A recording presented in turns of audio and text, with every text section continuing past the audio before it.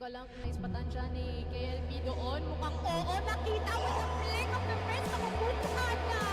Has to be careful, but he gets the shot and he Uy, makes it trouble. grabe! Naman sa saving play pa. Tuguan na nga ngayon si Cetra. Elvin nakabantay. He's gonna get one and also two huge. Nakaya, pero wait lang, hindi pa rin tapos yun. Lahat ng action. Masusundan pa. We are gonna be seeing prevalence rate here dito sa house. Ano doon, no? Flash grenade? PSA! Kitang-kita niya sa KFP!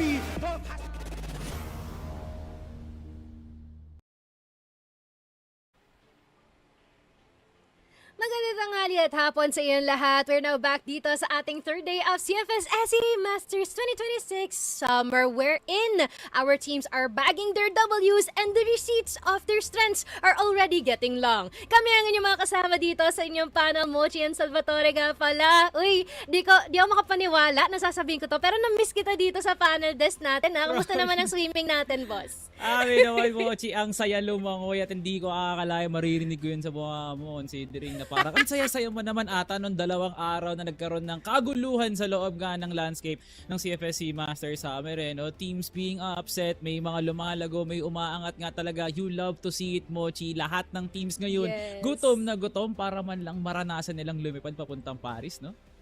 Sobra. Grabe, no? Ang dami na kaagad mga conversations, no? To the point na yesterday, nung nag-hot takes kami, Salvatore, kung nakita mo lang, ang daing mga nagsasabi na baka meron ng mga ganto, meron ng ganyan, baka sila na yung ipadala sa Paris, or baka meron ng mga mapatapo na usually formerly, quote-unquote, na strong teams, baka daw makulog daw sa ating standings. Pero, let us check out nga ang ating standings, no? Speaking of that, para nan meron tayong quick glance and update sa kung ano nga ba yung mga nangyari from the past few days. Kasi, parang usually, nasanay tayo na number 1 ang ating Team Stallions, pero parang sa kalinisan lang naman ng pagtrabaho, parang si Virtus Pro ata ang lumamang sa ating simula. Mochi, no, maalala mo, since Masters Summer 2024, ito na ata ang pinaka, unsanitary na simula ng Team Stallions. Akalain mo nga naman, from always starting 2-0, even beating Pacific Macta in their opening match 2 years ago, dito pa talaga sila magkakaroon ng pagkakatalo, no, up against Execration. Grabe nga naman guys, no, pinapatunayan na ng Execration na sa pagpupursige na pag-iensayo, no, matumba ka man ng pangatlong beses, kaya mong tumayo sa pang-apat nga naman talaga. We have Acceptance and FERVID as our top 4. Comeback Friends, solid win, Execration.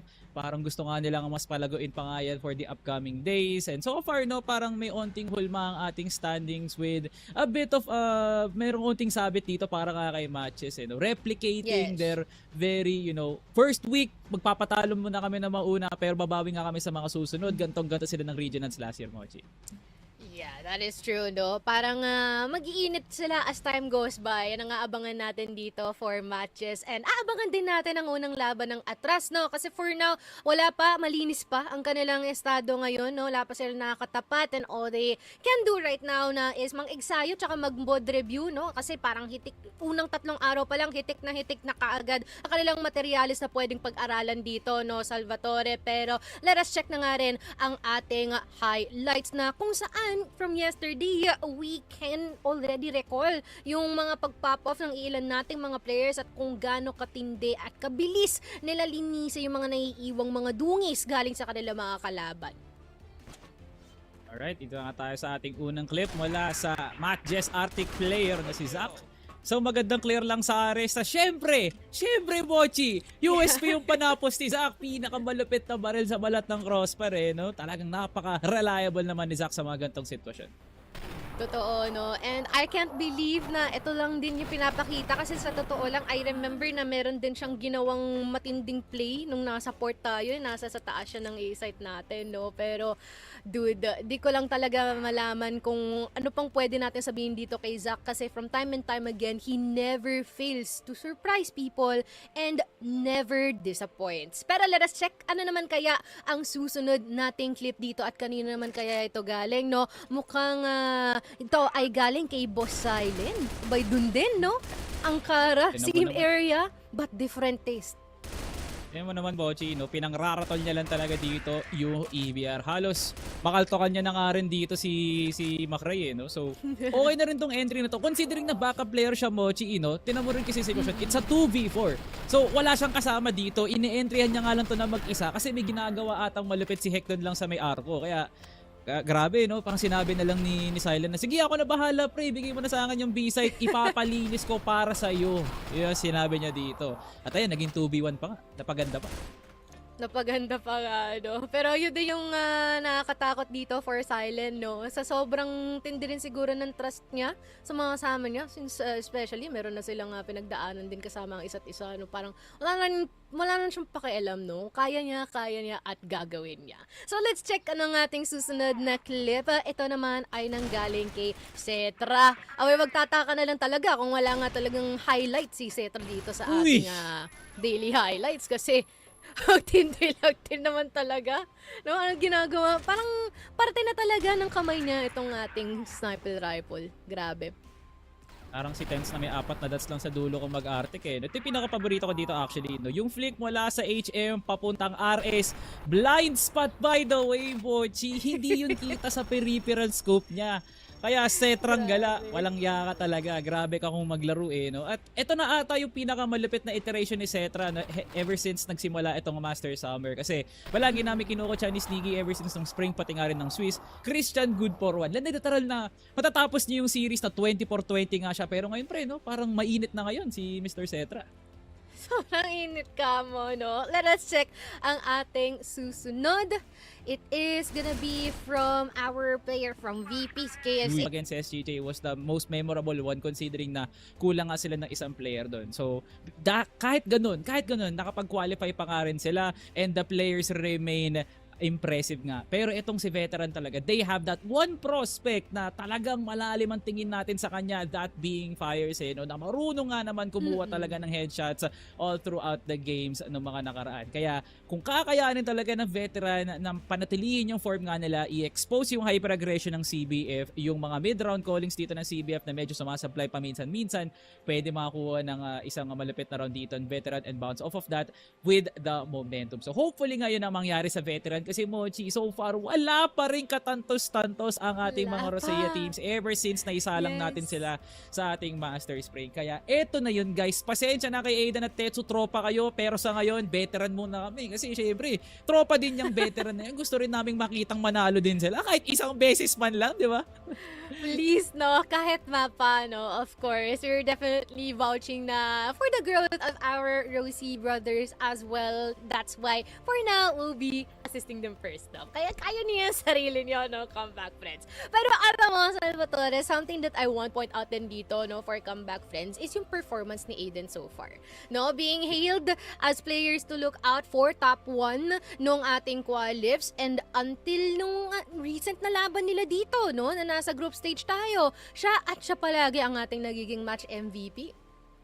Considering na he only played 4 matches no? Parang kumpara mo dun sa mga ibang players na nandoon dun sa loob ng players to watch out for, parang mas napalago talaga ni Aiden yung stock niya ever since nagkaroon siya ng stint sa Pacific kasi nga bigla siya nagkaroon ng role change doon, and then the team secret stint na parang palagi na lang siya nasa headshot percentages na leaderboard no? So ngayon nagkaroon nga siya ng pahinga, and say to say, no, Mochi, ang mga diamante talaga hindi nakakalawang no? Aiden is definitely a diamond in the rough, one of the most overlooked players ever since Vanguard 2024. Pero ngayon, pre, no? What a roster that he has right now. Kasama nga si Tetsu, ang kanyang kadugo dito sa Team Secret and as well as Vanguard. And same goes here for Aldrin. Wala nang mas malupit na mentor pa kay Aiden kundi si Aldrin nga mismo no? And those two make up for a deadly duo kung bakit nga wala dito ngayon ng SGJ sa loob nga ng ating Master Summer, because of the activation nga talaga ni Alden as an individual player din. So Aiden definitely bringing out the best in everybody, no? Na kahit nga wala si Aiden doon sa series na yun, feeling ko meron naman talaga siyang naiwan na legacy na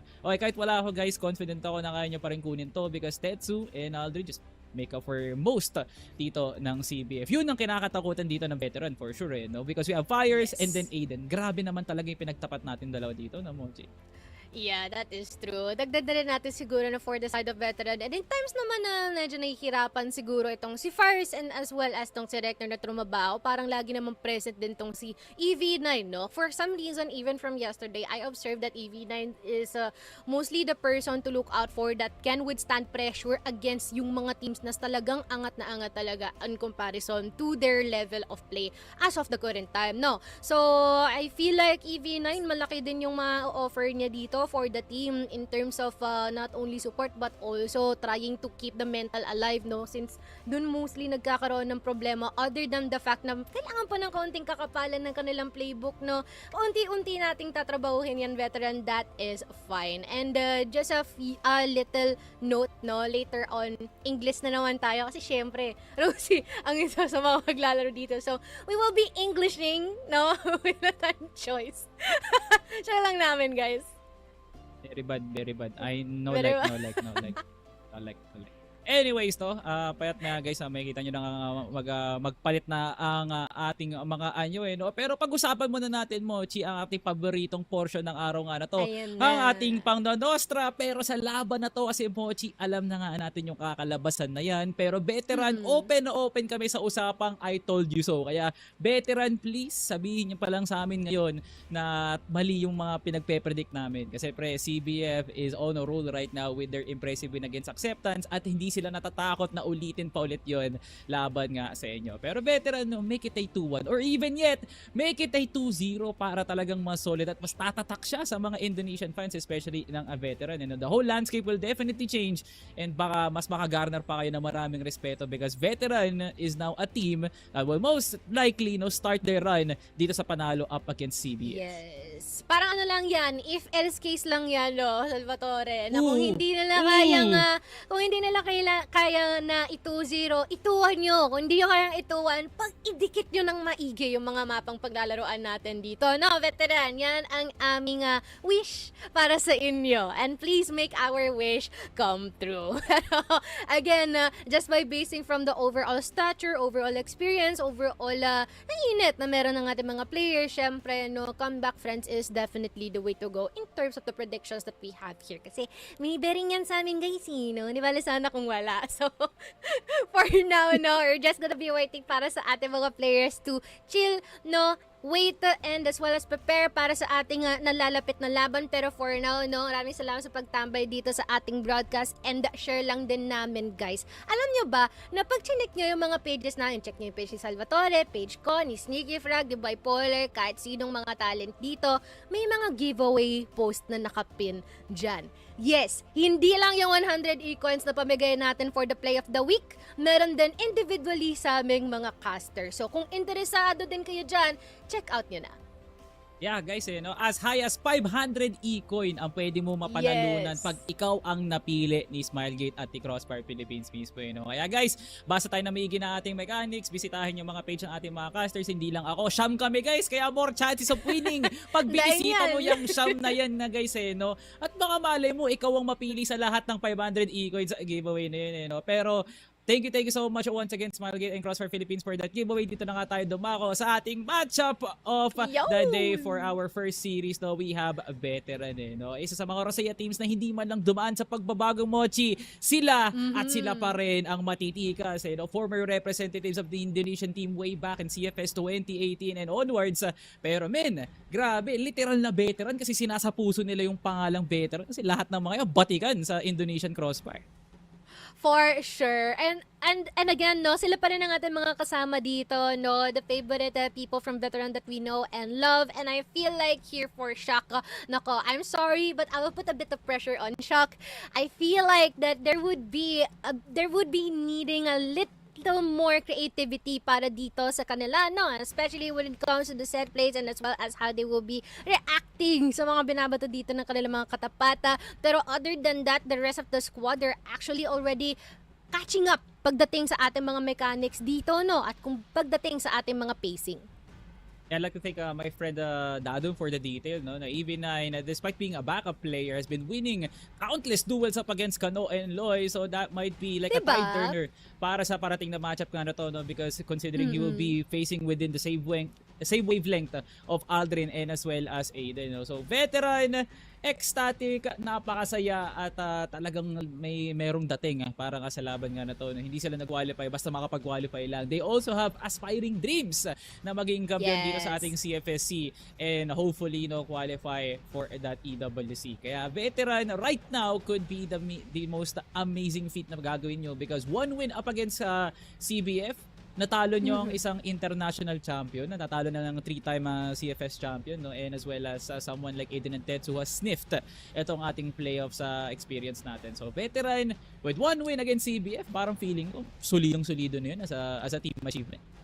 Yeah, hopefully, no? And that just means na talagang malaki ang nagiging progress nila after our spring and now dito sa ating summer na Masters, no? And I think maganda rin talaga na mag-dwell upon tayo sa punto about EV9 with regards to not only that consistent siya and been able to step up in high pressure situations, but also the fact na kahit yung mga caliber ng mga player to look out for like the likes of Kano and as well as Iloy, ang kanyang mga katapat dito, walang takot niyang pinapatumba ito as long as he has the capacity to do so and the situation calls for it. I feel like that is such a very strong asset para dito sa veteran as well. Considering na buong taon talaga natin na binibigyan ng platform dito si Fires no? Kasi kung gano'n ka ba siya solid as player, we tend to overlook some of the pillars dito ng veteran. So yun na nga, pumasok na sa usapan dito si EV9 at sana yun nga yung maging emphasis dito no, sa loob ng series na to, that EV9 can definitely play the backup role as efficiently as someone like, let's say, we have Yaba, we have someone like Elvin, yun yung iniintay talaga natin, isang malupit na resurgence para dito sa veteran. And speaking of veterans, wala nang mas veteran pa dito sa CBF no? Kasi akalain mo nga naman nakuha nila ang pinaka-batikan na veteran during the off-season, that being Aldrin. Na dahil kay Tetsu, nagkaroon ba naman talaga ng solidong Swiss stage exit si Aldrin. Crucial yung naging laban niya up against SGJ at yan ang daladala niya ngayon sa series na Tomochi. Tsaka idagdag na rin natin siguro yung hirap na pinagdaanan nila nung Swiss natin, no? I do think na sila yung merong pinakamahirap na mga katapat na kailangan pagdaanan, pero nalagpasan nila yon ng maganda. Ginagawa ni Tetsu. Ang liligalig talaga, no? Pero that just shows kung gaano ka G. Ito mga players natin from Comeback Friends na makipag-sapalaran dito against veteran. Kaya nga, Mochi, Akala ko ba sa rulebook bawal yung mga VIP weapon? Bakit merong naka-cookribis dyan sa Comeback Friends, De, joke lang. Shoutout nga pala sa tropa dyan, Pero anyways, Comeback Friends, solid as a rock sa pinakita nga nilang series up against Acceptance. Paano naging solid as a rock? Kasi talagang favorite ni Tetsu yung dalawang letter sa alphabet being O and T. Kasi overtime is the key, sabi nga dito ni Tetsu. And ngayon, nabaliktad niya na, Mochi, from the past tense niya, from Team Secret na Hydra Pro Team na umaabot palagi ng overtime, natatalo siya doon. Ngayong taon 2026, parang tila nalipasan na yun. Parang naiwan niya na yung legacy na yun at gumagawa na siya ng panibagong testamento dito sa loob natin CFS SEA Masters Summer na pag umabot ng OT, sa amin ang W, sabi nga dito ni Boss Tetsu. Amazing win up against Acceptance and for their schedule, makakatapat nga nila ang Stallions at VP. Grabe nga naman talaga. Pero sa punong dulo, at least sa punong dulo pa, hindi bungad talaga ng Swiss. Ito, at least dulo pa nila makakatapat yung dalawang teams na yan. Na kahit ngayon, kahit makakita ka ng konting stumble sa Team Stallions, you can still respect na they still have the form that they have right now. Yeah, tapos kaunting budbud ng atras and as well as execration sa tabi, no? Bago at pagkatapos sila kalabanan ng STS at VP. Okay, good luck and enjoy. Have fun, no? Para kay Comeback Friends.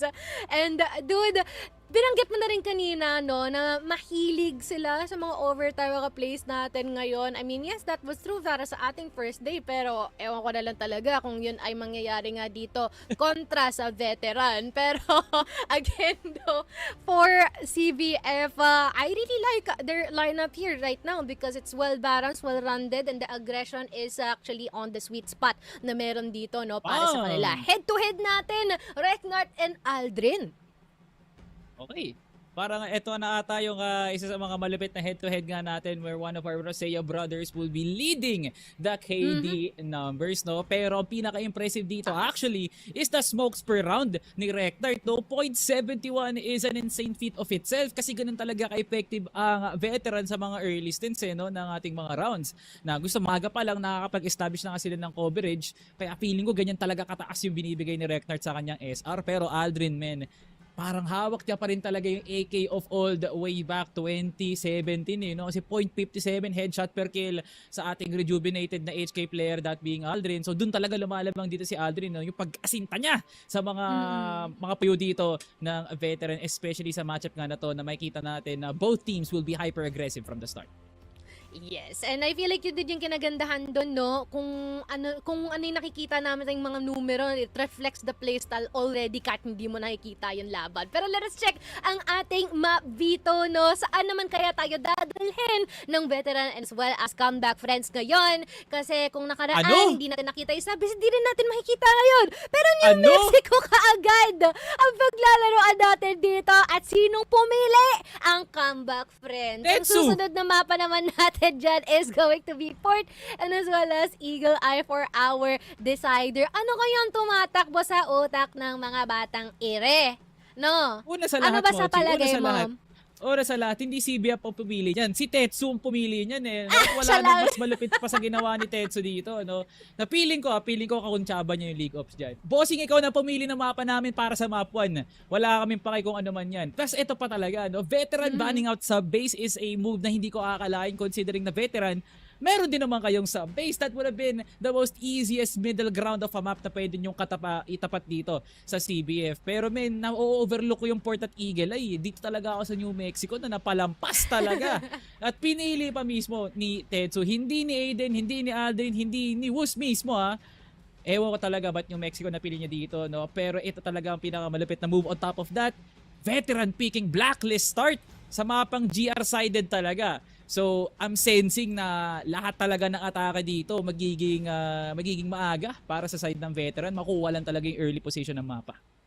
Yeah, that is true, no? Kahit dito pa lang, parang tayo pa lang napakunot na yung noon natin. Paano pa kaya yung mga viewers natin na nandyan? Pero itong ban natin for subbies, medyo may intindihan ko yan, no? Baka ang root reason nito is talagang respeto. Baka talagang ina-acknowledge lang nila na, you know what, mga galing sa sebutong mga to, alam mo, imbes na makipagsapalan tayo dyan nang hindi tayo sigurado sa kung ano yung magiging outcome, baka mapahiya pa tayo, alisin na natin yan kaagad-agad. Community vibes natin, sabi ng ating community, comeback friends yan for sure, no? With the 75% na pumapabor para sa kanila. And for veteran, again, prove us wrong, no? Huwag kayo makinig sa mga sinasabi namin, sinasabi nila, sinasabi ng madla. Just do your thing, no? Batch kung batch kami dyan. Pero I feel like, Salvatore, it's about time for us to call for a bit of a backup, no? Tawagan na natin ang ating mga casters na sasama sa atin dito. Hilahin mo na yan. Laan mo.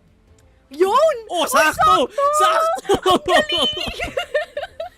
Panis ka mo, Chibela, no? Ganda na timing mo, Dol. Welcome, Sneaky Frog, and as well as Bipolar. Well, start tayo kay Sneaky Frog, no? Kamusta naman ang ating gising at ang ating unang laban? I slept pretty bad, not gonna lie. Kasi there's a lot of stuff happening behind the scenes. Pero yun nga, gising na gising ako para dito sa ating series. Obviously, I am looking forward to, seeing my friends dito sa CBF really, get their win. But at the same time, ina-expect ko rin may laban dito yung veteran, no, considering na I do see the slight improvement galing sa kanila. Of course. So, all of us are vouching for that one. And how about you, Bipolar? Balita ako, naging busy ka recently, ah. I mean, it's been a busy start, no, para dito sa CrossFIRE Masters natin. Pero, ang iniisip ko lang ngayon is, why is a veteran here? I want to see that proving point na, ito yung sagot namin sa tanong na yun. Why are we still competing, right? And I feel like Comeback Friends is one of the best opponents para sa veteran. Kasi high octane, bakbakan, and with the recent achievements nga, despite them not having a lot of rounds dun sa new compound last time, nakita natin, no, Mochi, na parang, grabe. Yes. Parang may palag eh. Pero parang kailangan lang ng onting oras. Ito na nga ba yun? Ito na nga ba yun, indeed. And actually, that's a good point din, no? To think, why are we here nga ba? Para nagkaroon ng existential crisis bigla, but it's also a very valid question. Pero ito nga ang ating mga contact points, no? Will veteran replicate Springs Week 1? What do you think, Salvatore? Well, parang papunta na nga rin dun no, Mochi, no? History will definitely repeat itself as a veteran would still, is still yet that kind of form na makikita nga natin na kumbinsido nga, no, na the gap between Indonesia and Philippines will be strengthened para dito, no, sa veteran. Kaya feeling ko mauulit lang din siya with the same dominating result up against CBF na veteran despite the fiery start meron dito si Fires at saka si EV9, it's still not enough kasi team-based talaga tong CBF na to. So the results will actually vary kung maglalaro nga ng isang magandang sistema ang veteran para sa potential win nga nila dito. Of course, though, it's very, very important to have every single one of them online and not just individual players themselves. And I really do hope na they can work on that one. Pero let us check out ano naman kaya ang ating susunod na point. Is CBF better off playing the long game o kaya nilang tapusin itong mga bagay na to kaagad-agad? Pinoint out na ito agad kanina ni Salvatore, Sneaky Frog. Yun nga, this is kind of yung pet peeve ko, no? Every time na magkakast ako or at least, will panel para dito sa kahit anong CBF game natin, their incapability of finishing games very early dito. Could be them maybe getting a bit too excited na, yun nga, nandito na yung ninth na scoreline natin. We're just an inch away from victory and yun nga, the overzealousness is a kind of a double-edged sword, no? Yun nga, yung confidence pwede magbigay sa'yo ng panalo pero pwede rin magbigay sa'yo ng napakalaking talo as well. Yes, and if they can do the job earlier, wink wink, sana no, we can see that more often here for CBF as well. So let's see our last point, I believe, no. Let us see kung kanino naman kaya ito naka-gear toward, is it veteran or CBF? Are they indeed a well-rounded team? What are your insights about this, Bipolar? I feel like they're not a well-rounded team, Mochi. Yes, well-rounded in terms of getting some stats. Pero as a well-rounded team, no, I believe FERVID is a well-rounded team. I believe MATTJESS is a well-rounded team somehow. And feeling ko ang pinakakatapat dito ng Comeback Friends is this similar sa case dito ng execution. Kasi they're really just star players made into a team. And palagi natin ito sinasabi, no, a little bit of fun fact lang na palagi nating scoreline for Comeback Friends is meron tayong 4 na atake at may isa lang palagi magdedepensa. How far can that go up against a team, up against teams ngayon sa Masters na has full form, kumbaga? Kasi well-roundedness doesn't really mean stat line. Well-roundedness means mid-rounding. Well-roundedness means getting wins immediately. At yun yung din nakikita natin dito. Kaya din palagi natin nasasabi na bakit nag-overtime ang Comeback Friends. Why are there inconsistencies? So how can you say a well-rounded team is inconsistent? But yes, I do agree with the point. Well-rounded in stats. But in terms of gameplay, not yet. Wow, I am low-key speechless about that one. Kasi tama naman nga talaga, no? Well-rounded siguro based on their average stat. But when it comes to the results, baka hindi siguro. Yeah. And yan ang titignan natin kung nga ba talaga ay mangyayari maya-maya. And maraming salamat sa sabi ng inyong mga insights. Pero it's about time for us to hand it over para sa ating mga casters for today's Sneaky Frog as well as Bipolar. Rakrakan na. You know, it's gonna be one hell of a day kasi I am back on the casting desk together with Sneaky Frog. We've been talking about this for the very longest of time, but here on out, we're gonna be speaking in English just because we wanna pay homage dito sa ating mga Rosea teams. But Sneaky Frog, I do like to give you an immediate question here, right? I mean, Comeback Friends, we know what they're capable of. We have star player potential. We have still a questionable Woos, but he does fry up in some of these games. For veteran though, again, what's the goal? We'll probably know after this last day of the first week, and then we'll know by the second week of Masters. But I feel like this is the best kind of matchup right now for veteran, just because it's almost very very similar. But for you, how weighty is this matchup right now? I think there is two different perspectives that you can kind of look at it. It could be just another day for the side of CBF, considering, you know, they kind of eat teams alive, like these team veterans, right? And I feel like, especially even in the last season when Aldrin was in MATTJESS, they didn't really have any problems with the Rosea teams going into their season. So, you know, for the side of veteran, I feel like they should really look at this series as probably, you know, I wouldn't say a full-on learning experience, but this is a series where you can try a lot of stuff, especially up against CBF, considering that, you know, just like what you said earlier, they are one of the more unstable teams in the tournament. Just we did see, you know, the very high highs of CBF and them beating SGJ in the Swiss stage, but then we'd also see their very low lows, of course. But you know, I feel like CBF obviously is still very capable, especially up against a team, and especially with a surprise map pick in map number 1. I definitely did not expect New Mexico, and I have a gut feeling that CBF maybe will try to pull out some alternative weapons, maybe other than the EBRs, maybe other than the HKs and the AKs that we've seen so far. You know, we might see the Chris Vector, we might see some Pepper action as well. Maybe they do want to kind of throw in that curveball to try and catch Veteran off guard. I mean, last time we saw a Rosea team play up against some unusual weapons was with, I believe, it was with Acceptance and with an MP5 in the hands of Ting, I believe. So that's the most wildest thing right now. But for CBF, you're probably right there, wherein we will probably see the most wildest of guns that are available right now for the tournament. But yeah, Comeback Friends, I guess I still stand on my point there, where they're not a well-rounded team just because of these inconsistencies. But in terms of stat line, well, this is where they will probably have the most fun, just because New Mexico, this is not in their map. We asked Tetsu in what's their map will like right now coming into Masters, but it looks like New Mexico is one of them. Right now, let's look at the comms coming into the game. This is game number 1 between CBF and as well as Veteran. Aking water, pre. Tumabog yung bala ko, pre. Pre, patay ka dito, pre. Pre, patay dito, pre. Langsung hilang anjing. Maju JK, maju lagi. Maju. Dua. Mid 2. 2 second. Nice Jongkok, try, nice. Oh, that is it. Veteran in the hands of Aldrin already. That's a double kill for him, making a triple as they clear off every angle coming into each side as Aiden now pushing towards CR. EV9, what a player this is, but this time he will not be better than Aiden. All up to Drones, and Drones is down. He is flying by, and he has fought it.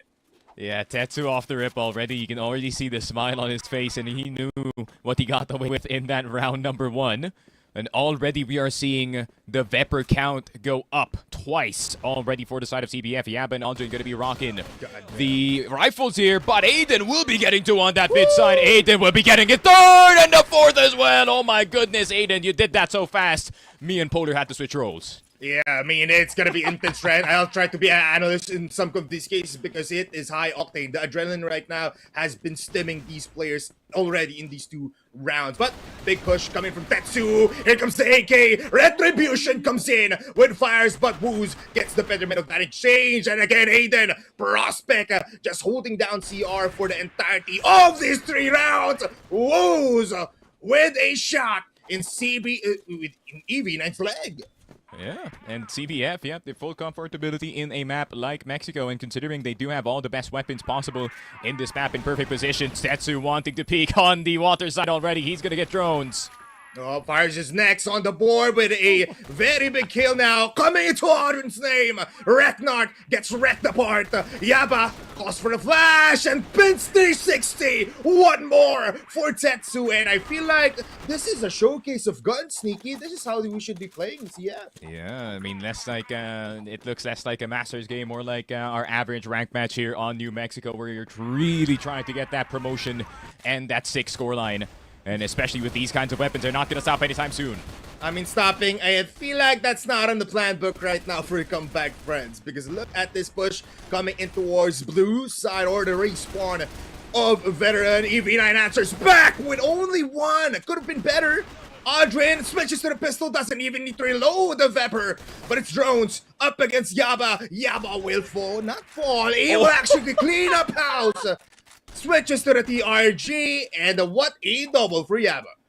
Yeah, he's done picked up the TRG on the side of the BLCR, but CBF just on an absolute roll in this one. They're just pushing forward again and again and again. And Veteran, it just seems like the lack of map knowledge in this one is actually coming back to bite them. You know, the usual stuff that we see at the start of the round, you know, them getting Walter's control, opening up portal very early. Seems like we're not seeing that at all. Oh no, shock. I think he's very much shocked with this kind of exchange, Sneaky. There's not a lot of like action right now for Veteran. Meanwhile, look at CBF holding down CR with 2 players. Almost 3. This is just too insane. But Veteran, they're trying to calm things down. They want to take the slow approach. Yeah, anything but slow. But of course with Tetsu, slow is not in his dictionary. Seems like the flank is incoming. This is just gonna be disgusting. Yeah. Oh, even Tetsu goes for a double. Now they push coming out of alley. Fires now with an HK, not an AK. And I think that's the wrong decision. Aiden with the last kill again. 6-0. Whoever voted 25% for Veteran, I think they are now regretting their choices. Oh, for sure. They did not expect this kind of New Mexico game to be occurring right in front of their eyes, but it seems like Veteran want to push the CR side.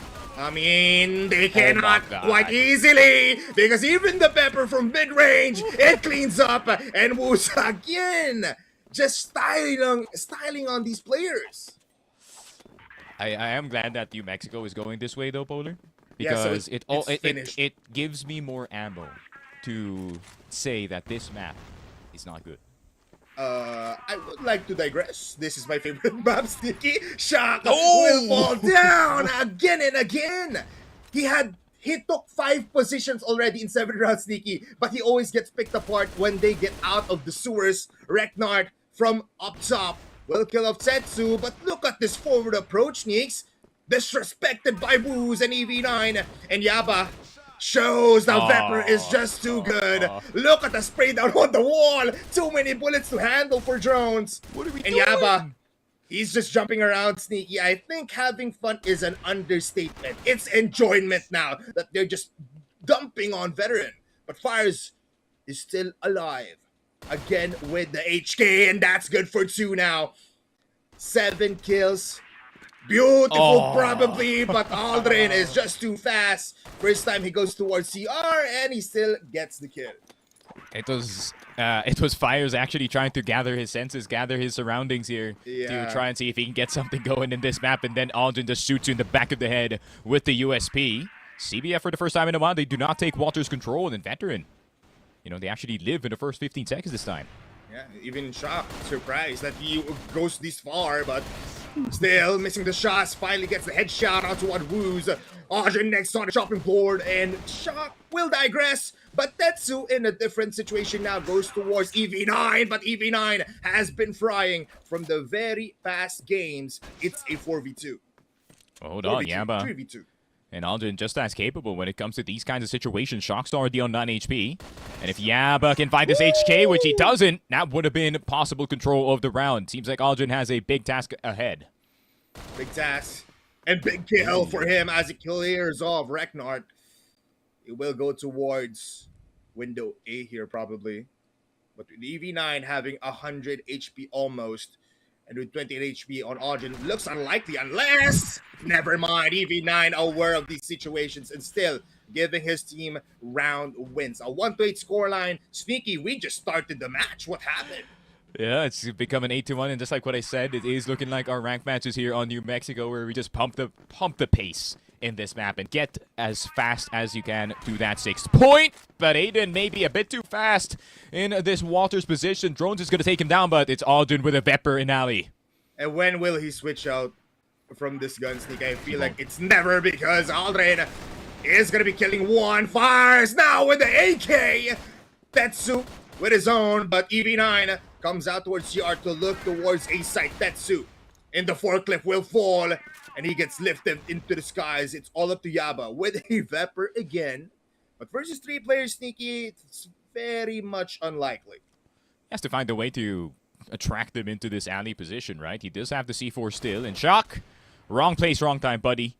But Drones and EV9 down to low HP. These are very killable health bars here, especially with the USP. Yeah, they don't need to get magnetized here towards Yaba, because this gun and even the USP in close quarter combat might be the ender here and to claim their 9th round. So they stabilize. They know the C4 is in the hands of Yaba. So they just stay put. In a site, Yaba now in a great position to spot off drones, and drones doesn't even know there's no drones in the sky. Oh! Just backstab by Yaba. It's a triple kill. It's a clutch with the knife kill as well. Oh, and you can see Yaba trying to contain his laughter because I mean, honestly, the player in the forklift should have heard that knife switch, but it seems like the jungle dive a bit too quiet. The Stallions 5-stack on the mid side on those nades, but it didn't hit anyone, unfortunately. No one's going to be Fei today, but drones will be getting Aiden for the first pick off. Some damage as well on Yaba. Tetsu will be getting the headshot on fires. Quick scope not working for drones, but they do not notice shock on the box. Drones with the second one. And Woo's only getting one in return, and finally an answer for Veteran, but is it too late? I mean, I feel like it's not too late, Sneaky, but let's see here on round number 12. Oh, the Chris Vector. The Chris comes out for Reknard. I love to see it. Even they are answering back with interesting choices. Might have seen my gameplay throughout my streams, but fires with the instant headshot wallbang on towards Woos might be the starter, but Aldrin answers back. As fires rains hellfire with the AK and the USP, but falls down immediately. 2v2, look at the HP bars of CBF. Are we going to overtime in New Mexico? It seems very, very possible as Drones finds Aldrin here, and EV9 gets Yaba. Red hot Veteran in this round. Yeah, Veteran with a bit of a return here in this game, especially now that they have the GR side of this map where most of the advantages lie on the side of New Mexico. Well, let's see. Full nades on towards that mid side. CBF wants to go for a fast CR control once again. Okay. Looking at the guns here of CBF, it looks like it will be very much possible that they can just enter towards whatever they want. EV9 only good for one. 2v4. And only 20 seconds in the round. There's already 3 players down for Veteran. One more shot for Drones. Peeks again. Aiden pushing and Rektar unaware. Left is Drones and he will fall. That is it. That is done. New Mexico is never new for new comeback friends, but it's very much a new taste for Veteran. Yep, and an 18-minute affair in the map of New Mexico. I think we were not colored surprise whatsoever in the casting desk. I mean, in New Mexico, man, it's a map that we unfortunately have to play because it is on burning most of the time on ranked match. So we do know, a thing or two when it comes to this map, but I feel like it's especially bad for the side of Veteran because Tetsu's on the other side of the map, man. And that guy is not afraid to push Ali. He's not afraid to push Waters. He's not afraid to push CRBL on his own. And I feel like that kind of random factor is really disrupting whatever game plan Veteran had for New Mexico. And yeah, it wasn't even close, man. It's just a knowledge gap. I mean, they only wanted to play very, very slow when they were on the BS side, and we're looking at it to a point that, ooh, they're just not going to be pushing CR, but what does that do? That just gives a lot more space here for CBF to keep on pushing. Look at Aiden getting triple 4Ks, quads here on the CR side to just push towards the BL spawn. And it's just crazy that Vepper wasn't even taken out in the inventory or in the bags of CBF, especially on Aldrin, man. And I mean, there was some times wherein Veteran was showing their prowess, especially when they're very, very much angry. As you can see, right, in one of those GR rounds for Veteran, Fires holding down the entrance of A here coming from lane. He was just frying. He was just pressing M1, hoping that the shots from the AK was enough to kill at least 3. He only got 2, but still, was it enough, Sneaky? And they weren't able to breathe. They needed life support in New Mexico. Yeah, if I had any word of advice for the side of Veteran, right, especially in a map like New Mexico, you really have to fight tooth and nail to get Waters control, because I feel like Portal is such an important position in this map because it does give you access to the second floor in the B site, and obviously is going to open up another pathway for maybe the Lurk can come into, and maybe, one of the other players, maybe the Sniper can be sitting there the entire time while you take the B site. So, yeah, it is very important to take Waters. I wouldn't say it is, more important to then taking a CR, especially on the GR side of the map, but I feel like if you cannot get that early control, especially in BL, you're just kind of cooked, because that's just how the map works. If you cannot get the first 50-50 or the first 70-30 fights on your way on that BL side, you might as well give up the round. Yeah, every odds were not in the favor here for Veteran. Every time they wanted to push, every time they wanted to hold, it just gave a lot of opportunities here for CBF on their GR side. But it looks like life is a highway, especially here for the side of veteran, because there's still a long, long road and still a long, long route for them to get into the action where they really feel like a threat coming in towards here in Masters Summer. But nonetheless, it looks like we're done here in our first map. Let's look at our panel desk. It's going to be Mochi and as well as Salvatore. Thank you to our casters, and boy, oh boy, Salvatore, I never thought that I would be enjoying that the way that I enjoyed it right now, because it's like I don't know how to say this, but it doesn't felt like an FPS game. It felt like more like a race, if that makes sense. Definitely was. Fastest to 10 laps will be the winner of that race. As CBF was just traveling 200 miles per hour, just every aspect of New Mexico. You already have early access here, as GR players getting into CRBL's faces is definitely something that CBF should be accustomed to, and they're very, very much proud of excelling that kind of feat, especially with all of the conundrum that happened inside of that game. Multiple MG36s from Yaba, the Chris from Reknart. We also have Vepers for both Yaba and as well as Aldrin. It couldn't get any more Rosea than this one, Mochi. So no filters out here. CBF just played violently. Veteran was trying to hold their damn land, and CBF just overtook it. So it's kind of feels bad for Veteran, to say the least, because they were playing the most meta weapons available, but they were still getting outgunned by the shotgun named Vepper, by not just one player, by two players. And the most tip-toppity of it all, Mochi, we had a knife kill to seal the game that definitely pushed the boundaries of this game. That CBF is on top of this series. So yeah, Veteran, we need to lock in inside a port, because that's not looking like a very good team heading into the second set. And what's also pretty funny to me is that when you rewind back to that clip that Yaba is about to knife someone, you saw that the brain cells are fighting so hard not to do it, but he did it anyway. There's that loading time, thinking through, should I knife this person or not? Proceeds to knife him anyway. But dude, I guess Comeback Friends enjoyed this map a lot. I don't think that I can say the same here for Veteran.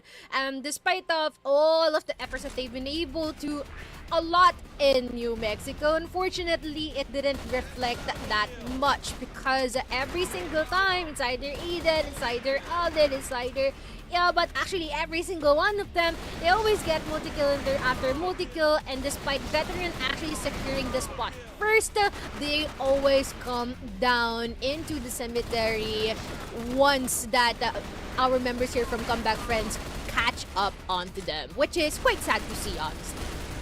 Yeah, every part of Mexico absolutely turned red. And this is a team like Veteran that wants to get as much space as possible, but you can't even see them go into top 2 and as well as a CR as deep as that, because there's always a body that's guarding that spot. And Aiden just saw violence in every step of the way, just garnering those amazing headshots despite drones and as well as Fires' heroic prowess. You cannot stop what cannot be stopped, Mochi. Here, Aldrin is using the USP. Everyone just having a blast. And this is a map that is heavily touted as a map that has to be used for an EBR. But apparently so, CBF does not play the EBR in this kind of map, because they want to play as much flexibility as possible by trying to garner less space but more action. And take a look at that bit of like, should I knife this? He's asking for validation, Mochi, to his IGL. Should I be able to do it? Should I do it? And will he do it? Even if Wilma doesn't, he should. And Yaba did. So apparently so. This is like one of the most interesting games, not even the craziest, but because of the fact that, CBF themselves bought New Mexico to Veteran, and this is the result of that. Yeah, and here is the result indeed. Just brutal numbers here. Unfortunately for Veteran, well, Drones has been the one who's been able to keep himself intact. But the rest, they're completely struggling, especially Reknart. But here for Comeback Friends, I feel like they're pretty much playing a game of, can we get that 100% perfect rating? Yaba says no. With a 96.5 rating. All he had to do was gain 2 more headshots. And I feel like that rating would bump up to 100, but you know, Yaba Yes. just chose to, well, probably the knife. Probably the knife costed him his 4 points away from 100 rating, but who knows? Port might be, you know, that feat, Mochi.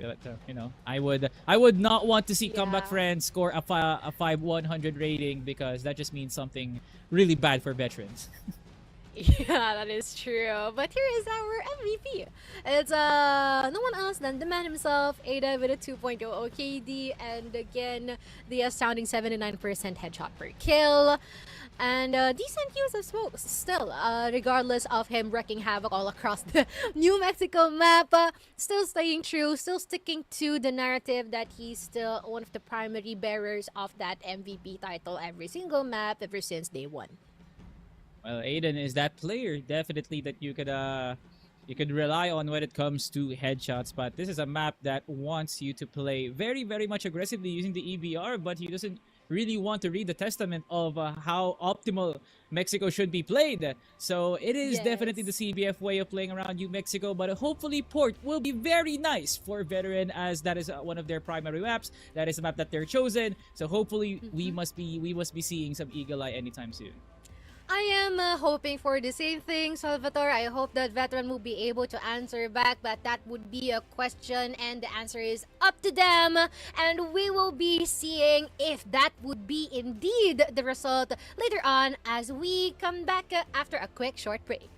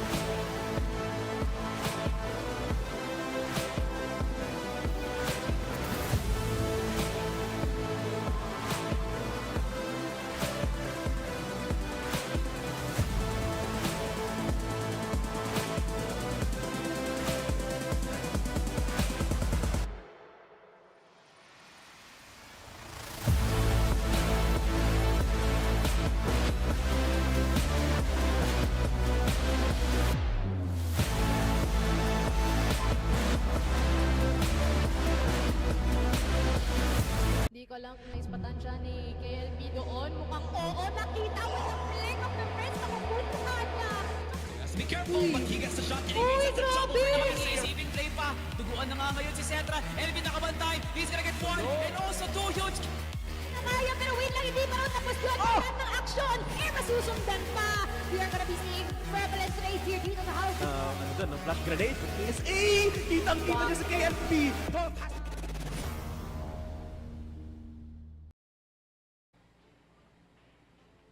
Welcome back mga kaibigan, tayo nagbabalik dito sa ating Serie of Still Veteran and as well as CBF, wherein we have witnessed that very dominating, brutal, violent, crazy, insane win here from CBF after that map in New Mexico, wherein they made it certain that they will be ending it quicker than one of our segments earlier on. And the question right now is, will Veteran be able to conquer them at last in the map of Port, or will CBF continue wreak havoc in the lobby?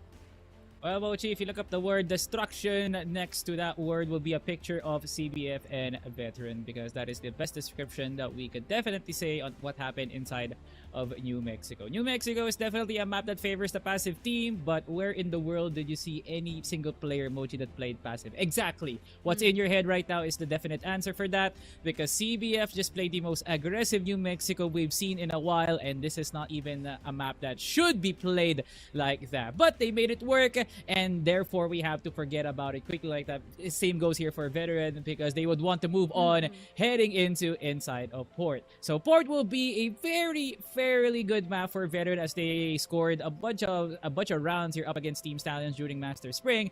So hopefully that would still be the same case. This is Veteran we're talking about. They have EV9 and as well as drones that played impressive, as well as fires inside of New Mexico. So hopefully that could elevate themselves inside of Port, wherein CBF could be playing something different that could surprise their opponent. So yeah, something that could contradict the playstyle of CBF would heavily benefit something like Veteran.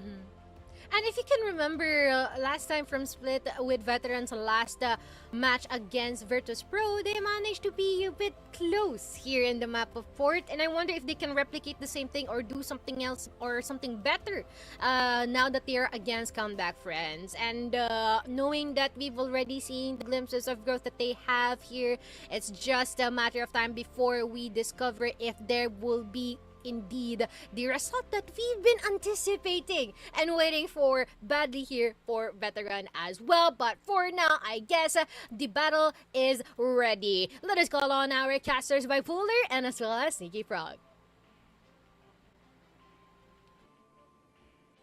Thank you very much, Mochi and Salvatore here on the panel desk. But now it's time for map number 2 here, coming in towards Veteran as well as Comeback Friends. I would like to hear your first thoughts here, Sneaky, because I feel like I've talked too much. But it's going to be Port. What are your thoughts?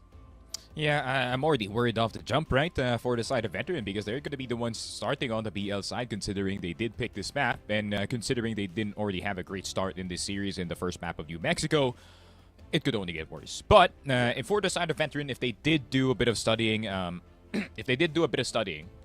this map of Port, especially when it comes to the BL side, you know, if you did a bit of interviewing, especially when it's Virtus Pro playing on the BL side of the map, especially what we saw last time from them, and even got a very impressive lead in the first half. The way they take CA constantly, the way they take Z constantly as well, they really do go into the middle and kind of go from there, right? But CBF is not the type of team to really give that middle part of the map for free, right? You are going to be seeing Aiden, or you are going to be seeing Tetsu maybe kind of test the waters. And especially with how the last game went, I would be fully expecting that someone would be pushing the underside of Bridge BL by the 2-minute and 10 mark in this first round. So I feel like Veteran, maybe now is the time to kind of hunker down a bit, similar to most teams in this tournament, where, you know, they just kind of wait it out, let the defense set, and kind of go from there. So hopefully they do show a bit of patience here on the BL side.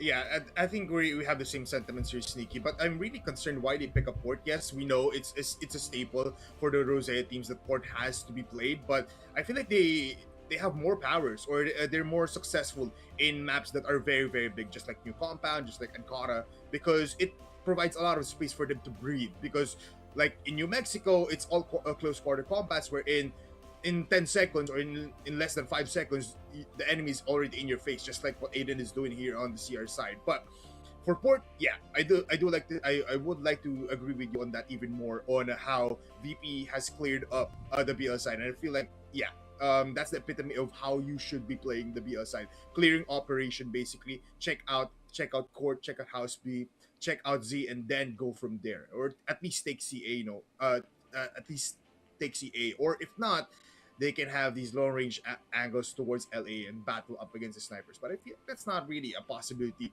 here for Veteran, because just like you said, Comeback Friends will go in your face, even though they're on the GR side, because Port will give you that kind of momentum. So let's see if there is still some powers here coming from Veteran. Are they defeated? Are they disrupted? Because for now, one thing is for sure, here in the casting desk, the adjectives are running out right now. From one map itself, we're losing a lot of words already how to describe this kind of matchup. But nonetheless, we're going into our player comms, going into Satu lagi, Port. satu lagi.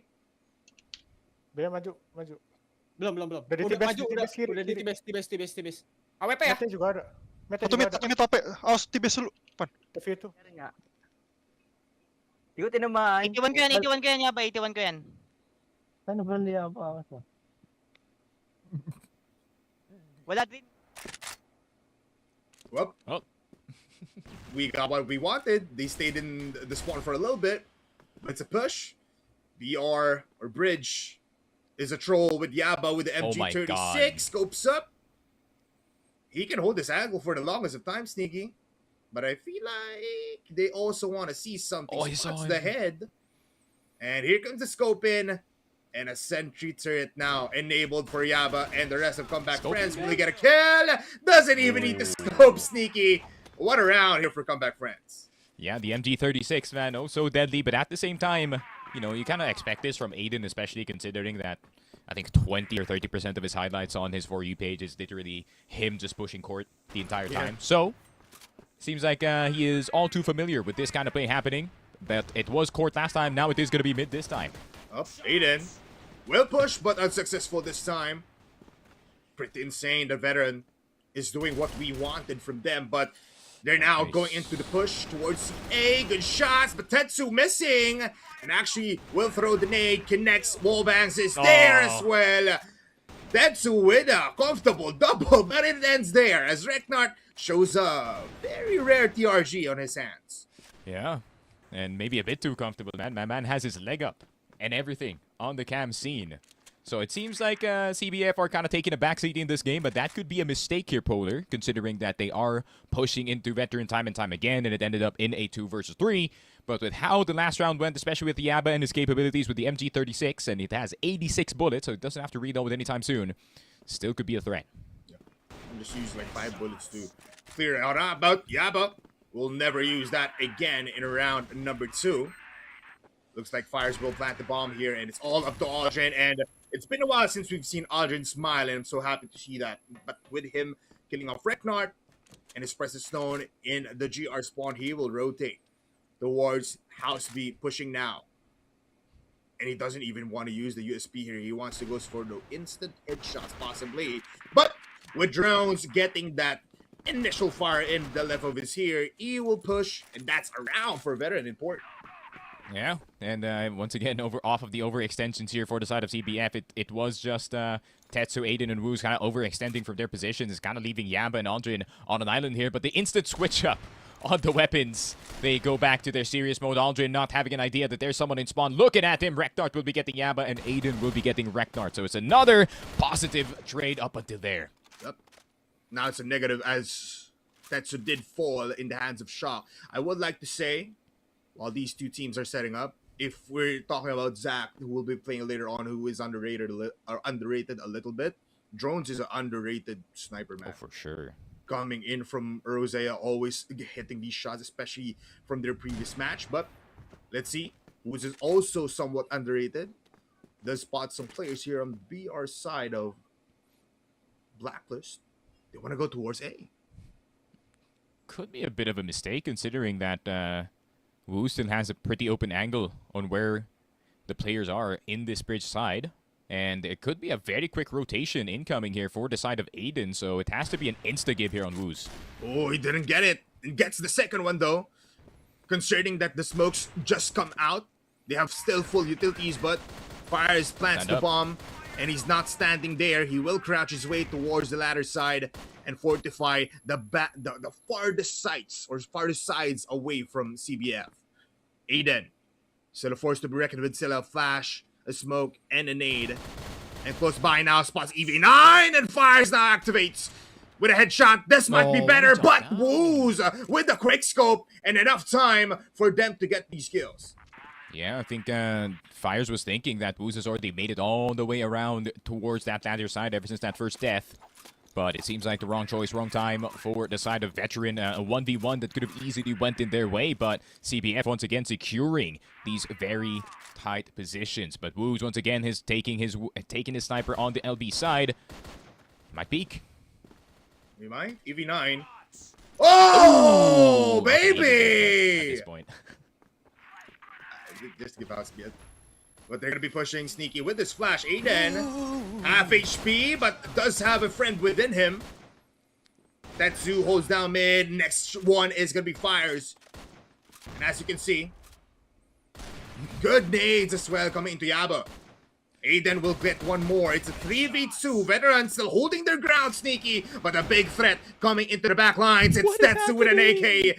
What is happening is a question that I don't know how to answer, sneaky, because EV9 now with another clutch potential. Almost full HP, but up against Aldrin. That will keep on pushing. Is he aware that he's already in the right side within his breathing space? No, he is not. CBF with 3 points. Yeah, 3-1 here for the side of CBF, and another 1v1 going in the way of Aldrin. And Aldrin even using the reverse flash, actually, or the reverse court flash. Instead of going court into B-side, he went into B-side, into court. Didn't really do anything to help Tetsu in his position, but seems like that bit of disruption kind of made it a bit frustrating for the very last Veteran player that is still alive. Tetsu, of course, with an opening, and he is going to die. Yep. Whoa. Everyone just dying through the smokes here. Woos! Sees everybody despite the concealment. They're still fighting. This is still problematic for CBF. They're very much low in terms of players and in terms of HP. Aldrin, next one. Here on the A sign, on exit, Aldrin still prevails. It's a 1v2. Ooh, EV9. He wants a challenge, surprisingly, but he actually goes back into Z. Aldrin going to be denied that position for house speed to be easy, so he's going to have to go from the curve side. Drones with the plant. This is one of the most impressive runs for Veteran despite them losing right now. Aldrin shows himself. They're going down with the help of the USP Veteran. Points up, but still not in the lead. Yeah, they're still trying to kind of see what kind of default or whatever you call default at this point for the side of CBF is. It's just Tetsu pushing long, maybe checking if there's opponents there, but the aggression is now going to come in the form of Yaba. He's now made it on the underside of the enemy bridge, and Woos will be getting drones. Dude, Woos is winning these sniper battles left, right, and center. With drones down, that's the big firepower of Veteran that is holding back the entirety of CBF. And look at this infiltration, sneaky. It's like they're just taking Veteran through their necks. That's one down. EV9, though, answers back towards Woos. Steel doors is a very good spot to take because this is one of the areas in this map that you cannot wallbang so easily. Eden pushing again with Tetsu. It's a full prong approach. Fires will die. EV9 cannot get kills. It's a 3-piece and a 2-point lead again for CBF. Yeah, it just kind of feels like CBF is pushing forward and kind of just reconnecting on the enemy side of the map, right? You kind of see Yaba pushing with Tetsu on the bottom and the top side of the bridge. And at the same time, there's a 3-man push happening on the long A side. So Veteran, once again, they're the ones trying to set up in this map, but CBF has other plans here. Yep. Overwhelm them as long as they can, but Tetsu stepping a bit too forward. Aldrin will close down a little bit the doors towards House B. Shock with his own. And I like the addition of Shock here now. No, even though he's an IGL that should be, at least trying to get a little bit of a scope of the battle, he's actually going forward just like this. He kills up Woos. Oh, he's not done. That's Aldrin with one. Oh, he will hold his ground here, sneaky. But Retnard, he is very much confident in this type of scenery. It's a 1v3. Eden close by on B. It's Aiden, of course, and he hits the shot. Flash very much late in the entry. Drones gets killed. But Retnard, somehow Retnard made me speak in Tagalog. That's just insane. And you could say that was a bit too surprising on the side of Veteran, right? 1 HP on the last player. Aiden almost actually getting a footing on that clutch, but yet it is a competitive first half, surprisingly, on the side of Veteran, but it is more on the mistakes of CBF. Their setups is constantly just pushing long A time and time again, and this just enables Veteran to kind of, you know, able to just hold their side of the map and kind of just wait around for the inevitable. And Tetsu, once again, is not going to go on the long A side. He's going to go CA. I feel like those bullets coming from Aiden, man, killing off Tetsu, despite them being on the same side, is just activating him at this point. He's just speaking every time and he's winning the battles. That's a two-piece for Tetsu. EV9 does find him though, so they can still hold their ground. Look at Retnard, aware that everybody will push here despite them being on the BO side. Retnard with 2! There it is. Nasty overextension that the Veteran was looking for in this one, but Aiden dropping to C4 on court. Retnard could be right up next, and that is going to be him going down. Once again, CBF, quite a forward defense, call it an offense at this point. And Tetsu no longer going in the way of LA, instead going into CA and taking out their best player, and it kind of just rolled from there. Yeah, it's pretty actually beautiful to see, right? That even though Veteran is winning some of these mid-rounds, again, these are star players in CBF. So every time that they get one, there's still 4 more. And just like this with Woo's down, that's a sniper and a half because Adrian is still here. Aiden pushing now, just like Tetsu, just like his IGL. He claims 2 kills. EV9, despite through the smoke, he still gets the kill. Retnard with a cover. And 1 more. 4 drones. That's 3 players down. Again, it's Aldrin with a passable stopper towards Veteran. With drones falling down, it leaves Retnard and EV9. Yeah, kind of see him on the death cam as well, right? So they do know he is going to come from the Z side. So they're going to have to be careful of kind of crossing this bridge. Retnard and EV9 with barely any utility, but Alden missing the cross, actually. And he has to fight head-to-head. HP fights it head-to-head indeed. But I feel like that would have been the wrongest of situations. The first half, actually, pretty good for both sides. It's a 5-4. Yep, Tetsu putting his leg down, finally taking this one seriously on the CBF side, right? And it feels like this kind of points, you know, despite CBF being in the lead, this is not the expectation that we saw from them, especially going into this map. But CBF, no one's on top A for Veteran. Oh, they're just giving it away, sneaky. A retake might be good, but up against these players with high ground, I think it's not good. Shock, though, does find Aiden. That's 1 piece of the puzzle down, or at least missing for CBF. They plant the bomb. Here comes the big retake. Is this some new tech? Maybe Veteran coming up with a 5-band retake on the A side. Just take out Aiden as soon as he enters the LP side. But Tetsu in a very close angle definitely can be a bit disruptive here, especially when it pushes the smoke. Yep. He just pushes the smoke just like that. Doesn't even call for a flash. Retnard though, and fires from the backside. Fires doesn't need an AK. He needs an M4. Veteran with 5. Damn, Veteran coming up with their own creative solutions, right? I was a bit questioning that no one was actually playing top A in that position, but instead they took the retake route. Only 1 player coming in from bridge to try and pick off any of the players crossing towards that long A or that top A side, and that's just very impressive from the side of Veteran. Actually, good macro. Ooh. It feels like they're improving sneakies too much right now. It's pretty nice to see, but with Veteran down a player, the retake of A becomes weaker. And it's drones of all people. And it's so hard to lose a player, especially in a map like Port, right? Because you cannot allow any of these holds on the defensive happening. So Fires might have to go for something here. Yo, and that just might be the answer, Sneaky. Get a trade despite being very, very late. It's a back and forth now between these 2 players on mid. Shock finds Woos. But Aldrin holds his ground on A. The C4 not yet planted. But Tetsu still wants to fight insurance, and it might be. Fires with a 180. Kill with a wall bang with the M14. It becomes possible now for CBF.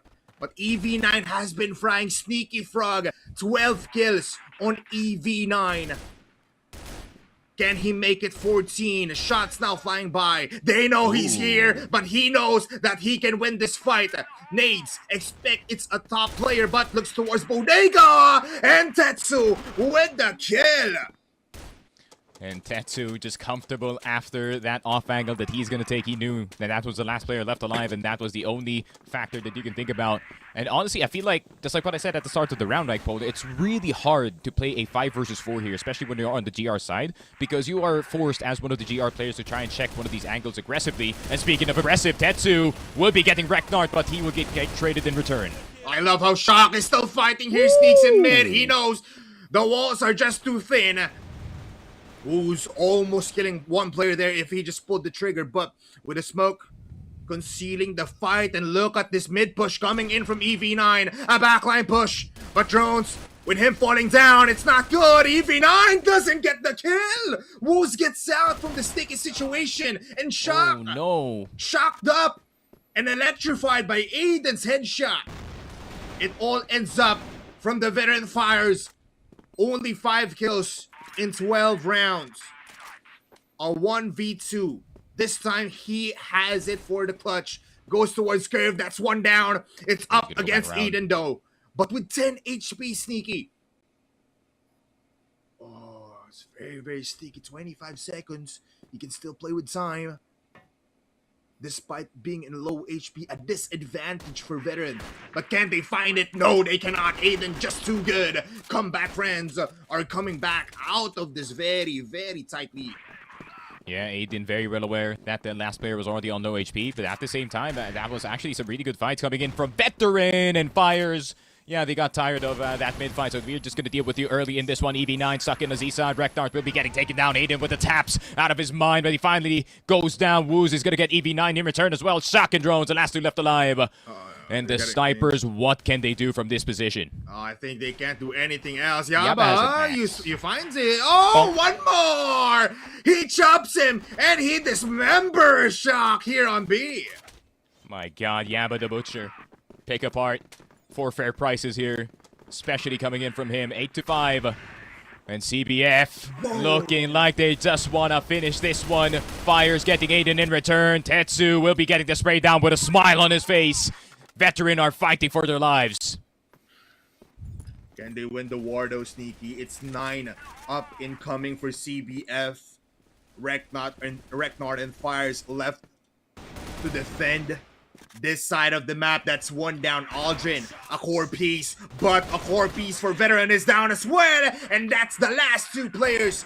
9 points for Comeback Friends. It took a little bit of seriousness coming in towards their BL side. Yeah, and it seems like the farming is definitely on for the side of CBF. Aiden on 19 and 11. Tetsu 15 and 10 in this game. And EV9 gonna have a face full of CBF players, but they finally fully swap it. Tetsu and Woo's gonna get 2 in return though. Oh, even Shock finds Woos again. It's all up to Yaba. I feel like the disrespect coming in from these melee kills might just be too much for Veteran, but he's unaware that Drones is in the back flanks. The C4 not in his hands, and Shock missing the shots. Crucial time to be missing, but Drones gets the kill, whips out the insta kill, and that is it. Still not a 10 points for CBF. I feel like Shock has definitely gotten the vibe of what this game is like. He is laughing out of his mind because he knew he's getting away with stuff that's supposed to be not getting away with on the side of Veteran. But here comes another long A push from them.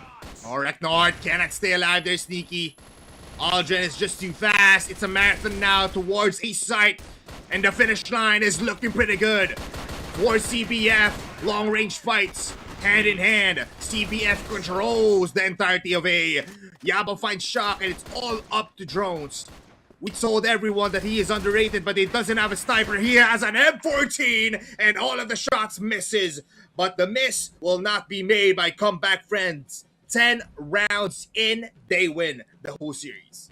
Yep, and unfortunately, Veteran, the gap is still definitely there, but for Comeback and Friends, the continued improvement is definitely prevalent, but it kind of just seemed like they were having a whole lot of fun in this game, in the first map and the second map as well. Granted, it got a bit serious, right, when the score was 5-4 going into the second half, but I feel like by the time that we were 8-5, yeah, CBF were just kind of rolling forward in this one, and at this point, they were just pushing LA time and time again, and there were some creative solutions, though, from the side of Veteran. I did like that one round, just like what I said, where they went 5-man retake on the A side with only the bridge player actually watching the cross, and they did get Aiden in LB, and they got the full flank in LA control. It kind of feels like what Virtus.Pro does with Ankara B site, of instead of actually fully committing to the site itself, they just take hotel, they take spawn control, they take TB control early, and they go from there. So there is some macro improvements from the side of Veteran, but in terms of keeping it close with CBF, I don't think it's going to happen anytime soon. The mechanics are just too good, man. Yeah, in those like 1v1 fights and 1v3 fights, we always still see a big win probability for the side of CBF, despite them having the numbers advantage here for Veteran. But again, macro has improved, Sneaky. We're seeing playstyles that we haven't seen before for the Rosea teams here at Masters, and I want more of that. Because, again, if you give space towards Veteran, and as well as the Rosea teams here coming into for TARINGBABI, they can breathe and check out what's happening in the map. And that GR side is very, very impressive. But their BL side, Sneaky, despite them not really garnering a lot of advantage, still a 1-point lead towards Comeback Friends before the second half, we saw what we wanted, they did, and they were very much well aware that everyone's pushing. Let's just try and get these fights in. Yes, they will push LA. Yes, they will push out of House B, but they were ready. And it took a lot coming in for Comeback Friends. It almost seemed like there was almost a point in time where Veteran could have gotten the lead, and that's pretty nice to see. Yeah, it's progress, right, from last year's tournament last season's tournament, and God, it feels that long ago, right? But yeah, last time's tournament, it kind of feels like Veteran didn't really have any chances going into these games, whether it is the first place or the 8th place team here in Masters. But it seems like those incremental improvements are finally being seen in this one, and especially they did it up against a team like CBF, who we kind of tout to be ceiling top 4 floor, maybe 8th place in this tournament. So they're a team that is still very well respected, and I like that Veteran. They put up a fight, that's for sure, and I want to see more of that port game for sure, especially on that GR side. They were actually very impressive.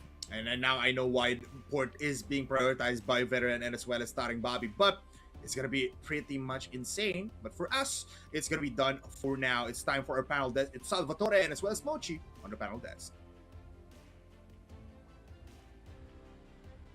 Massive thanks to our casters here and my Salvatore. This specific map has been like a really good of an exhibit here, where we can pinpoint where Veteran is right now when it comes to the path of growth, and it seems like it is pretty great. I am quite surprised that it became quite close for our first half. Can you tell me what happened? Yeah, more takeaways from the Veteran side of trying to be as passive as they can be. You can feel like they want as much action late into the round despite being safe. So I feel like there is more than just being able to garner some space. I feel like they have this kind of mentality that they can play 2v1s or 1v1s, and they definitely succeeded on that to the point that they had like a 5-4 half. So that is very successful of them despite being BL. It's not them capitalizing on trying to take a site. It's them trying to counteract any rotation from CBF. And you gotta love that adjustment. It forces CBF to take some more and more fights over to the mid side, CAs and then Zs, despite having sites very open. That is the point of port. You want as much less action as possible inside of A's and B's, so that whenever the BLs try to do something about it, it feels like it's just a breeze. It's just easy like that. So yeah, so not really much that they can do about it. Not really much that they can do about it. So I feel like that is going to be the reoccurring theme for the first and second half. But clearly that was not the case on the second, because CBF just absolutely locked in. First 5 rounds definitely given by CBF, but right now the second half just means more business here for CBF. Yeah, and it appears that they already had a bit too much fun from what we have here from New Mexico, and there's no way that they could replicate it once again here in the port, where Veteran would also like to pride themselves upon other than sub-base. So again, here for CBF, I think it is quite interesting to me that there will be that point in time wherein they would be requiring all their entire focus here as well, just in order for them to stay away in terms of the scoreline here from Veteran. And I can't wait to also hear from them later on. I'm very, very meaning to ask what is the point where you called to your teammates that you guys already have to take this seriously, because it's no longer being quite one-sided at all. But also, though, for Veteran, again, I really like some certain heroics that comes from their individual players. It's just a matter of a bit more creativity, because as our casters already been able to mention, they are already working on the macro. There's visible growth. There is already some substance when it comes to our rounds every time or every single time, and it's pretty nice that we can see these types of moments. Hopefully, veteran in the long run does invest on a coach that really sees the game deeper. You know, because I can feel some macro level up here from drones and as well as fires, but it's on to the point of just trying to take duels very effectively. You see, these kinds of decisions can be very, very much stopped if there's only like a third voice inside of this team. So Veteran, if there is a time for you to get a coach, this is the best time possible. If it not be local, you know, someone out there in the Philippines would really mean so much to coach a team like Veteran, especially someone that is very passionate enough that he thinks that Veteran can go far with a bit of guidance. So yeah, these are kinds of plays that are very much capable of for a team destined for something great. But you know, you can only go so far with plays like these ones, Pochi. You know, you can fight, you can take these headshots, but CBF just takes things very, very differently. CBF plays in a system that rewards so much from the aggression that they're generating. So you have some amping up on the early ones, and then mid to the post plant, you have CBF just garnering so much space that gives them so much kills. Definitely kind of like this one. So more on that. CBF kind of feels like Veteran, but if Veteran does have like a system that they could follow, so CBF very much well played on the second half. More memorable than the first one, because, you know, Veteran just seems to forgot to play how to play Crossfire on the second half. Yeah. Well, again, it seems like there's just a bit of a push and pull with all of the shenanigans that happened here and transpired in the map of Port. But other than that, again, we've observed some additional strengths and additional pointers for improvement here for Veteran. But the point is, again, growth is present. And that is what matters here for our Rosie brothers for this point on. For CBF, I feel like they can already mind their own business. You know, they're adults. They're already aware of that. But other than that, we can also point out the 21 kills and as well as 14 headshots that comes from Aiden, being followed by Tetsu as well, with pretty much above 90% rating for both of these players. Right, so a total of 9 rounds garnered here by Veteran throughout the series. Those 9 rounds were pretty impressive, Bochi, considering that we got so many flashes from Fires, EV9, and then Shock, at least on the port side here. But Shock will definitely forget something that happened inside of Mexico. But here on port, he was definitely the outlier here for Comeback Friends to overlook at. You can definitely feel that he has some sort of winning duels up against Aiden and then Woos. So Shock was definitely one of the players that stood out, at least on the second half. But EV9, my goodness, man, his steady rise towards, you know, getting those KDs intact is definitely nice. This despite, you know, the forgettable series yesterday against Team Stallions, EV9 still managed to, you know, maintain his composure and then made it so that Veteran could have like this sort of a situation where we will not be humiliated inside of port. This is one of the few impressive matches of Veteran that did not feel like it's dominating. You know, Veteran did put up a fight on the first half. They just really need Mochi. They just really need to close out the second half. I feel like that is going to be one of the factors that could lead Veteran to a victory. But so far, the first halves are just as memorable as how they started. So yeah, Aiden will be our match MVP. I would not be surprised, Mochi, if he's going to be our overall MVP despite those numbers. Yes, and not to mention that he's got 6-7 for our headshot per kill, which is pretty crazy. as per usual, always 60% above so far here for Aiden in terms of trying to demolish our players here for whoever is going to be their opponents. But now, again, a quick run through and overview about what we just have it here for Veteran versus CBF. We have 310 and as well as 610. And again, the port map, really interesting specimen here, and I hope that the Veteran can replicate such of a performance or even amplify it further. But now, match MVP still Aiden from New Mexico up to here, where there is a bit of discomfort that happened here in port. It doesn't matter at all. Still 100% rating. Yeah, definitely. That's the most important things that you could look at other than the KD and as well as the kills per round, because the rating says it all. So how consistent were you and how effective you were when it comes to the multi-kills is something that the rating should be proud about. So yeah, Aiden maintaining that threshold, Mochi, for the past 2 maps really brings out the best in someone like Aiden, because he maintained his confidence and as well as his composure to make those 1v1s or even the 1v3s look so damn easy. 1.84 KD to finish it off for our match MVP, who I believe will be having a session with an interview later on. So many insights will be said here by our boy here, Aiden.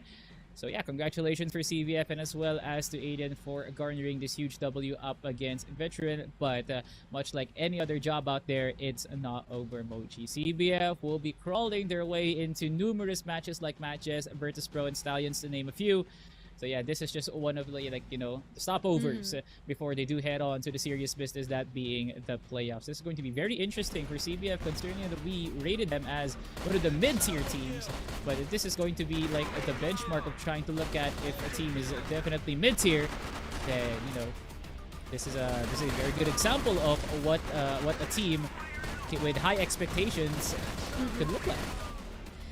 You know what? I am pretty curious. What would be the luck of CBF if Aiden doesn't go on?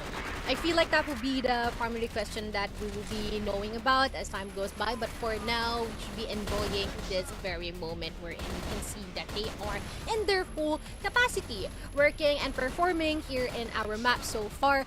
And again, just from these blatant highlights, you can already say that there is quite of a rat element here for Aiden, while at the same time being able to just maul over whoever is gonna be going down his path. And well deserving of the match MVP title. Pero sa ngayon, tama na tong pagpapanggap natin, no, Salvatore? Wag na tayo mag-Ingles kasi maya-maya i-interview na natin ang isa galing dito, no, from Comeback Friends.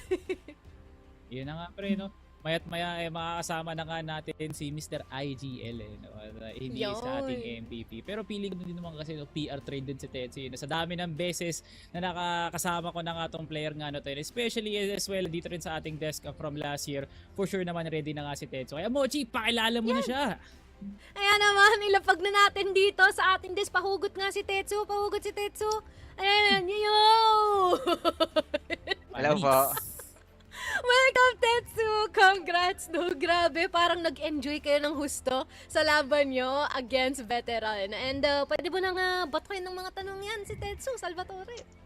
Maraming salamat, no, Binibining Mochi. Tetsu, congrats. Malapit ang laban na, no, especially sa New Mexico. No, take us through.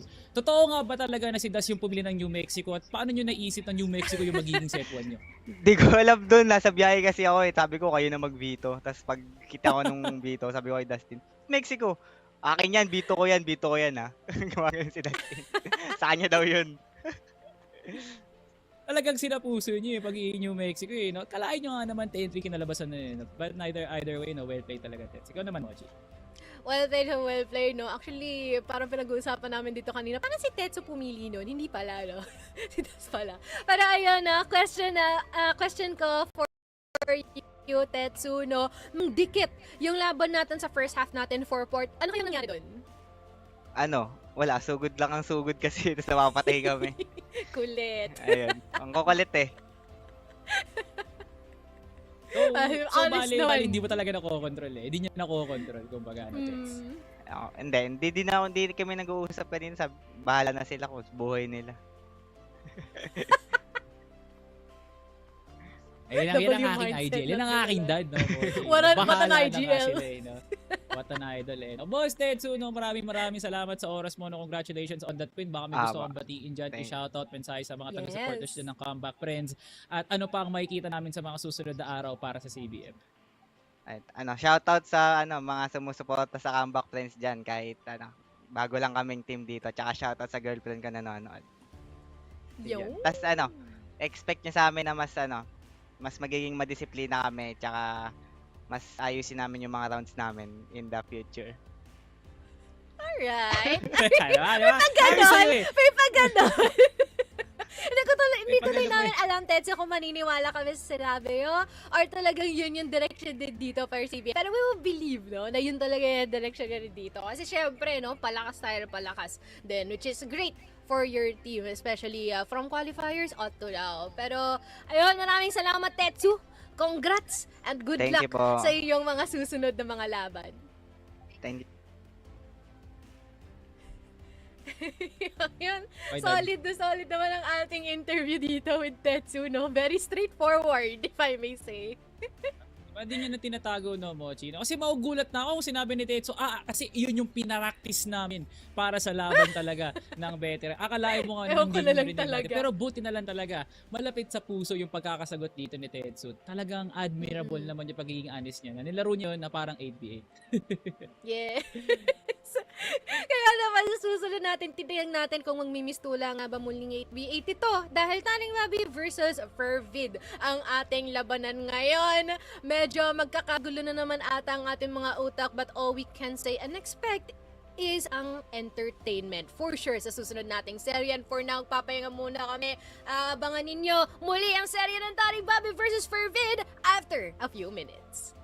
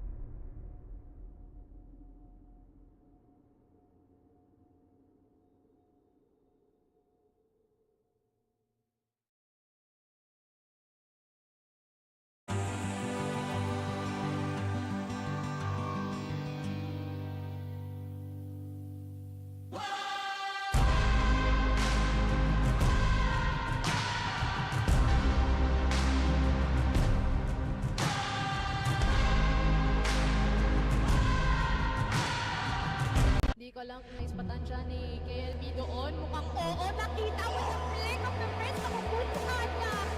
Be careful, but he gets the shot. And he Uy, makes it to trouble for grabe! MATTJESS. Receiving play pa. Tuguan na nga ngayon si Cetra. Elvin nakabantay. He's gonna get one. And also two huge. Nakaya, pero wait lang, hindi pa raw tapos yun. Lahat ng action. Eh, masusundan pa. We are gonna be seeing prevalence race here dito sa house. Ano doon, no? Flash grenade. PSA! Kitang-kita niya sa KLB.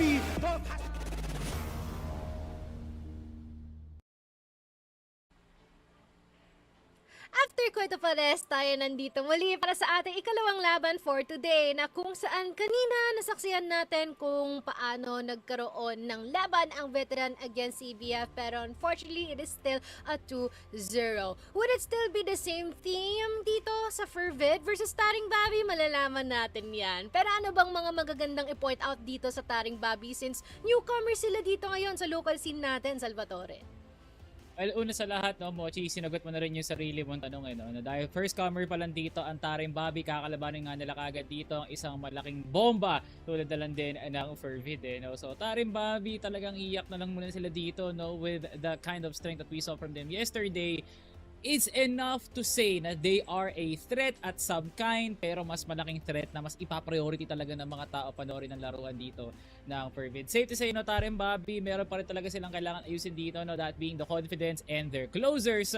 Pero FERVID kasi equipped nga sila with multiple aspects of the game itself, no, where to be from reading, mid-rounding, calling the shots, at higit sa lahat yung paglalaban nga talaga dito, no. So TARINGBABI, despite them being one of the few Indonesian teams, Mochi, actually na very surprising enough na sumusunod talaga sa meta, no. HK and EBR talaga ang puhunan ng TARINGBABI, but then again, there's just limited numbers para talagang i-point out dito sa TARINGBABI that yes, they can have the weapons that really shape itong meta nga natin.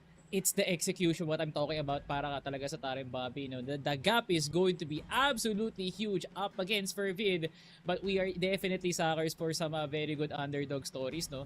Shoutout nga pala dyan kay boss sa GMP na soju ba yan? Hindi ko alam, pre. Parang umiinom pa talaga kalagitnaan ng laban. Parang ngayon kasi yung ano niya, Mochi. Pwede yan. Tinungga niya pa talaga. Loob. Yeah, right? We need to get all the courage that they need in this particular fight. We're also seeing some magics here from Penjahat. All of the... Man, this is quite of a diverse team, I guess is the best way to call it, just by basing from their vibes there. But again, against Team Acceptance, they lost 0-2, and I feel like they still need to get their gears going and have a better or stronger resolve because they will be adapting quite a lot here with this fight. I mean, not to mention that we already had a few pointers from them. You have mentioned how they follow with our meta, and also the fact that they mostly rely on Penjahat a lot when it comes to anchoring, while the rest of the people here just mind their own business into, you know, ensuring that the body system is present. But I wonder if that would be enough against with the likes of FERVID. Well, Mochi, one occurring theme here for our Rosea teams, definitely, there's just one player like fires in every roster. We saw that from Amonra, we saw that from Gold Blooded, and right now we have Penjahat that wants to play the hyper aggressor for this roster. And you cannot go wrong with someone that likes to play aggressive. Some teams like FERVID, MATTJESS, and as well as Virtus Pro are the proprietors for that kind of play style. But Rosea needs to have that kind of system that makes it so that it's effective at the mid round all the way to the post plan, because you can be hyper aggressive as much as you want, but if you don't have any more teammates heading into the mid round, then I believe it's futile heading into that scenario. So less on TARINGBABI's side, we'll be now heading on to the south side of our matchup, that being Fervid Esports. So welcome MZ to the fray, who I believe managed to have like a pretty solid series for his debut at Masters here of 2026 up against MATTJESS, wherein he's fitting in the roster pretty nicely. Indeed. And not to mention that it seems like when it comes to being our MVPs, their IGL A7J has been able to secure a couple of those already. Starting this off pretty strong here. Actually, we've been just pointing this out yesterday where our IGLs all across the board, across all teams, seem to be super independent and dependent on relying on their team at both at the same time for a good cause. And as of what we have here right now, well, pretty much in terms of the mid-round calling, superb, especially from ̍Match. But again, it's still too early to say. We already have the first match here for MATTJESS. It's a 2-1 win, and they are yet to show their true colors.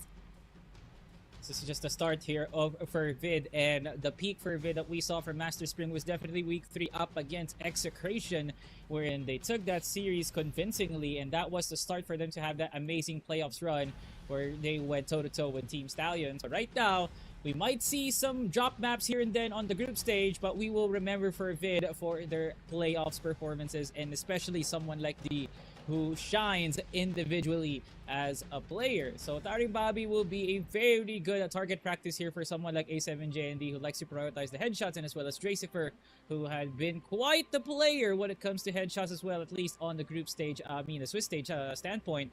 But yeah, Fervid overall is the more prepared team on this one.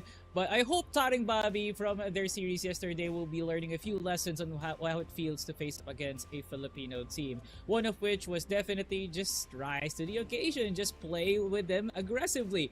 Try to be a better aimer, I guess. One of the very few like beneath the water sort of advices.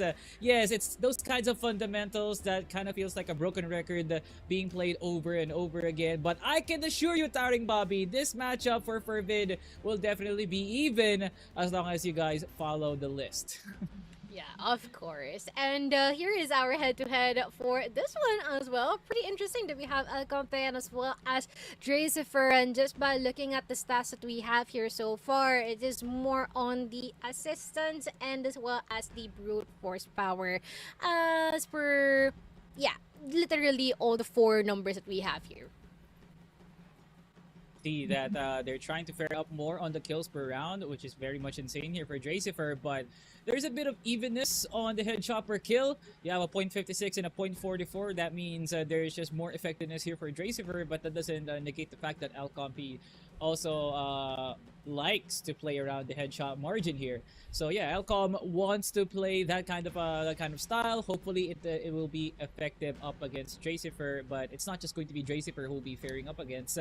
Though you have someone like A7J Luns at some occasions when he has like the USP, rapid firing it as hell as he can, or just D overall. D is like the better player to test up against when you want to play for headshots. So TARINGBABI, as much as early as right now, they should be able to have some momentum or as well as some tempo that could turn the tides here up against Fervid. Yeah, adding on to that as well, I feel like D is starting to like move away from being quite of a hot-headed player, but being more on the very, very supportive type of a team player. Effect here for Fervid, which is we're all down for, while still retaining all of the firepower that he has. But let us check our map veto right now. What will be happening here? Because we are definitely vouching for a sub-base appearance. Yay! And it's nice that we're gonna have that open here for our first map, followed by Port and as well as Black Widow as our decider. And you know what, Salvatore, I feel like we're having a bit too much Port for today for all the good reasons. And finally, we'll be able to see TARINGBABI here in sub-base. I'll agree on you on the port side, but Fervid managing to pick sub-base is like the best thing that could really happen to TARINGBABI. First of all, that's like their best map on the Rosea qualifiers. Second, that is the map where Penjahat just shined through up against a series with Veteran, but they took that massive L, but at least he exited out with some swag and as well some aura. But the point is, this is TARINGBABI heading into one of their best maps. This is like the middle ground. This is like where two worlds meet. And that is what TARINGBABI wants. Especially with a side that like a Blacklist, they will definitely excel on that one. But something could turn wrong. Definitely from the start of Fervid heading into GR. Some occasions wherein Woods will be a dangerous action. Machine Room will also be a dangerous point of action. Anything that warrants Fervid an early position to fight is going to be bad for TARINGBABI. But they can change that with a bit of a few corrections in the second to third round. If they can fare up with those fights, I can see TARINGBABI get a point or two. Yeah, I feel like that is going to be the primary challenge here for TARINGBABI here in the map of sub-base as well. Or it's just gonna be quite of an achievement or a lesson. Pick between the two, TARINGBABI, because for us, honestly, I feel like this is gonna be quite of a very steep mountain that you have to climb onto. And here is our predictions. All 2-0s all across the board, but still the same theme flows here. Prove us wrong, because we are dying to see more representation and strength being shown here from our Rosy teams. Well, definitely good luck and have fun, and God bless our Rosea teams, because they will be needing every single point of blessings that this world can offer, because TARINGBABI right now is on like the depths below right now. So hopefully TARINGBABI can rise to the occasion, play some amazing Crossfire, and prove all the doubters wrong. So yeah, good luck to our boys here at TARINGBABI. But for Vid, they all know, they've heard it countless amounts of times of good luck, have fun, and as well as, you know, do something good. So yeah, for Vid, no more words for you guys. I feel like you guys are accustomed to that. So here on the TARINGBABI side, we'll be favoring those kind words. But here is our community polls. There is still hope. There is always light at the end of the tunnel, Mochi. That's why there is 27% of the people watching this stream right now that truly believes TARINGBABI, the Boar's Horn, can still live up. Yes, and I would like to be part of that as well. Woo! Let's go, TARINGBABI. Good luck for this fight. 73% here for Fervid, and not too bad for the first comers here in our scene. And I feel like it's just right for us to welcome our casters who will be delivering our action. Go ahead, pull them in here, Salvatore. Okay, there's a kind of a latency there, but that is fine. Let's not talk about that. Ramon, hi, hello, welcome again here. And I feel like we've already seen lots of strengths here being shown and growth from our Rosy teams. Do you think that TARINGBABI can catch up to the growth rate that we have with veterans so far? I'll put it this way, right? After seeing Port, I feel like I can have a little bit more optimism that it's possible, since at least one of our Rossi teams have been putting up a good fight, and considering that they also had a relatively good map veto as well, with what Salvatore has been mentioning, with sub base being taken, and also a Port map that TARINGBABI also likes to default to when it comes to the map veto. So I'm feeling pretty confident that they can put up a good fight. I wouldn't go so far as to say that they could win the whole series, but who knows, maybe we could get surprised today. Couldn't agree more. How about you, Datum? Given the map veto, I mean, it's as good as it can get for TARINGBABI. They got 2 out of their 3 favorite maps, that is sub-base and port. And I'm kind of surprised actually that Fervid banning out Ankara, given that they're one of the best Ankara teams. So it's kind of telling me that, sure, let's play something else apart from Ankara. We go to Black Widow. And yeah, it's the 2 best maps here of TARINGBABI, but it's also 2 of the best maps of Fervid. So I'm very scared for TARINGBABI, Moji. Yeah. That is true. So let us now discuss our watch points for this particular series. ㍬MB and Protons are TV's only chance. Do you think that they are indeed the only chance here, Salvatore? Well, we're just overlooking some of the players that can definitely activate inside of sub base. These are port numbers, so they will be very much effective when we head to the second set. But I would agree that some plays by Jinbi and Protons can definitely activate some of the strength that TARINGBABI has, especially from the mid round. But more on Penjahat and Elcomp that really puts out the best in TARINGBABI inside of sub base. That mid round calling from someone like Elcomp could really help us these kinds of players to majorly adjust towards the messiness that is A7J and D, who you could see everywhere around sub base. So if they could keep their form up, if Jinbi and Protons play the same way as they are inside of port, inside of sub base, then I can see a very competitive map 1 for these two teams.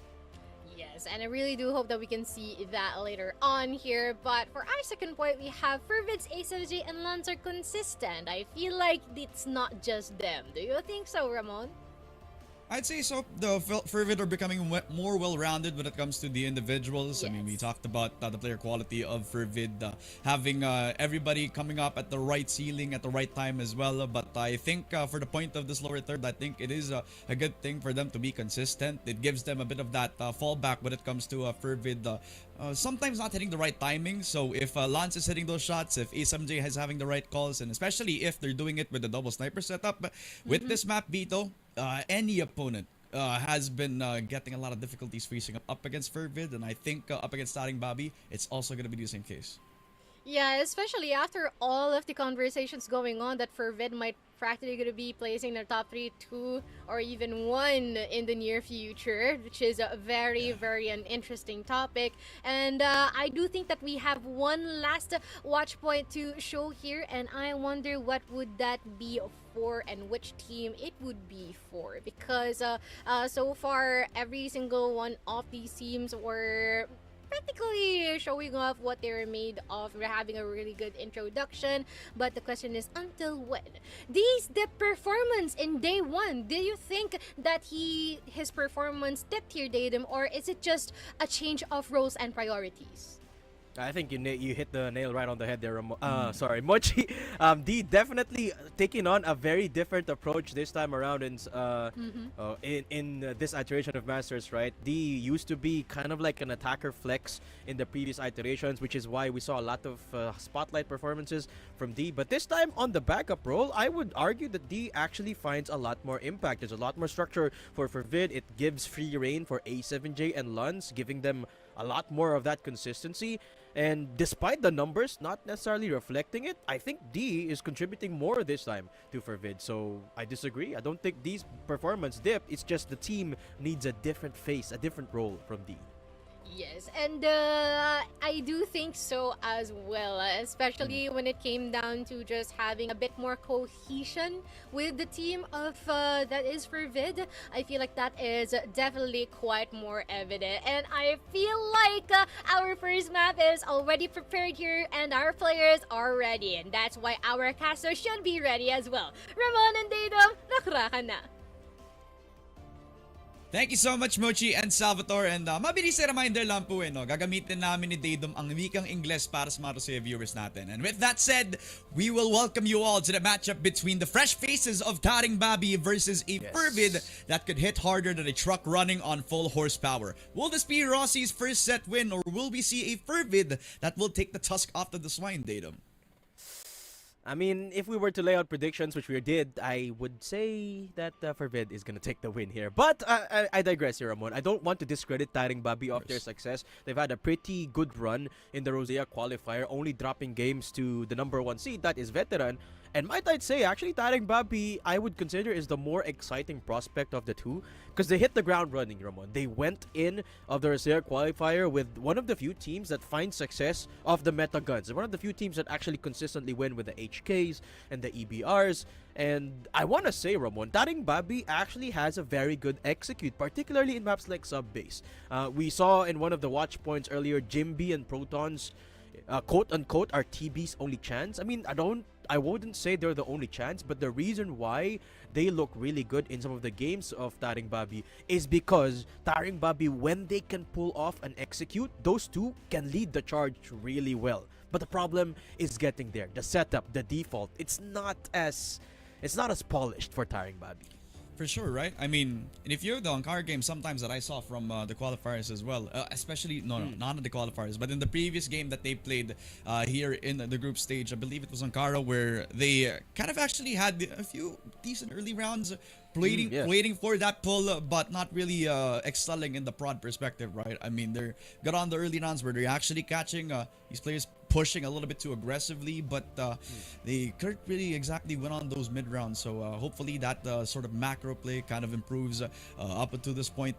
Definitely the second day. So maybe we could just give them a little bit of a layover since, or a little bit of a cushion, if I do say so myself, right? Since it is their first time coming around compared to a veteran that has been around the block since a year or actually one event has passed, right? So we can kind of give them that. Hopefully we do see, with them having more experience, we'll be able to develop a little bit more due time, have more confidence in them, because those players that you have mentioned, they really have at least given them a baseline of what they can work with in terms of what they can offer to the table, right? But on the Fervid side right now, they're on a hot streak, and I feel like it's a combination of them just realizing what they need to do in the roles that they have, also because of the ripple effect, because of what happened between what has transpired between that Execration versus STS game. We need one more team to kind of rise up to the occasion.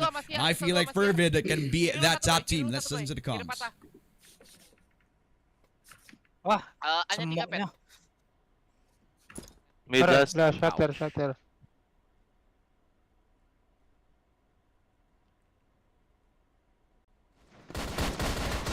Alright, TARINGBABI rushing for control, but here comes a quick rotate from FERVID. Tracy for D, already making noise, and the USP is out for D. That's a couple of kills for the young player. And El Compe is just lost in the sauce, all alone from Shutter. And he had been shut down by FERVID, just like that. TARINGBABI, I told you, Ramon, their problem is the setup, so they didn't go for the setup. They just rushed, but even then, they got demolished.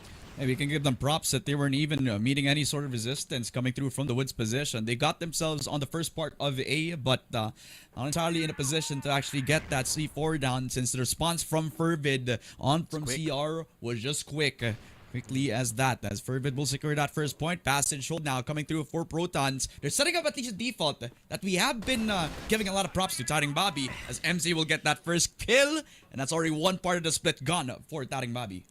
And that's exactly the problem here for TARINGBABI. They just don't know the angles. And especially here in sub-base, where they looked really good in Rosea, but it's a completely different ball game, especially here in the Philippines, especially up against a team like FERVID, who has been born and bred in this map. El Compe on a duel against Lunds, and you cannot win like that against that sniper from the south. ㅍMatch striking back, and it is going to be TARINGBABI taken apart by Tracy. ㅍMatch desperately trying to get control, and he will get to do so up against two. What a quick scope, and a double kill for ㅍMatch. You can't teach that onto ㅍMatch. He actually went up pretty decisively when it came to that 1v2 clutch. A good shot on towards the Shutter player, and in turn with him getting to F, it was quickly as that. But A7J, this double sniper setup I've been talking about, now taking shape over to the MR hold. Protons down, and at least we'll have the reset. 4 versus 5. TARINGBABI, what will this mid-round look like? Exactly. FERVID, quick adjustment. The moment they see ㅍMatch, one of the key players of TB, coming up big, they put A7J on that sniper. And we have to remember as well, one of the key factors of TARINGBABI is that aggressive sniper. Now with one of those players down, TARINGBABI need to slow down and go for the default, which they absolutely despise.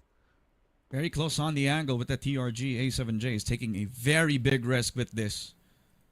And since MZ is at an angle where he has to look both ways of passage as well as LR to assist, A7J will require quick timing from him. Lance doesn't need any sort of assistance there. That is just single-handedly taking down El Compe. D with a nice angle and is already at the back lines of FERVID, taking down ㅍMBI. ㅍMatch also on the response. But is it a little too late? Because they're already rushing over to the back lines yet again. But Tracifer trying to go towards that gate side. Oh, that's the bomb. Tracifer's not going to let that go, and ㅍMatch, well, he's been stellar here for the match, but he's just been taken down. FERVID have slipped through the cracks here. TARINGBABI letting a little bit too many angles loose. And FERVID have somehow slipped through. All 4 of them are outside of their own spawn, outside of the sites. And Makrai is just getting hunted, Ramon. On Zidane and knowing about his position since Dracifer has been hunting. Trying to find them in every angle, every nook and cranny of this sub-base map as they're just going to try to circle around him like sharks. And Lance is going to take that bait. Makrai lost in the sauce in that 2-for-1 special. Fervid will get themselves a second. And again, Ramon, it's another default that TARINGBABI has somewhat fumbled. No default this time, fighting for MR. J.B. with the high angle takes down MZ. Penjahat on the board, and D strikes back with just one. But TARINGBABI finally find early success. Lance coming in, sniper not hitting, and A7J on the sniper as well. Looking up above, Lance is down. It's all up to the leader. A7J, that's two. And that's a couple of kills for A7J. Gonna try and save this round from falling apart. Makrai up close. Makrai down to half, and the pistol is making noise. EBR in the hands of Makrai, and A7J cutting noise. Circling back, circling around. Oh no, A7J, the timing is as bad as it can get, and he will go down. TARINGBABI making it competitive. As close as it can get on the mid-round.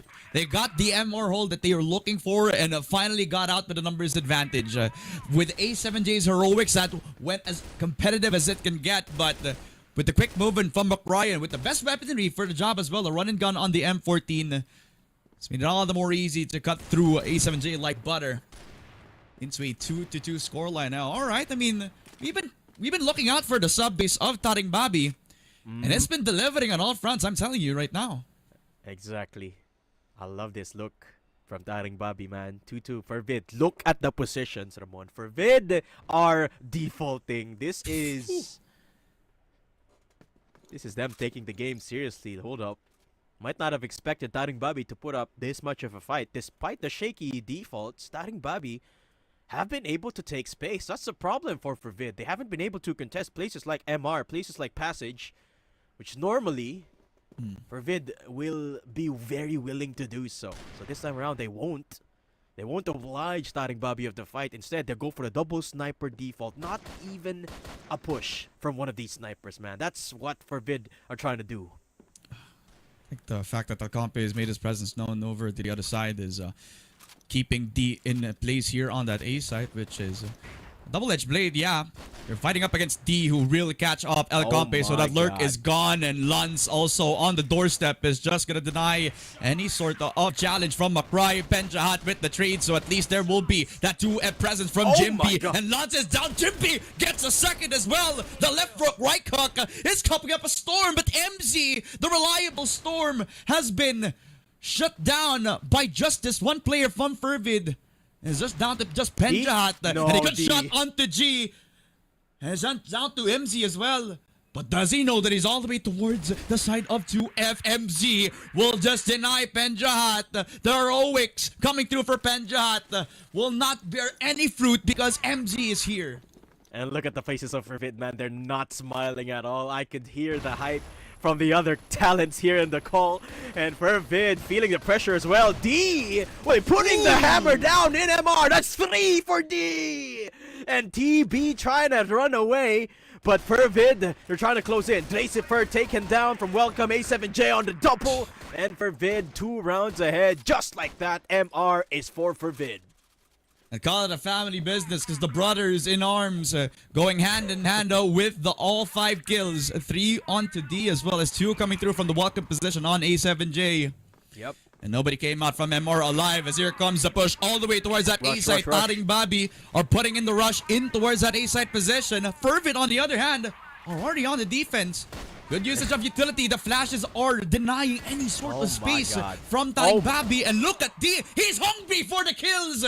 As they get 2 from the back lines. Protons will get that trade, but Lance will also cut them off on the rotation. There's no hope for TARINGBABI on this A-site execute as Lance will pick up the 3K and Fervid get the 5th round. Exactly. Fervid finding the formula, and that formula is fight. Put D at the front row and just contest. Rush the counter rush here.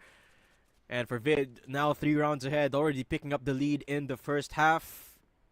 Just gonna let the double sniper ring through here. A7J consistently picking up the TRG, and Lance is given permission to push. Man, Lance on where he's going at, and he As surprise Protons with a sniper that you could think is in a range of a shotgun. And Protons Quick scoping wasn't him looking. down into a 4v5. They're just going to reset again. Yeah, that was a crucial mistake from Protons. Luns coming in closer. ㍍MB! He does the same thing! Oh no! TARINGBABI. The cracks are showing, Ramon, and it is not looking good. They've got MR at least.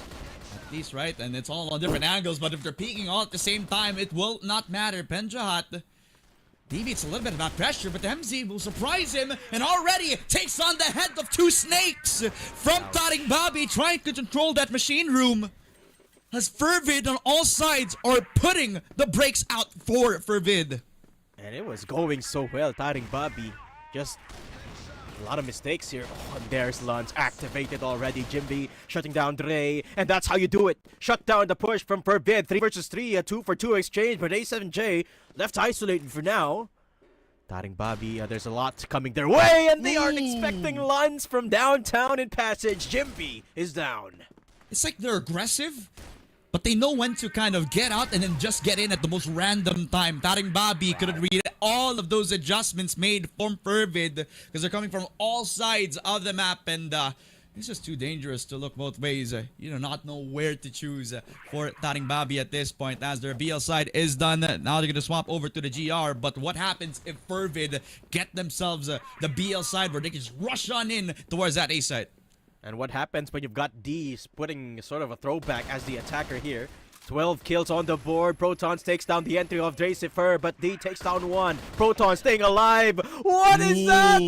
El Compe, you can't be sneaking up on D like that. TARINGBABI, you've got to be careful of your corners because D is there and Luns is right behind him. FERVID back on the board. The killer instincts is definitely active for the side of FERVID, as in a lot of these situations, you would want to default and kind of play for that second mid. Be wary of the sniper, try to take control of that long angle. But they're just going on towards that A side without any sort of resistance. D, though, getting back with a bullet to the head, but MZ and ̍Match on the other side have controlled the dark room and is putting light on the faces of TARINGBABI. They are not seeing anything at this time, as FERVID are gonna force darkness all over TARINGBABI at a set point on their sub base. Yeah, and it seems like TARINGBABI have lost that early game control. Stuck at 2. FERVID on the BL side is just reaping the kills. ㍍MJ has got nothing to say against Luns. Man, 15 kills for Luns, 15 for D, and they are not done. Macray is trying to stay alive, but ̍TRACYFER from behind is just gonna take him down easily. D on the board 2 times. And FERVID have just closed it out. Sub base for FERVID. And there you have it. Just like that, the early game success has just been erased by FERVID. Yeah, I mean, call it the default, call it a map that both teams really wanted to try to play out, whether you're on the TARINGBABI side where it's been a map that you're trying to force out of your opponents, but in the end, FERVID is still a team that has played on this map for quite a lot of times now, and they kind of know how to go at it with the defaults. But what do they throw it out the window and just add unpredictability into the mix, right? You get aggressive rotations on CR, preventing any sort of A pushes coming down for TARINGBABI. You get a lot of teams, a lot of praise from FERVID coming out of MR, and just don't know where to swing or how to swing it, because sometimes it's something that you can't really win or predict at all. D having somewhat of a high life game coming through on our hands with I believe a very diabolical headshot percentage. I mean, if it's not a sign that this guy is on a heater right now, then honestly, I don't know what it is for FERVID. Absolutely. D on back on the attacker role somewhat here on the sub-base map. I mean, I would call this a bit of an anomaly because in typical games, in high-stakes games, for example, up against the likes of Execration, they would definitely put D back on the backup role. But here, he's been given free reign, and when D becomes the attacker, that's when you know he's gonna be on a tear. Luns as well, you can definitely feel that comfort that Luns has in this map from the old Impact days of last year into this year, where it's just Luns that's become a household name almost among us casters.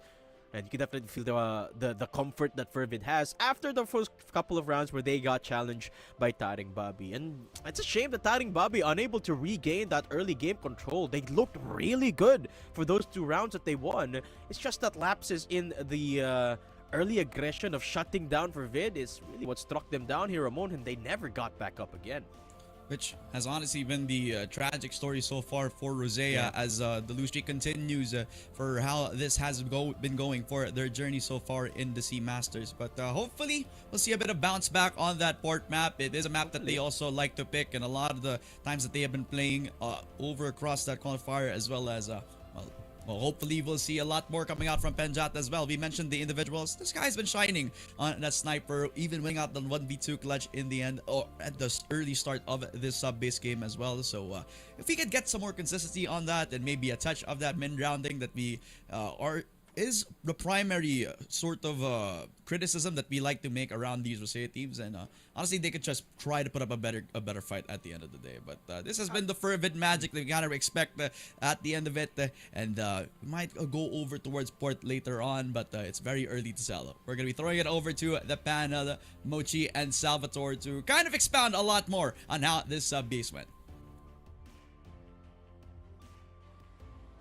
You know what? I'm sorry, but I'll be a bit selfish and just say my honest feelings.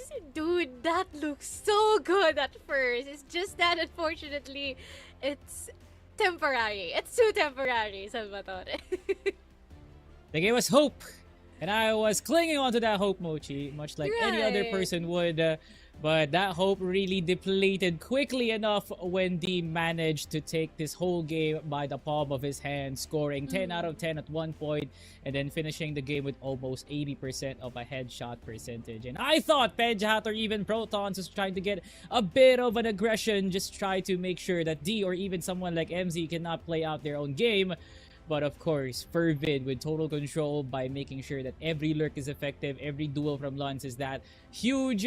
So yeah, Fervid just really looked like the villains inside a sub-base, but they're very accustomed to this kind of scenario. 10-2, that is the devastating finish to a TARINGBABI that held their hand high when things were going pretty good, even going as far as forcing Fervid to play default Mochi. So you thought, we thought actually that there was something really going on here for TARINGBABI, but you know, Fervid just locked it. I mean, honestly, I feel like they could have been able to keep the streak going if and only if they did a few slip-ups after winning those first 2 rounds, because I know that it breaks momentum, and at the same time you wouldn't want making mistakes in front of the enemies too.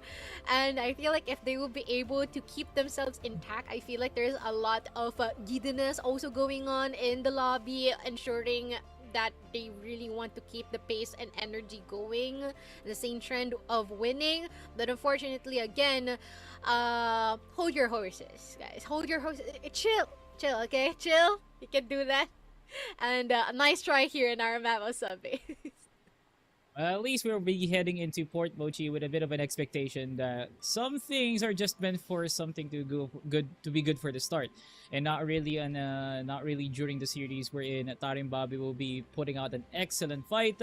As we saw for the first 4 rounds, TARINGBABI managed to even it out, but you know, D just had like very bad intentions playing inside of sub base. But we saw some very good highs, forcing the 1v1s and the 2v1s as well, that TARINGBABI first and foremost can entry, challenge MR, and then make sure that Penjat hits his shots, which are very vital to how many spaces TARINGBABI can accumulate in the span of like 1 minute, because Penjat's dueling is just really absurd. So just at one point at least. But yeah, Fervid just really had a better hold of the game. They had like very good flashes to stop and as well as delay any sort of pushes from Protons and Jinbi. So yeah, Fervid just had like the better mind heading into sub base. But hopefully Port Mochi will be very different, wherein it's not just going to be 2 rounds here for TARINGBABI. We need more from TARINGBABI. Make it a 5-4 half, or better yet, make it a 7-2 half inside of Port. But this time you guys will be on the 7 side and then Fervid on the 2, because if TARINGBABI can play all of those duels pretty well, I'm confident that Port will be a good map for them. Yeah, they definitely had us hyped up after those very powerful rounds that came here in the map of Subbase. And so far, again, they forced FERVID to play default to the point that they became a bit more thoughtful of the places that they're going to. They became a bit more passive at certain locations. It's just that, again, some mistakes were a bit too much to be overlooked. And FERVID has been able to score with the rest of that one. Not to mention with how A7J and as well as Lance are feeling themselves for the whole duration of this one. I mean, that one shot, one kill mindset is definitely doing the most, especially to securing the members here from TARINGBABI. Look at this play here from D that really cemented his 100% headshot percentage heading up to the next round of that play. So yeah, D just shut down every single play that that TARINGBABI wanted for MR and as well as Stairs. So everything that TARINGBABI did when it comes to rushing a site, D was just always there. He was like the destroyer of worlds at one point. He was the rain on the parade of TARINGBABI, and that looks pretty good on FERVID, but so bad for TARINGBABI because it was good. It was a good play on paper. You're trying to destroy the tempo of your opponents to think that, oh, we will be playing default because we played default on the past round. This was a good play and a good call here for TARINGBABI, but you know, had only D played so bad, wherein like Penjat was shutting him down, or like Jimby was winning all the duels where he was forcing up against D and let Dracer and A7J just do their own thing, they can definitely outpace and outmaneuver A7J, but they just couldn't because D does not care. D shoots where he pleases and D kills when he likes. And take a look at the numbers right now. Once again, FERVID, a team that wants to play hyper aggressive, will be giving them we will be giving them 3-100 ratings, especially from someone like D who scored a whopping 17 of 15 kills. So 15 of those being headshots. I got D. That right there is a player that wants to be the very best. Yep, definitely evident. Be able to adjust and adapt depending on what calls need for their team is definitely a really important aspect for them. Here though, for TARINGBABI, I feel like it is also worth noting Penjahat's performance and as well as how Jimby has been able to follow up alongside with Protons. But again, even McRae, you know, but again, I feel like there could have been a lot of surprises, and I feel like they were taken aback by some certain occasions here, like alongside with their mistakes, but also how FERVID has been able to address them bit by bit and been able to finally take that 10-2 scoreline, because honestly everything happened a bit too quick for our liking, and yeah, they need a bit more process time for that. Everyone was stoked. Everyone was so prepared that TARINGBABI was about to pull off a heist here inside of Subbase.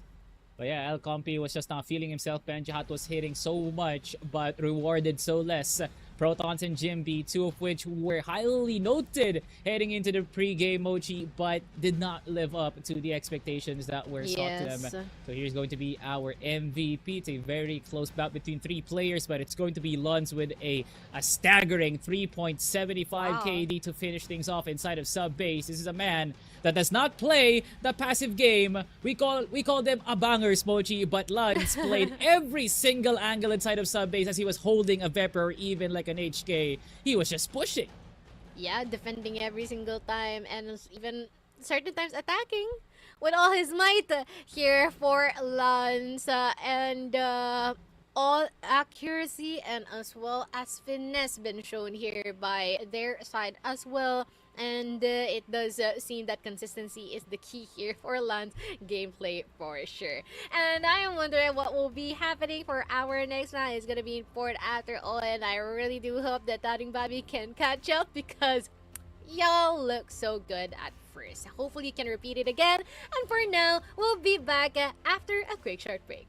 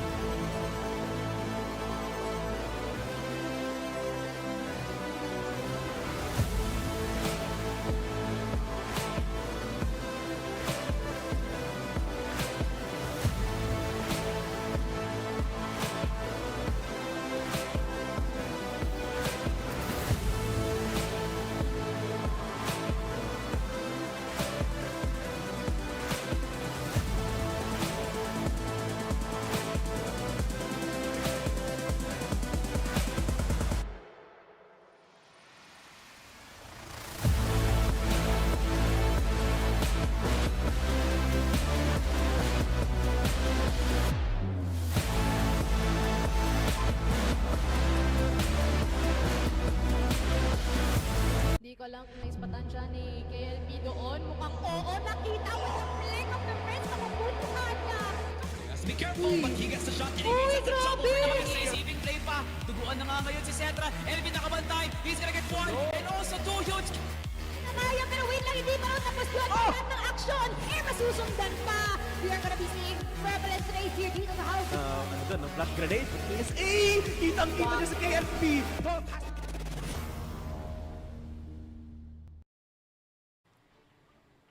Ladies and gentlemen and everything in between, happy Pride Month by the way. We're now back here in our fight of TARINGBABI versus FERVID. We're in for our first map. A lot of surprises.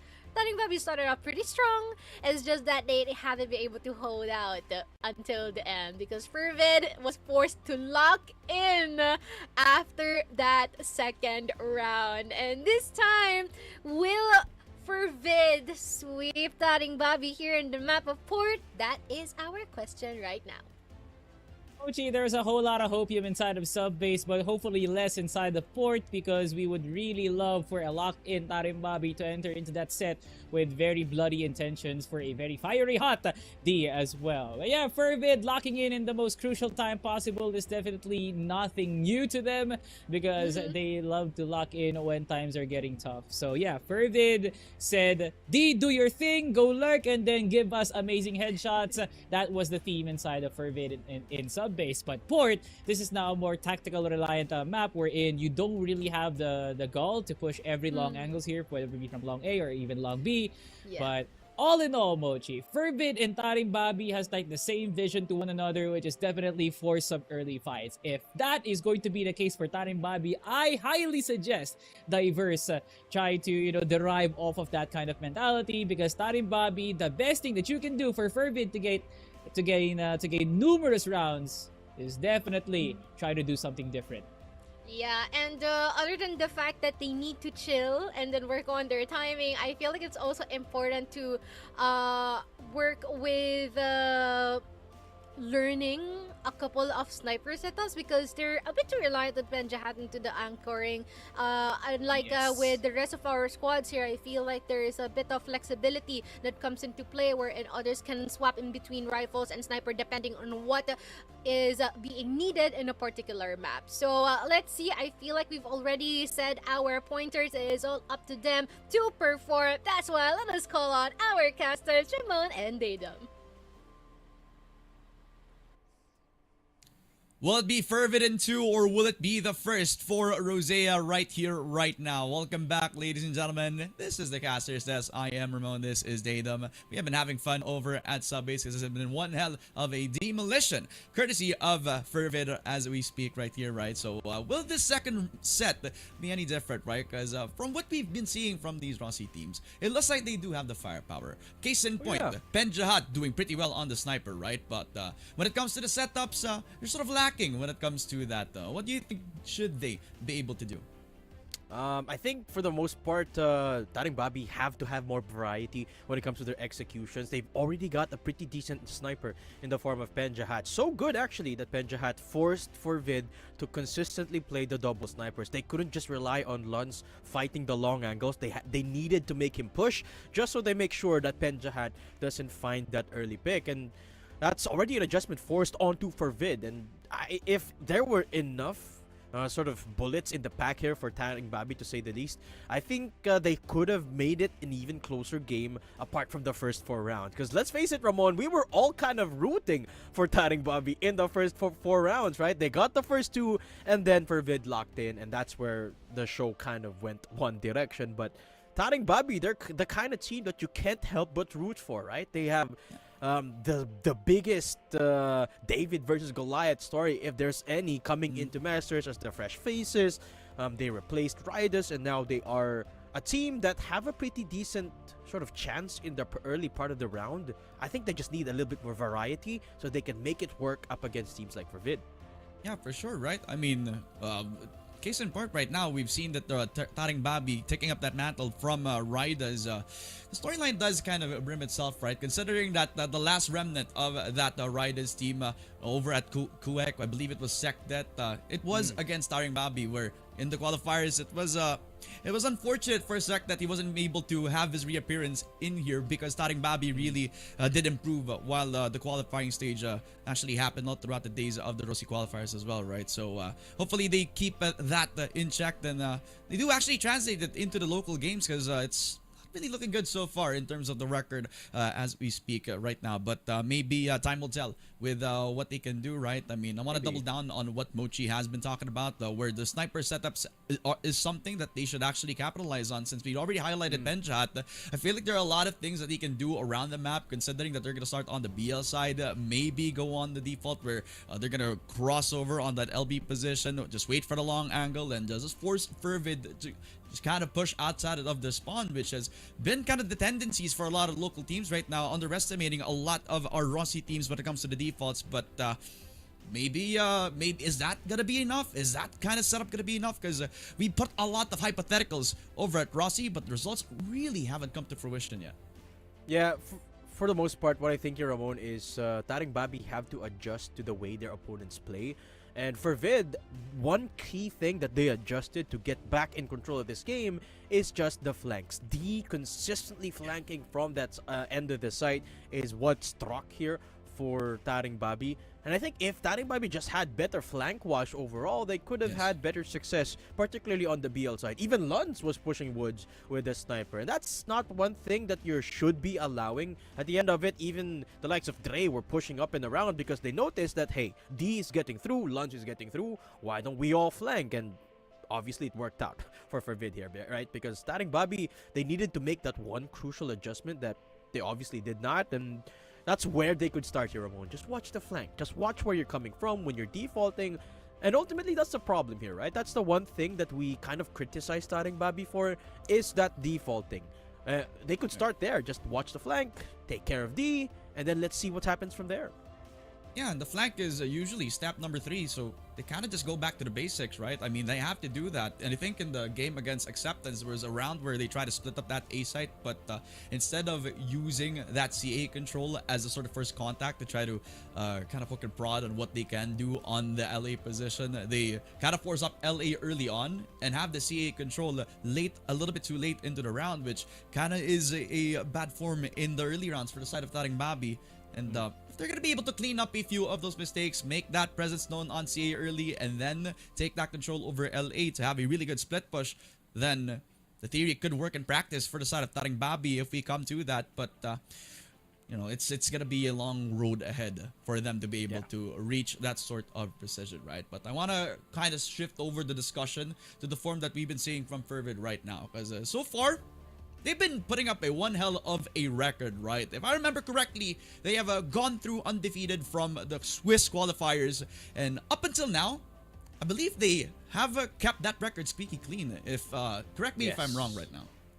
Yes, no, they haven't dropped a single match, at least from what I remember, right? They're one of the 2 teams that got a 3-0 in the Swiss stage. The only other team that was able to do that was Team Stallions, and FERVID was the other one. So yeah, FERVID looking squeaky clean. In the words of the mighty Coach L, they might be one of the top 2 teams after Masters emerging and might just make it to Paris. But in my opinion, that's a bit of a stretch. Virtus.Pro definitely still one that is on top form, but I digress. FERVID definitely has been keeping things clean, and I think a big part of that success is because they found their form. They found the proper roles here for D in particular that has solidified himself into the backup role. And I know that's weird to say considering he was lurking over and over in sub base earlier, but I consider this matchup to be an exception because up against TARINGBABI, it seems like FERVID have sort of taken a free form where the roles are kind of loose. A7J on the sniper consistently. You know, you can't really take this match as it is for what FERVID will look like in high stakes matchups, particularly in the playoffs. But I definitely agree with you, Ramon. It seems like FERVID have found the right formula. And it's just nice to see. If you remember from last year, this team was kind of just barely staying afloat. Well, they won Impact, right? But we weren't even sure if we're going to see them again in 2026, given the roster moves all across the board. And then 2026 came around, and we see this shift from of A7J and D coming into FERVID, and the puzzle pieces seemingly coming together. And look what we have now, right? The top 3 team in FERVID that is still undefeated. Can't wait to see the heights that this roster is going to reach this year. For sure, right? And it's very exciting to see that development come through from this team in particular. Gotta give a lot of credit to Coach Aris as well, right? Being somebody who's been in the team for the longest time, being one of the pillars that I'd say of developing talent and actually nurturing it as time progresses. This FERVID team is a clear example, and it's nice to see results actually come through because of that development right now, right? I like to shift a little bit more into a discussion around FERVID, which is honestly around the player MZ, right? I mean, there were a lot of criticisms, especially in the Swiss stage where he just came back after a hiatus after the Team Secret days. I mean, it's understandable from the community side. We were expecting a lot of numbers coming through, especially with what he can offer to the table. But as the Swiss stage progressed, he actually seemed a lot more comfortable going from somebody from a backup, now becoming a little bit more aggressive in that regard and actually getting more impact frags, is actually doing a really good job of developing into that FERVID system. And even in that sub-base game, he actually pulled up really good well with the multi-kills that he actually had. Exactly, and it's my firm opinion, Ramon, that MZ is not getting the credit that he's due after entering this roster for VID, right? I mean, in the one round where we get a highlight reel from MZ, in this particular map in sub base, he got a 3K coming in from 3F, and that's basically what MZ is. He stays in the shadows, provides smokes and flashes for the team, but when they need him is when he steps up. That's the kind of playstyle that MZ brings to the table here for FERVID. Impact frags while also being the support. And I think it really fits the build here for FERVID, given that they already have heavy riflers and a sniper on their roster. You talk about A7J, the IGL that also kills a lot. D, obviously, has got the most kills in the last map. ㅍMatch, the lurking god, that also sometimes calls the shots. And of course, Lutz, one of the best snipers currently in the top 5 teams in the country. And you just need someone to sort of tie that all together. And I'm one of the people, Ramon, actually, that was quite surprised that MZ came into this roster and fit really, really well. So much so that FERVID looked even better after him coming in. I mean, the numbers don't really reflect it. I'm looking at the last match or last game numbers. He actually didn't put up spectacular numbers, but again, every time we see him on the board or every time we see him on the game, it's always a highlight moment. It's always something that FERVID needs. And I love that. I mean, it's perfect. He fits really, really well into this FERVID roster. It's like a team full of superstars, but you just need the glue to kind of stick everything together, right? And that's MZ for you, right? And sometimes you don't really need a lot of that star power anymore because you got a lot of it over at that FERVID roster. Sometimes you have to be mighty and you also have to be mature, and that's what MZ has been all throughout this stage, going through with the good decisions that he's made, and also pretty underrated when it comes to the clutch as well, right? I mean, him individually has been performing on an individual level. So if this keeps up for him, then there is a bright future for MZ in this FERVID roster as a whole, right? But we'll be talking a little bit more, right? Because if you can notice, we're taking a little bit of time before we head on into that port map. We're gonna be connecting into the game slowly and surely. Give us a little bit of patience before we actually get to that, right? We want to get into the game as quickly as possible, and we're doing the best that we can to actually go for that right now. But I think this is also a good time to actually shout out everybody who has been watching right now. We have 80 viewers supporting FERVID and TARINGBABI right now, whether you're from PH, whether you're from Southeast Asia, whether you're somebody who is a fan of either of these teams, you are a big reason why these two continue to play right here, right now. And with that said, Datum, the time for talk is over. Port is waiting for us, and I'm sure both of these teams are ready to fight. BR satu. Semua udah di smoke ya, text pass. Nilabang na isa lang sa ladder na. Yeah. Nakalabang na garo lang. Pause lang. Ladder na lang. Ubus. Alright, TARINGBABI with another fiery start. Just like in sub-page, they're rushing for control. But seems like this time they are met with a little bit of firepower in LA. Look at D on the flank yet again. He's in steel door. And Benjahat is not looking. That's one, that's two. Quick kills for D. Making it a triple. Jesus. And Makrai is left wondering, who the hell is this kid? His name is D. That's going in the highlights. That's going in the clip montages. D on a 4K and with 4 headshots. This guy is not stopping anytime soon. 1-0 for FERVID with the wraparound from mid all the way towards that SD. And it looks like that action just keeps on going. ㅍMATch onto D, shutting him down, but ㅍMATch with a 2K as well. Early house B control, but Lance on the other side will drop a clothesline on Makrai into a 3 versus 2. Good bailout from Luns to keep ㅍMATch alive, and again ㅍMATch lurks with 1 HP. This is what I love about ㅍMATch, man. Even with 11 HP back on his health bar, he's still gonna try and take and find impact. Protons, he doesn't even get the timing. ㅍMATch still gets the headshot, and that is Luns with a quick heady onto ㅍMATch. That's another round for Vid. Man, everyone's just pushing and fighting. Maybe a couple of seconds of waiting and it could have made all the difference. Yeah. Since he had the idea, he knew that somebody was coming towards his direction, but he was the one who actually was walked into his own death. This is FERVID that are just walking into a buffet that they are directly invited to. And they're just happy to take every sort of that into a 2-0 victory. But TARINGBABI now finally starting on a default. Yeah, you can notice, Ramon, the rushes just aren't working for TARINGBABI.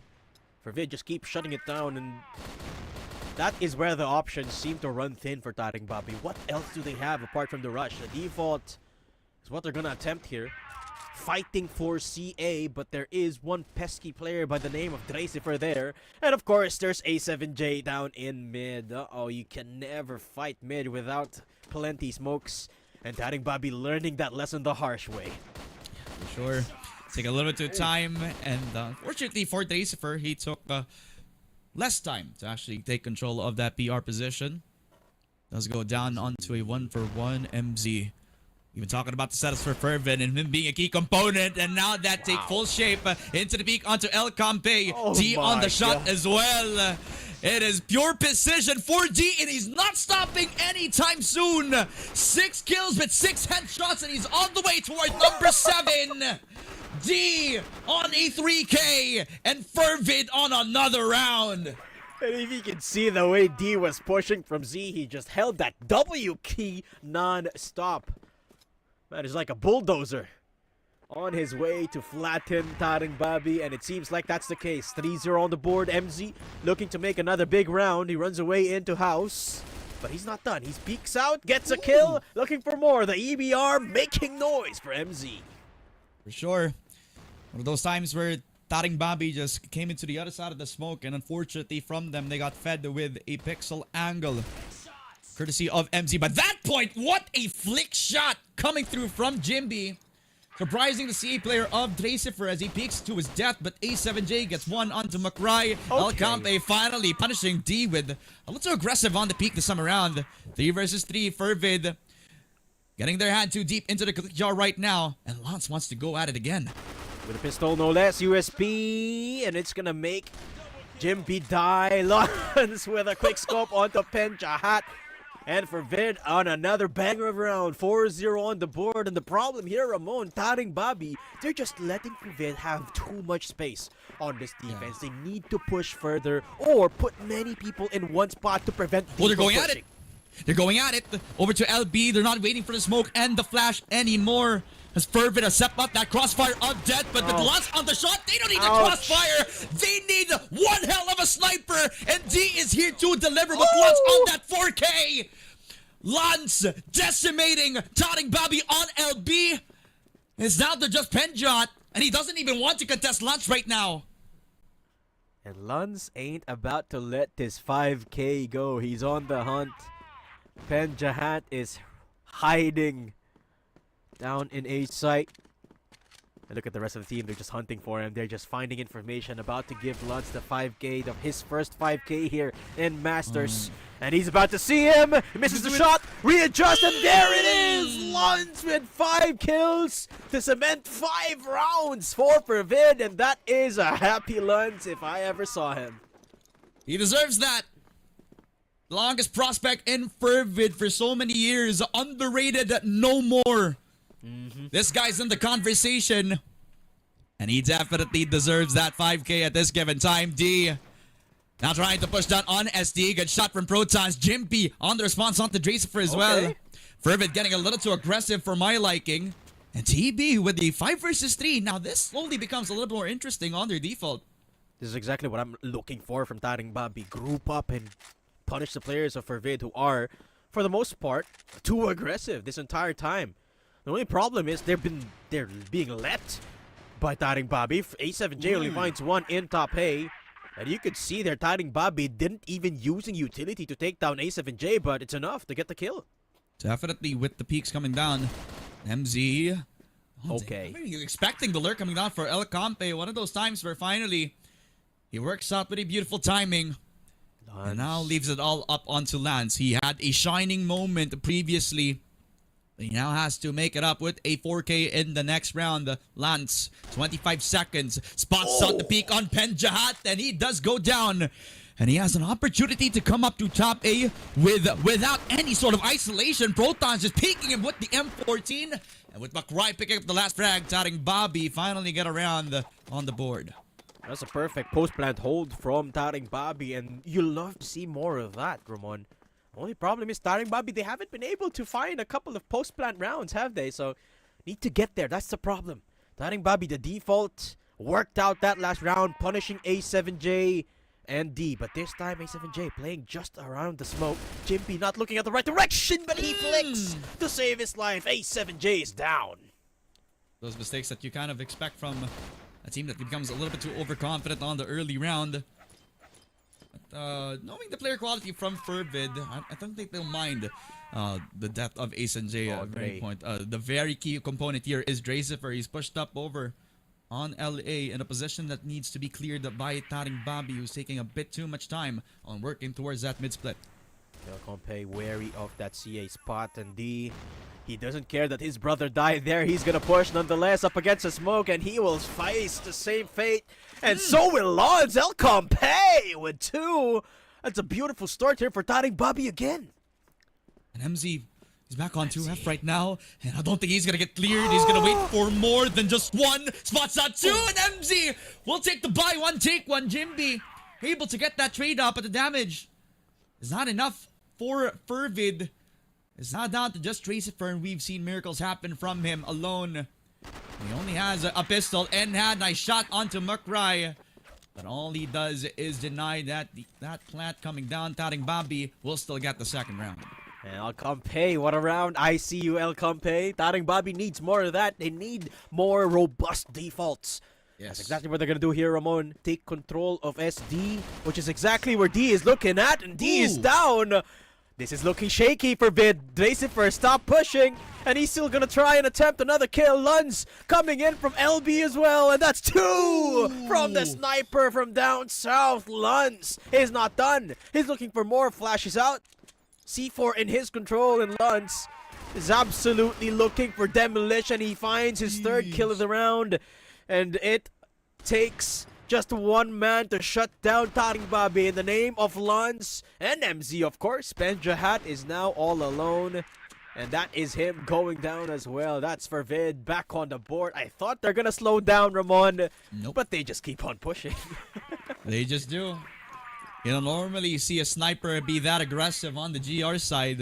We're talking about Lanceman, and he's been maturing all throughout, and we're seeing it grow to full fruition. But hold on, MZ, he's not waiting any longer. He drops into 2 players of TARINGBABI and make it more. MZ wants to take over this port map, make it a 4K. MZ, he's gonna steal the show until Protons. This is going to close the door down on MZ this time around, but the damage has already been done. And he's all alone up against 3 players of Fervid, just wrapping all around him. Good flash coming through from him. And it's impossible for him to salvage this round. Because of MZ's aggression, Fervid got up to a 7th round win. Yeah, and it just feels hopeless, right? When you're TARINGBABI and trying to default and trying to catch the players of Fervid off guard. And then there's one player that makes a ninja play. TARINGBABI, just a lack of knowledge generally here on the map. They didn't know that you can climb up to Ninja, which is exactly where MZ went. So they just got struck even with the default. TARINGBABI, oh, what a shot from Protons. Count his lucky stars. So next out, MZ wins! What? No! A7J with a jungle knife gets a kill on the Protons, and TARINGBABI are out for blood. They're mad. ㍍MaTJESS with a couple, and ㍍MaTJESS left alone with 10 HP, but he does have the bomb, and he plants it in the site. He is low on HP though, so it really is very impossible. A needle in a haystack for ㍍MaTJESS, as TARINGBABI with time on their side are not even deciding to go on a 1-man flank. They're deciding to go all out, all on that exit position. And ㍍MaTJESS is just waiting for the perfect moment to strike with 13 seconds. TARINGBABI are taking too much time to clear every corner.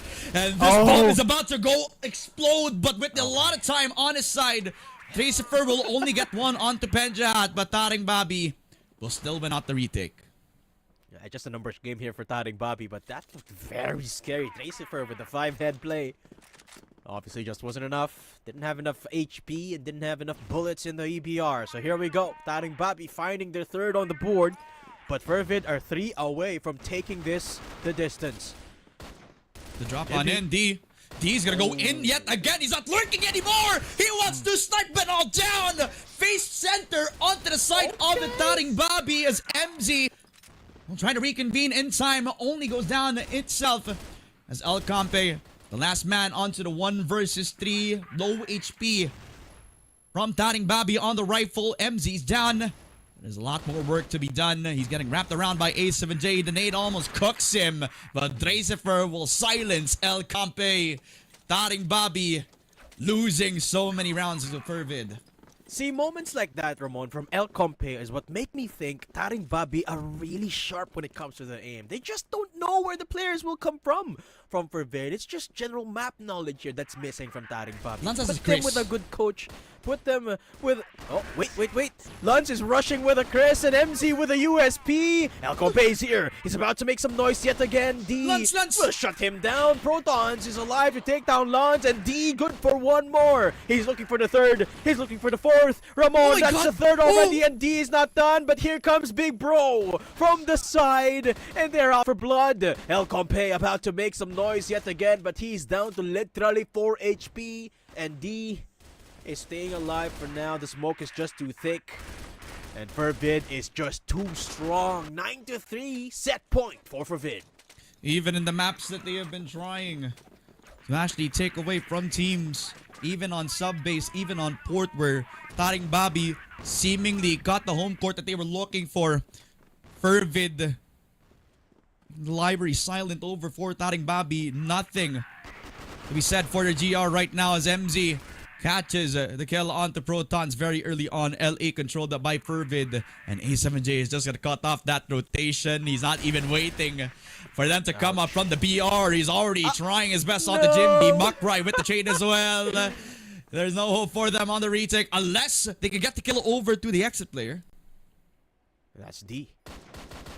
But it is D. That's the problem, Ramon. Penjahat's got nothing to say from the young gun of D. MZ takes down Muckrai, and El Compe on a solo mission. He does take down Dre, but he doesn't have anything against D. The star prospect from FERVID closing it out 10-3 in port. With a one-tap Datum. He did it with one bullet. D, what are you doing, my friend? The disgusting display all throughout the series for D. Not only on sub-base, but in this port map. He became the father of TARINGBABI with how well he has been controlling the map space all throughout this port game. I mean, TARINGBABI tried their best, and a lot of the times they have tried to play slow on their default, and that's something that you can kind of expect when you start on BL. But it's a FERVID that is just too aggressive for their own liking, and when they're winning out those fights that they're normally not supposed to win, then what is there to do for TARINGBABI? Exactly. I mean, TARINGBABI, they were doing the right things. They were making the right decisions in their defaults. They wanted to play slow. And after the few rounds where they noticed they couldn't make an entrance, and then they noticed that D and Lance love pushing again, they went for the default. And for a couple of rounds, Ramon, it actually worked. But the problem is they didn't account for the angles that we love and know do exist here in port. MZ capitalizing from that ninja angle in BR. And he just capitalized. TARINGBABI didn't know that you can climb up there, and MZ just made the most out of it. And from there on out, it was just continuous exploitation from FERVID. And I feel like if you give TARINGBABI enough direction, give them an analyst or someone that is versed in the game, they could definitely have a big upgrade. But until they find these intricate map details that well, the rest of the Southeast Asian roster, I mean, the rest of the Philippine teams for that matter, already know and love. I feel like that's really what they need to address here, Ramon. And TARINGBABI are off to a great start already. They just need to know more about the game in general. Look, if I was the IGL, whoever it is for this TARINGBABI side, I would take this game as well as the veteran game previously. And watch port in particular, because there's a big difference in how Comeback Friends as well as FERVID have been approaching their GR sides. To take note, the angles that they've been taking, like MZ on the pixel angle from House B over to LB, as well as the shot from Wooz over to the hole when he was in Z to take out the curve player. I mean, small details like this make a big difference when you're playing up against a team that doesn't really know the macro so well when you're approaching maps like port, right? I mean, if only they're gonna be watching this VOD and trying to reflect on that, I think it's a good first step for this team. But this win right now is deserved for FERVID. The stars really are aligning for how well this roster has been developing. I mean, D has been always on the kill feed time and time again. I think we gotta give credit to MZ here as well. If this guy's improvement was all throughout the Swiss stage, right now he took that improvement and just improved that tenfold at this point. Exactly. I mean, in the same fashion that he did in sub base, he was all over the place as well. I mean, in a good way, right? He was, every time we saw on the camera, it was MZ at display. It was always a highlight reel, finding an angle in House B, finding an angle in LB, and multi-kills across the board yet again for MZ. And that's really what you can ask for a player like MZ that's more on the supportive role. You definitely see that shining yet again, along with the star fraggers that has always been there for FERVID. You talk about D and Luns finding that impact, and I love the way Drazifer and A7J just played this port map. They kept pushing and pushing and fighting, even in the most awkward of places where you're never supposed to push. They just kept doing so, and it was unrelenting from FERVID. Yeah, it's pretty much the result that they were hoping for, and it's the inevitable that we kind of expected from a FERVID that is red hot all throughout. The undefeated streak continues for this FERVID roster, as from the Swiss stage up until now, nobody has taken a set away from this FERVID roster. But right now, it looks like TARINGBABI will have a lot of work to do as they go back to the drawing board. We're going to be throwing it over to our panel as we're going to be expounding a little bit more on this win and how much it means to both FERVID as well as TARINGBABI. Thank you to our casters, and it seems like my co-caster has been thinking quite a lot about what just happened from both of our teams. Well, again, I feel like TARINGBABI, I couldn't agree more with what Dadu mentioned earlier on. They're already established quite a really great start, and all they had to do is to build more on that foundation. What do you think?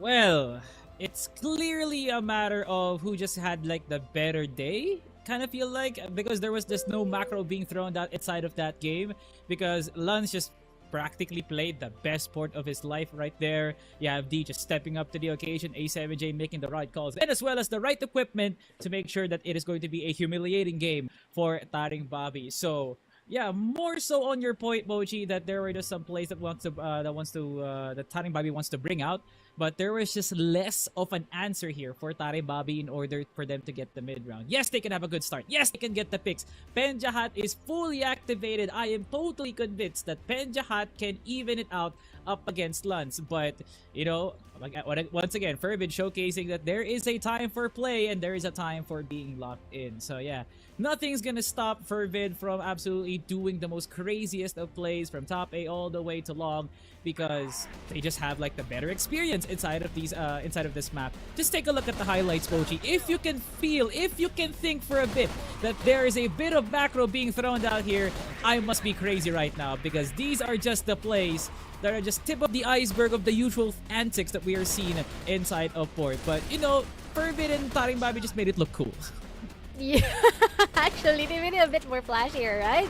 But also here for TARINGBABI, I feel like they could do a thing or two when it comes to moving around other maps other than sub-base. That is their strongest one, because based from what we have seen here, I feel like they already have quite of the awareness, already quite of an idea of how our oppositions will be playing on this one. It's just that they need to be a bit more, how can I say, I guess game sense is the right thing to say, because they already got the mechanics, they got the aim, they got the prowess, they got the calls at certain occasions, especially in submit round, and how they want to overwhelm FERVID. It's just that they need more of that so that they can read these more tactically and try and see what should be the next step moving forward. Well, hopefully there is still some steps here for TARINGBABI to accept that it is not going to be an easy SEA Masters summer for them, because these plays are not going to get away with some plays like FERVID. So if you want the best retake, you really need to step up your util game, because that was a very, very close retake scenario for Drazifer had he only gotten a better position.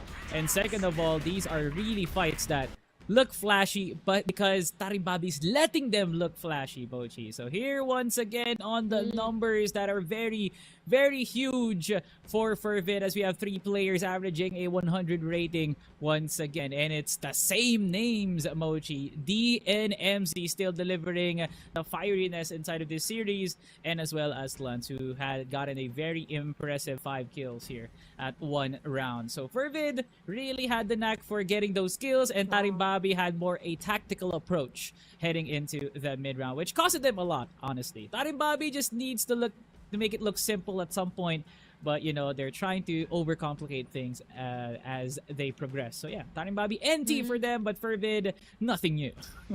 Yeah, nothing new. I mean, the 11 headshots is not new, but I think is also worthy to be pointed out here for the... Crazy. And again, it is not just the being dumbed down into, you know, maybe he's not being consistent. No, it's just that he got different priorities, or different priorities, to say the least. A different role to play here in the map of, in the team of Fervid. In every single map, we've been able to see that time and time again.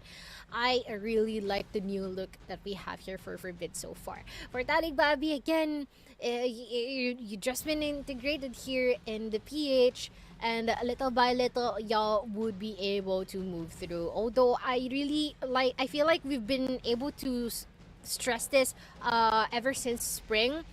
I hope that they get a good coach, because these players, dude, they already got pretty much a really good grasp of things. All they need is a bit more of a thicker playbook and a bit more direction. But here is our MVP here, Lance.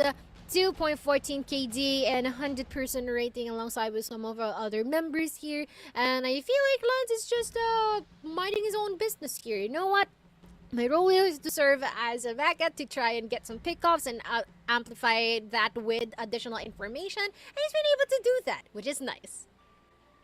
Well, it's kind of nice here for TARINGBABI to showcase some rounds that there is a bit of potential. So yes, like you said, Bochi, we would want to vouch that TARINGBABI is indeed a team that is coachable. And if they get that one coach, they might progress pretty nicely here inside of this tournament. But so far, right now, we have to accept the fate of the present, Bochi. That TARINGBABI is nowhere near the level of our Filipino teams, and they need to work on that as the weeks go by. Let's take a look at our MVP.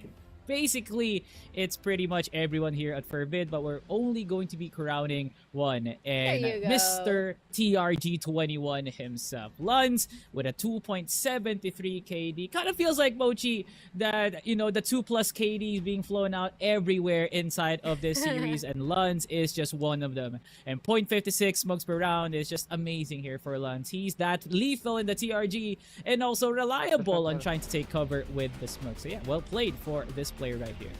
And I also think it's safe to say that Lance, at certain occasions, some people are looking for him, maybe because they just want to see more of him, but usually he's that guy that works from the shadows, and before we even realize it, he's already doing a lot for the team, which is great.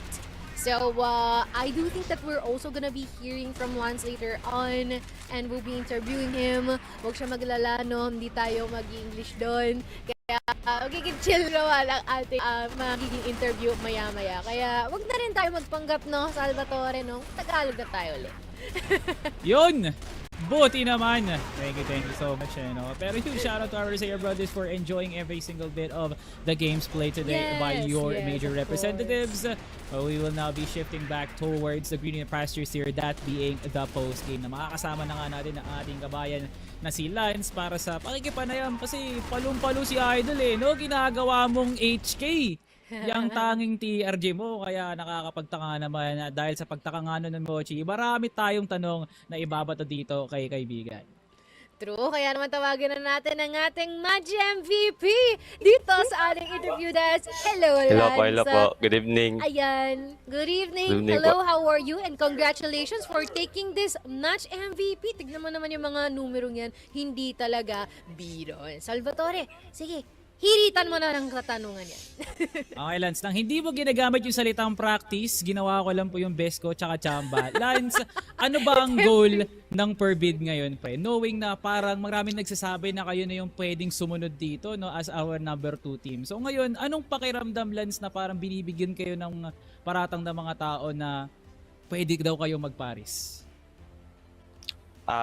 Sobrang saya kasi ayun, yun nga yung gusto nila makaparis. Ganon din yung gusto namin. Sisikapin na namin. Mochi, actually may follow-up question ako dito. Go. No? Okay, Lance, magdadalawang buwan siguro na nakasama mo na nga si MZ, no, pagkatapos nga umalis ni J-Kim. Kamusta naman ng kasama mo dito si J-Kim at anong pinagkahiban niya kay J-Kim? Siguro, pare-parehas lang. Pare-parehas lang sa sa communication na lang na iba. Pareho lang sila, Mochi. So sinasabi ni Lance na singgaling lang din ni MZ talaga si J-Kim. No? Interesting take para dito kay Lance. Ikaw naman, Mochi. Very interesting. I just want to elaborate, no? Dagdagan ko lang yung katanungan, Lance. In terms of the communication, yung pinagkaiba, is that a good way or do you think na kaya pang pag i-improve yung comms nyo kasama si MZ? Di ko rin alam. Di rin sure. But do you think na mas napadali ba ang operasyon nyo nung nakasama niyo si MZ? Or is it like same lang? Mas napadali rin. Kasi mas mabilis din mag-intindihan. Same bisak ko lang eh. Kaya. Ito, isa pang katanungan, no, Lance, bago ka namin bigyan ng libreng plataforma nga dito, no. Lance, nagkakaroon ka na ng onting pagbigat ng pangalan dito, eh, no. Parang napapasama ka na nga sa usapang pag nandun si Revenge, sila Zack, at sila Cetra. Ngayon, nandito ka na, dun sa mga hapagkainan na yun. Lance, anong pakiramdam na nandun ka na sa usapan na yun bilang isa sa mga pinakamalupit na sniper sa CFS? Sobrang masaya. Tas ganda rin pakinggan. Nakaka-hype. Hype, no? Nakakatuwa na, no? Parang gusto mo na sabihin yung mga malulupit na words, eh, no? Pero Lance, napakabalid nga naman talaga. Maraming salamat sa oras mo, no? Baka may gusto kong sabihin dyan sa mga taga-suporta ng FERVID. Shoutout, mensahe sa lahat ng mga nanonood. Lance, ikaw na bahala. So, shoutout po kay Alin Tamayo, tas sa mga fans ng FERVID, tas shoutout sa dati kong kaibigan, tas sa team ko. Ay, dating classmate pala, kaibigan. Kinabahan ako dun. Dating kaibigan. Dati, no?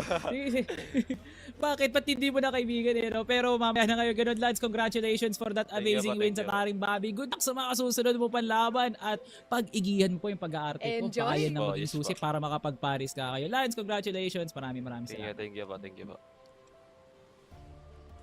Medyo gumanon yung ulo ko. Sabi ko, ano dating kaibigan? Medyo naging sabag ako bigla. Pero ayun, no, narinig naman din natin dito kay Lance yung mga sinabi niya about the experience so far at kung ano nga ba ang masasabi niya after all of the upgraded titles na meron dito ngayon, no, for FERVID and as well as himself, no. Nakaka-proud at nasaya na makita natin na yung growth talaga ng FERVID hindi talaga biro, no? At I'm sure na meron pang susunod dyan. Pero ang susunod ngayon dito sa ating labanan will be MATTJESS versus Team Acceptance. Nako po, Salvatore, parang medyo magiging malapit itong magiging laban natin sa susunod. Kaya naman for now, chill muna kami dito. Ikaw din mag-chill ka. Pagbalik natin dito, hihiritan na uli natin ang susunod na laban.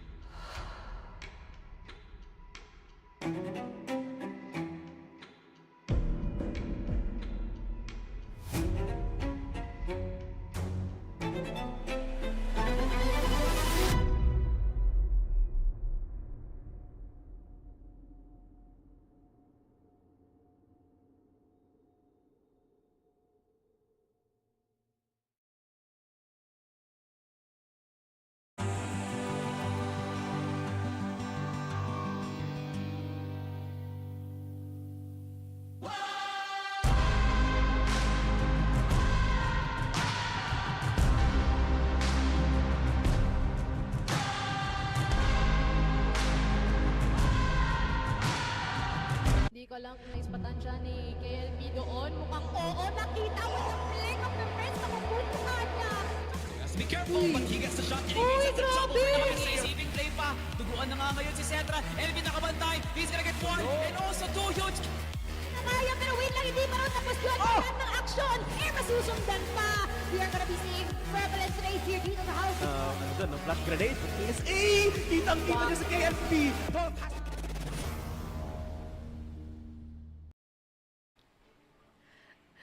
At tayo nandito na sa kasukdulan nitong araw ito. We're still here dito sa ating ikatlong araw ng ating group stages. Ito ang labanan at tapatan ng MATTJESS and as well as Team Acceptance. Ito yung inaabangan natin dito, Salvi. Bakit kaya?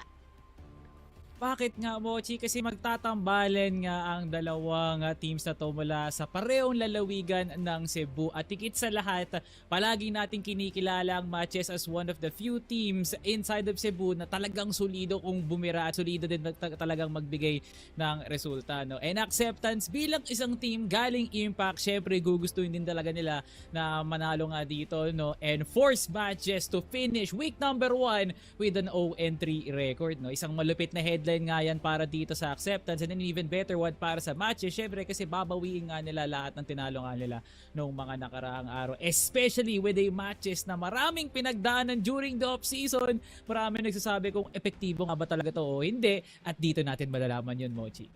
Especially that ngayon na nandito na si Vincent as their primary IGL na alam naman din natin ang naging ambag niya nung siya ay nasa kwerdas pa. Maganda yung naging direksyon ng kanyang team at lalo pang na-amplify pagka tumagal ang panahon. We also have Zach here na lati naman natin binabanggit ano nga ba nagagawa ni Zach, and even ito si Jason na there's lesser responsibilities on his shoulders at makakapokus na siya sa kanyang individual goal.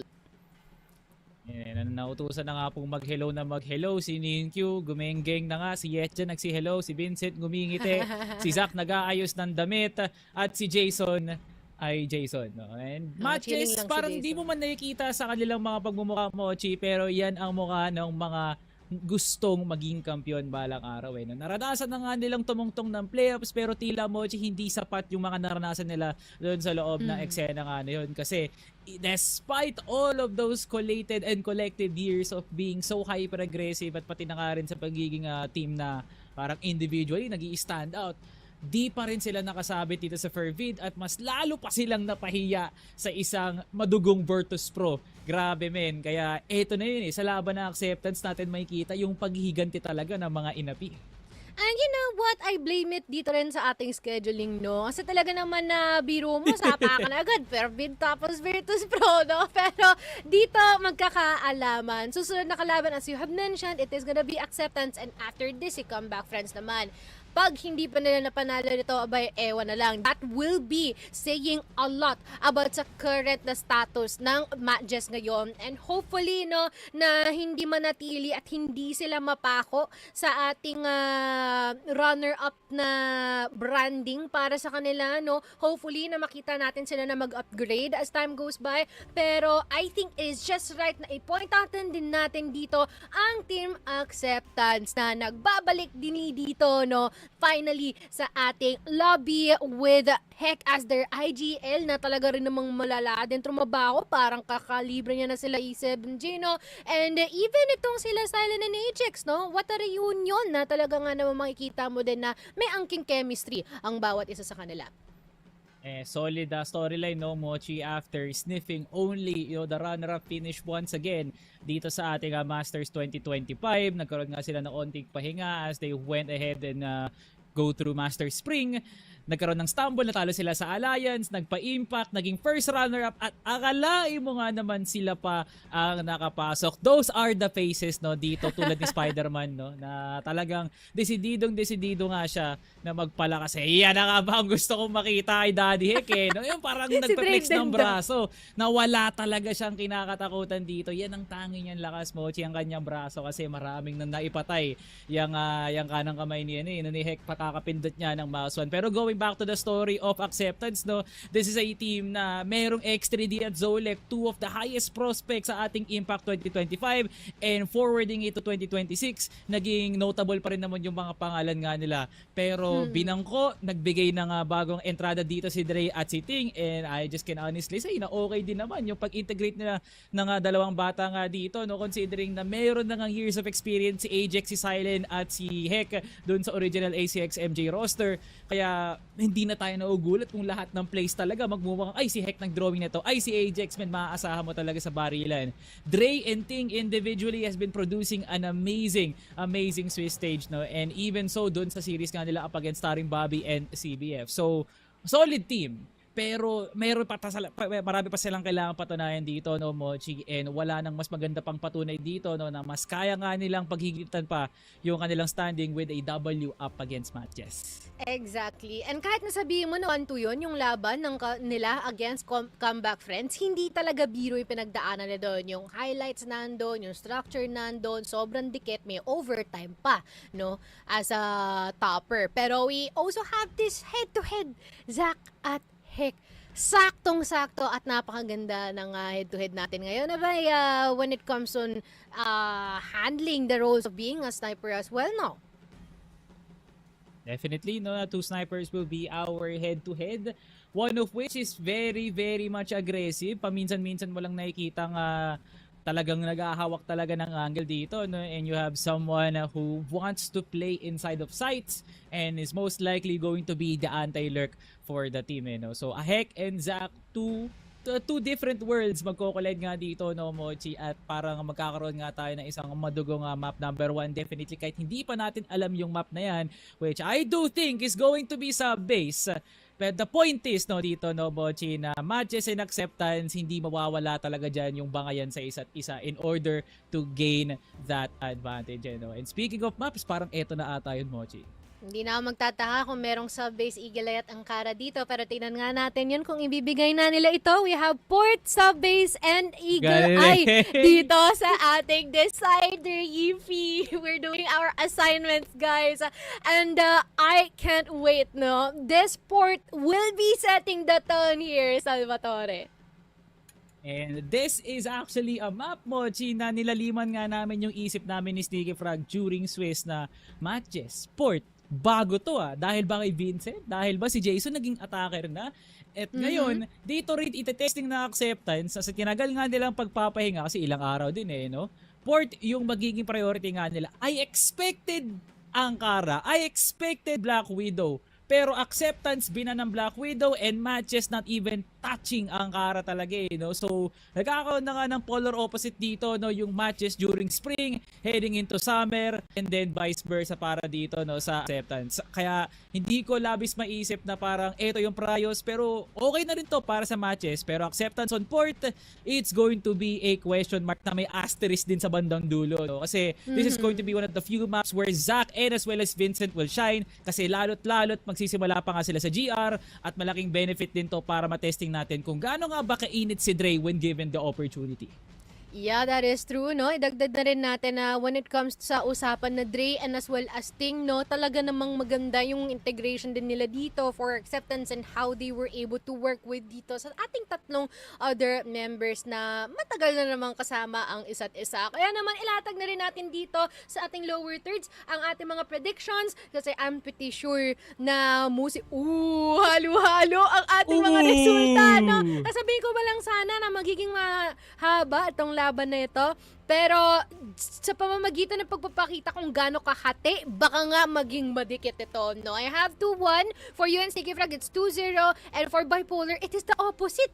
2-0 Team Acceptance. Bakit kaya, no? Medyo na-curious ako sa reasoning ni Bipolar, pero mamaya natin maririnig yon. Makakasama naman natin sa mamaya, no? At wala nang mas solido pa kung sumagot dito, no, sa mga malulupit ng takes kundi si Bipolar. And we would really love a question and answer para nga dun sa ating kaibigan nga mamaya. Pero nonetheless, pagkatapos nga ng ating prediction, tinaman natin kung saan pumapanig ang ating community. At parang mas maraming fanboys and fangirls dito ang acceptance, leading the charge with 65% of the votes. Laban nga dito sa matches na 35 nga lang din naman, no? Pero kasi, this is the community polls, iba pa rin talaga pag nakita natin yung gameplay nga nilang dalawa. Just safe to say na marami talagang nanonood na acceptance believers dyan sa ating mga live streams dyan sa lahat ng platforms. And then matches, they're naturally good pagdating talaga sa macro, no? So there's nothing really much to question kung ano nga bang papasukin nga nila dito sa loob nga ng port. But then again, this is a new phase of matches in a while. Nasanay tayo, Ninkyu, Rails, Yaba, tapos pumasok si Aldrin, nagkaroon ng Vincent. Ito na ata yung malaking pagbabago talaga na pinagdaanan ng matches ever since pumasok sila CBN and as well as sila Yaba. So yeah, matitesting natin tong dalawang teams na to kung sino nga ba yung may pinaka mas malupit na off-season, Mochi. At ito rin yung malupit dito, Salvatore, kasi sasamahan na tayo ng ating mga casters para dito sa ating series. Ito na, hilahin mo na! Sige, i-welcome na natin yung mga yan. Bang! Sakto na naman! Sticky Frog and as well as Bipolar ang ating kasama dito.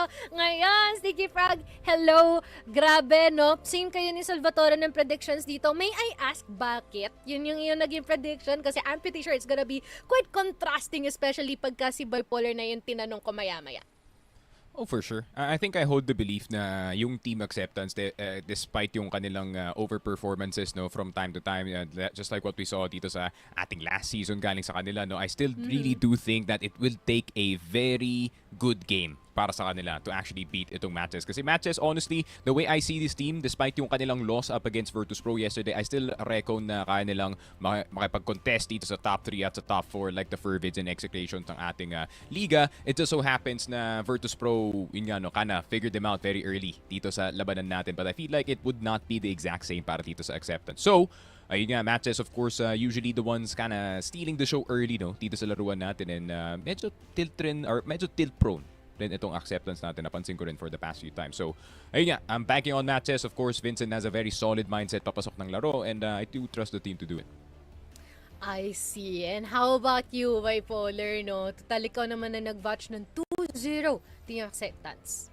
Wait lang, nawipos ako ng todo eh. So, I mean, nonetheless, no, itong prediction ko is really turning a couple of heads, but I just really don't believe on matches right now. If I didn't believe on matches last time, I just don't believe on matches even more right now. Yes, matches is impressive. I have to give them that. Yes, matches is amazing nonetheless. That nandito nga si Vincent and the roster change did really prevail. Sabi nga ni Jason, 'di ba, in the interview before na parang off stream na parang, uy, okay lang po. May problema lang in terms of comms, chemistry-wise, pero alam namin this is a better version on what matches was before. But I just don't see it happening, Mochi. Na parang nahihirapan ako ma-picture out na parang you already have these kind of talents. Mas lumuwag yung position dito ni Jason. He accepted to give out the IGL role. Zach always is frying. There was a time nakita natin siya dito dropping 27 kills. But what is that up against teams that can already see them having many faults pagdating sa game? I just believe in Acceptance even more kasi you have veterans in 3 players. Yes, there's also inconsistency in that team, pero parang alam mo yun, there might be a first 0-3 agad dito eh. That's what I'm banking on right now. And I feel like MATTJESS talaga yun. Yes, nakapuntos doon last time yung ating players mula sa Acceptance dun sa ating Rosea teams, pero again, hindi yun benchmark ng ating mga Filipino teams, no? And yes, also, may good point dito si Sneaky na parang, hot-headed ngayon yung ating players. Looking at the player cams pa lang, nakikita mo, Heck is very much vocal now compared to whatever happened before, no? Pero, let's see. I'm open to seeing the matches overpower us again, but yeah. Love that, no? And all I can say is that both of your observations are definitely valid, no? It's just that we've already laid down everything there and we need to trust yung mga players na lang to do their thing. Pero syempre, may karagadan tayong mga impormasyon doon. QD plus MJ, hindi pa rin gumagana. Ito nga ba talaga hindi sila gumagana? Sa pananaw mo ba, Salvatore, yun ang ating case? Mochi, we're still in week number 1 and many would say na hindi gumana sa loob nga ng Fervid at mas lalong hindi gumana sa loob nga ng Virtus.Pro. But this is just the same case ever since Regionals 2025, Mochi, na magbibigay talaga ng mga onting laban dito ang matches bago talaga silang tuluyang mag-init sa mga susunod pa na weeks. This is one of the few stumbles na nasanay na nga sila at sanay na rin tayong talagang makita. We have to let them cook, sabi nga talaga dito ng isang phrase no. Pero but nonetheless, no, the face value that we're seeing right now is just the tip of the iceberg. Naniniwala pa rin ako na maganda ang oras, maganda ang panahon para nga sa matches nga na to, no. Kasi you can never go wrong with Zach and you can never go wrong with Yetja talaga, no. Kasi nakita na natin Yetja with his playoffs, Zach, he is definitely hard hitting. Kaya kailangan lang natin ng onting panahon dito, no. Yes, hindi siya gumagana sa isang aspeto lang at ito yung week na yon. Kaya pag darating ang mga susunod na linggo, for sure matches mag-a-activate na yan. Yeah, and I feel like that's just a single case of a bad game, no? A lot of things might still happen in the future and as well as now. Pero ito ang ating second point. It is matches worst starting record, which is, honestly, I agree. How about you, Stinky Frog? I think there needs to be a bit of nuance dito, not gonna lie. Yeah, it's a very, clickbaity na headline dito, but I really feel like people should really look at yung strength of schedule para nga dito sa matches and the fact that they had to start off going up against FERVID, which in my opinion, hindi naging ganun ka-bad yung kanilang series. Napakaganda ng kanilang port actually dito sa series na yun, and that's why I am a bit worried, no, dito sa port dito ng Acceptance being their map number 1 kasi yun ngayon tinalo nila with FERVID, but I feel like MJ really just has some stability problems dito sa simula ng season, which is very natural para sa MJ kasi hindi nangyari nung when they went up 0-3 last time dito sa group stage, and then they somehow qualified by winning 4 in a row. So, hindi labas dito yung MATTJESS magic with this kind of start, but they need to redeem themselves soon kasi kung ganito na naman yung galawan nila, this is not really what the strength of the roster lies. Yung kumbaga pag nakikita mo yung roster ng matches, this should be like a 4th or a 3rd place team guaranteed na palabas dito ng group stage. So, yun nga, they better start playing like it. I would like to second that as well, no? Binanggit ko na rin kanina, parang may galat ata yung nag-schedule sa kanila. Kasi pansapakan ka agad. Pansapakan ka agad yung schedule, no, for them. It's okay. It's fine. Pero ito ang ating third point, Hex Perfect Series, which I think already been vouched by all of the stats here by Polder. I mean, looking at it, again, hindi yan benchmark. But congratulations to Heck, a perfect series, both 100 dun sa 2 matches nila up against TARINGBABI. But this time, I'm actually still pretty curious, pagdating dito sa quality ni Heck. Because, yes, maganda kapag madali ang kalaban. Pero up against matches that are warriors again and ready naman, and they were vocal naman din na parang EWC ang target. Kaya ba i-replicate ni Heck yung gantong performance in a Filipino setting para matigil yung apak dito ng matches towards EWC? We never know, right? But I'm open, again, to anything happening here. It's just pretty, mabigat yung laban na to. Pero let's see, might be, parang feeling ko lang though, never mag-om dito si Heck. That's He won't risk an AWM here this time. This is, we're already seeing really good observations and even a bit of predictions pagdating sa mechanics and as well as loadout sa paglalaro ng ating mga players dito. And I feel like it's about time for us, Salvatore, to hand it over dito. Round it up dito for our casters, Stinky Frog and Bipolar. Nakrakan na. Maraming salamat, Mochi and Salvatore. Kami naman ang minyong mga kasama, It's a Stinky Frog and Bipolar for the last matchup of the day, and purely Tagalog tayo ngayon. What do you think about the so-called parang meron na tayong dire-diretsong Cebuanos Sneaky? Especially nandito na si Vincent for MATTJESS. They're high octane now even more. So, anong thoughts mo doon? Yun nga, man, half the league is Cebuano at this point, right? And yung mga ibang mga Manileño teams natin, even rocking some Cebuanos right now in their teams, pare. You could call it the Cebuano meta at this point, right? Yeah. And it just really is the influence of the style and yung the type of play na nabibigay nga galing sa region na to, more aggressive and assertive, pero meron ding onting spice and onting inspiration galing sa mga ibang international play. It's not just yung mga Cebuano teams natin now heading into yung mga A site or B site na pag ganun-ganun lang na push back. Yeah. There is now thought, there is now intent behind these pushes, and it's a really good evolution para sa dalawang teams na to, pare. And speaking of evolution, this Vito is actually pretty interesting kasi pakiramdam ko pag nakita mo to bilang normal fan ng dalawang teams na to, sasabihin mo, okay, MJ's got this 2-0. Pero paalala lang, Team Acceptance actually took itong CBF natin to the distance dito sa sub-base 13-12. And of course, with CBF and their run right now dito sa group stage natin, pare, pakiramdam ko na that is, gonna be a significant win, and especially knowing how close that port map was para sa kanila, obviously will be a point of strength na pwedeng kunan dito ng Team Acceptance. They also won that Eagle Eye, by the way, which is also their map number 3. So in terms of Vito, actually medyo napamagic pa dito ni Hek na, it may look like MATTJESS having the advantage in this one, pero in all honesty, meron palang pre-existing experience itong Team Acceptance against harder teams arguably dito sa tournament natin. Yun nga I mean, and I also like to go back to your thought na parang, the rounds here might really be going further than what we expect, no? And I do agree with you on that. Kahit maging 2-0 to, there's a possibility that we have 2 overtimes for those 2 maps. Kasi yung kalibre ng ating dalawang teams ngayon, almost neck and neck. And before nga tayo umabot dito, even the day prior, sabi ko, this is the matchup na we have almost the same. From the recent stint dito and matches ng ating matches, yes, it's a 0-2. Alam natin malakas pa rin sila. Now, I put them with the likes of Acceptance. That's why we can definitely see it in the map Vito. Pero ngayon, syempre, magtutuloy-tuloy yung ating usapan after marinig ang ating mga player comms for the map of Port. Gusto na. Nasi ako, bababiyar ko. Mukan. Nisi. Isa.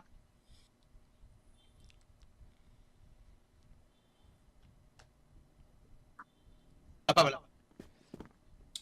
I know. And historically, just to put it out there naman na, no, and if my memory is correct, hindi pa nananalo ang Acceptance up against MATTJESS from the recent matches. So take that into account.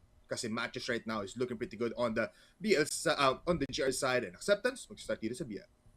Yun nga, no? It's kind of been I wouldn't say a rivalry dito sa local natin, pare, but it's more like them 2 strong teams out of Cebu that are outside of the conversation of Stallions, to pare. And obviously, they do want to be that second team, that team that follows them up in the Cebuano greatness. Pero, long 8 take para dito sa Acceptance. I mean, full M14s in their arsenal, no, Sneaky?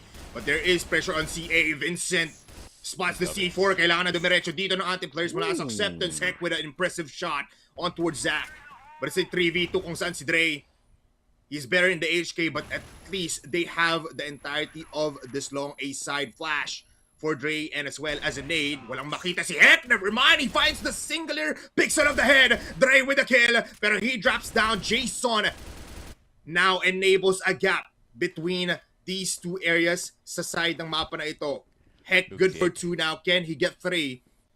A singular shot with a TRG, but he is stuck, Sneaky. Para siyang nakakulong dito sa corner, nakakulong dito sa may ladder, but can he get up?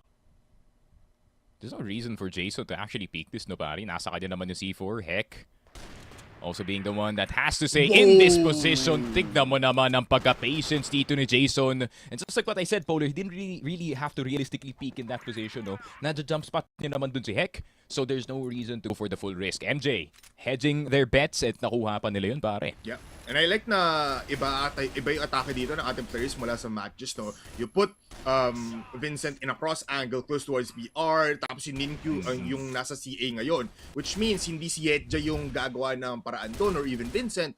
At dahil doon maraming na opportunities dito para sa ating mga top fraggers na makuha ng kills. But speaking about Yetja, he's already dead. Yun nga, paano siya namatay doon? And from what House position? B. It seems like House B. I assume yung peak, no, na napakaliit dito sa may LB side natin in that very small gap that you can see into HB. And unfortunately, yun yung favorite angle dito ni Heke. So I think he's a bit too familiar with that specific position, pare. Yeah, and even in the GR side, no, Sneaky, alam natin yan. He rarely goes top A now. He always goes towards House B or even dito towards court ng dire-diretso lang. But this is what we expect now for these 2 teams. Now, very, very slow. Try to dip out all of the util, pero both teams knows what's happening. Ninkyu in top A. Different situation for Acceptance. Can they replicate once again? They cannot. Ninkyu enables 2 kills, pero Flash is there para kay Vincent na mag-pick agad kasabay ng Flash. 3v2 where Vincent is very low, and the same players para sa Acceptance na makakuha ng planta ng bomba. C4 can be taken, pero delikado pa rin na Flash para makapasok dito si Dre. They don't expect it na nandito na agad si Ladder. Sa Ladder dito si Dre. And as you can see, 2 players throwing HP, pero it's a good for 2. 1 for each side. It's Vincent versus Sek. IGL in play. And Vincent doesn't know what to do. 24 HP, kabado, pero look at Heck. He's confident, pushing into top A, missing the shot timing, but the headshot falling down from the skies. It's Heck with the first round win. Yeah, and sayang yun from the side of MJ, no? I was just about to say, Polar, na one of the main reasons why yung mga top A players natin is usually the riflers now is because all of that utility ay palipad nga papunta sa'yo and you really want to preserve that sniper's life as much as possible, which they did. Maganda kayong ginawa ni Ninkyu dito sa top A, but sadyang hindi lang nila mapatay si Dre at si Heck. Dre doing a nice job of just sitting dito sa ladder angle and just waiting. Kasi pag inakit niyo yun, pare, that's an instant trade galing dito sa side ng MJ. Different times now, Sneaky. No, parang ang nakikita nga rin natin ngayon, Sneaky, back and forth. We're seeing these adjustments for matches might be testing the waters. I like it. And every time, different flavor to para sa Acceptance. Kasi if they always prioritize long A, di nila alam kung sino yung nasa taas ng site ngayon. Kaya pag sinasabi ko talagang Cebuano Crossfire, it's not about the aggression, pare. It's about the variety. Yeah. Sobrang deep ng playbook and knowing Vincent, kahit anong side pa man yan, he knows what to do. He can command these players on where they are, are gonna be shining. Pero Heck answers, and the rest of Acceptance answers with a mid push now. 3 players. Silent is here, hindi pa rin si Dre, but wallbangs will not be successful a little bit. Vincent dodges the nade. Oh, first house retake, Sneaky. Barely any CA takes, no, Polar? Huh? Pansin mo? Barely any CA takes. Yeah, and only for matches early in the round. But we continue where the shots are going to be flying towards the walls and enter Jason's body. Oh nga, no, parang wala masyado dito para sa Acceptance. They usually use this at least a couple of times in the early rounds. Pero Ninja play, they find Zach! The sniper is never safe kahit wala yan dito sa top A. And now they pinch everyone dito sa may B side at isa lang yan. With Vincent down, B is open. With Ninkyu far away, he is alone.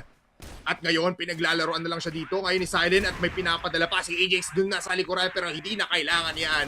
Acceptance with a very good push on B.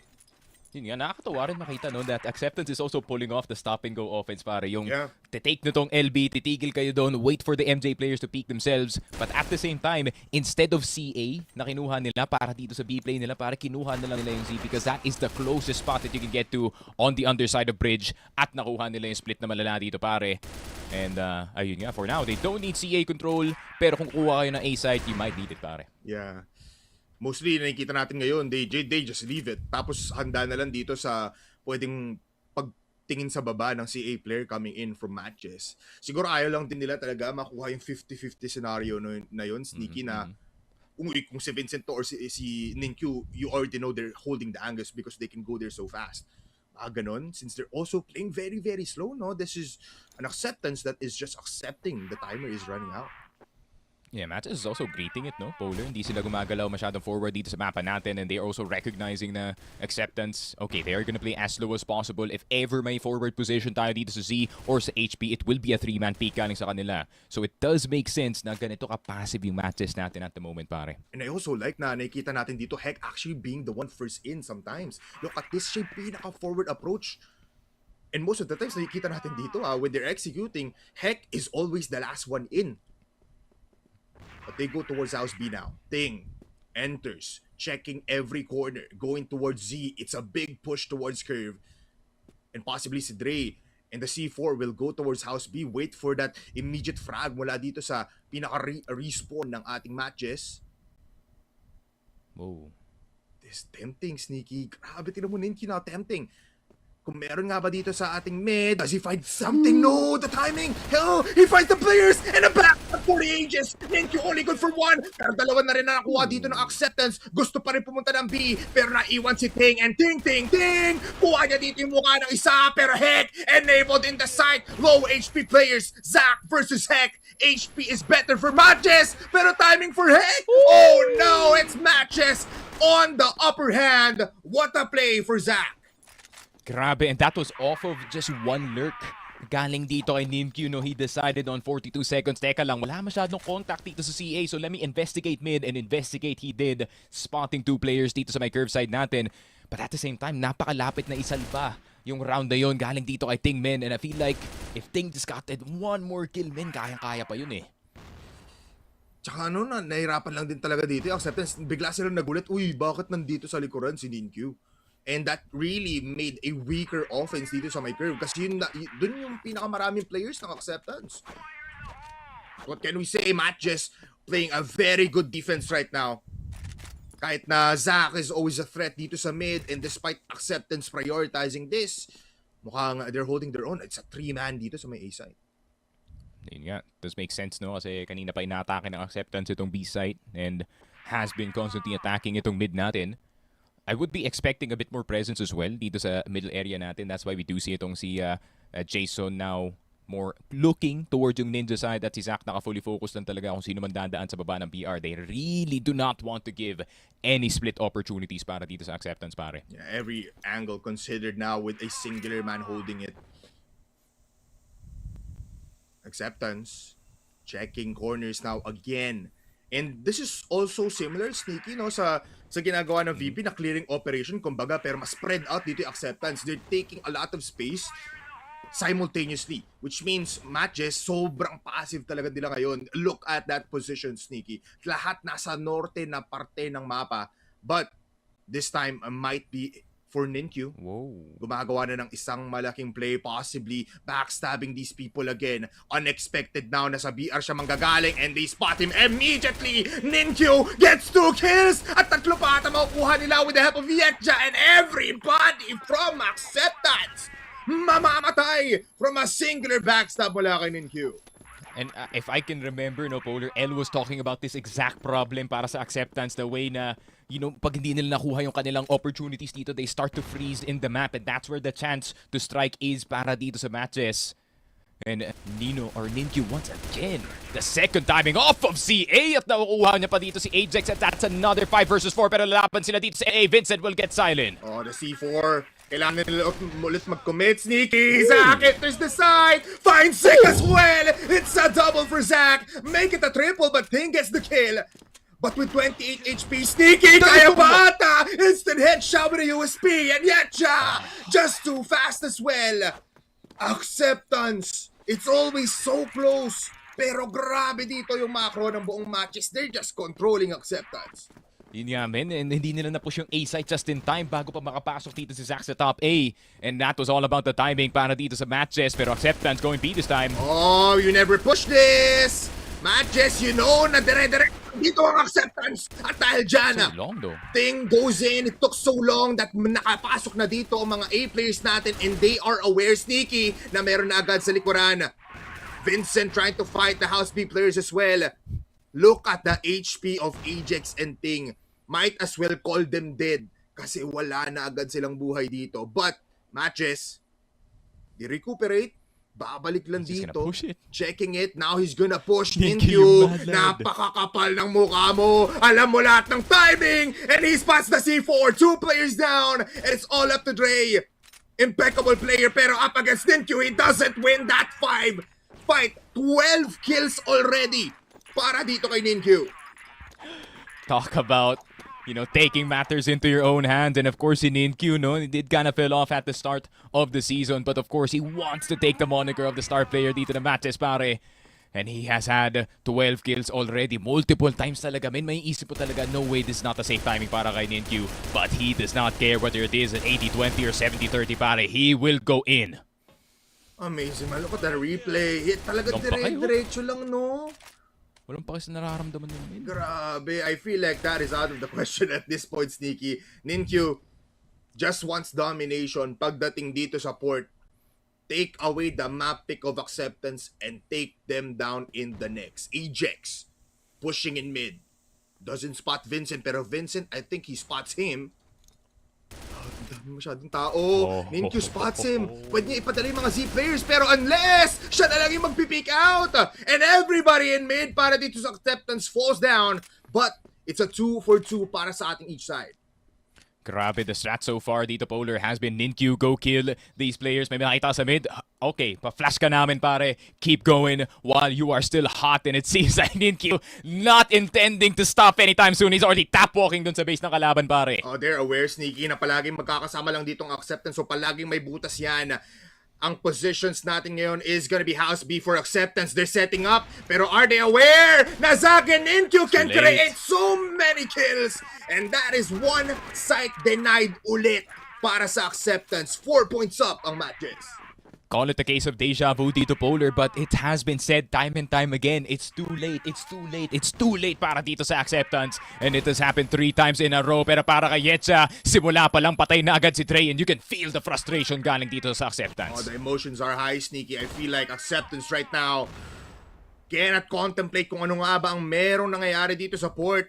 They thought they had this in the BR side, and already, no, for the first half, 2 na agad ang lamang dito ng ating players mula sa matches, even if, actually 3, no, even if another point goes into the hands of Acceptance. So last round in the first half, and Acceptance already down a player. Of all the players to do it too, no? Si It Dre had pa. to be Dre. Si Dre pa yung gagawa ng ganun na push, pare. Dre usually the one who's leading the frags para sa team. Kaya dito ng Acceptance, and him dying early is not a good sign para sa kanila, pare. This is what I was talking about, how tilt-prone Acceptance is. And this is a prime example of it, pare. It seems like that MATTJESS sport map win up against itong Fervid did more than expected, pare. I mean, I like this as well for matches, no? They know na you can answer back passiveness with passiveness. Kasi you have the better side here to be passive. Kasi at some point, diretso talaga sa mukha mo yung Acceptance. And if naging antsy mga players mo, well, ibigay mo kay Ninkyu yun. Kasi he can just push every time and create so much space. Mukhang A-site ang gustong puntaan dito ngayon na Acceptance. C4 in the steel doors. Ninja play denied with the help of Jason dito sa mid. Ang daming mga positions ngayon nakakaiba para sa MATTJESS. Kung ikaw yung Acceptance, nakakabaliw to. Lalo kung pupush na naman si Ninkyu. At mahanap ka pa yung C4. Denied ang long. Denied ang mid. Denied din ang curve. MATTJESS in full control here in port. Heck, trying to recover, gets 1 kill, needs to create 3 more, kaso yun lang, mabilis ang pa ni Jason, he's not an IGL anymore, Heck, he's a fragger. Pero Ting, left alone, young star in the making, can he do it in 19 seconds? Wala to, Sticky, tignan mo naman, napakalayo na dito ng MATTJESS, but Jason to fall, Vincent malayuan, Ninkyu malayuan na rin, alam nila that this round is theirs. Sinala pa yung flash, no? Para di man lang makapasok dito ng SD itong si Ting. And that will be a 7-2 para dito sa MATTJESS. It is just absolutely impressive ang nagagawa nila dito, Polar.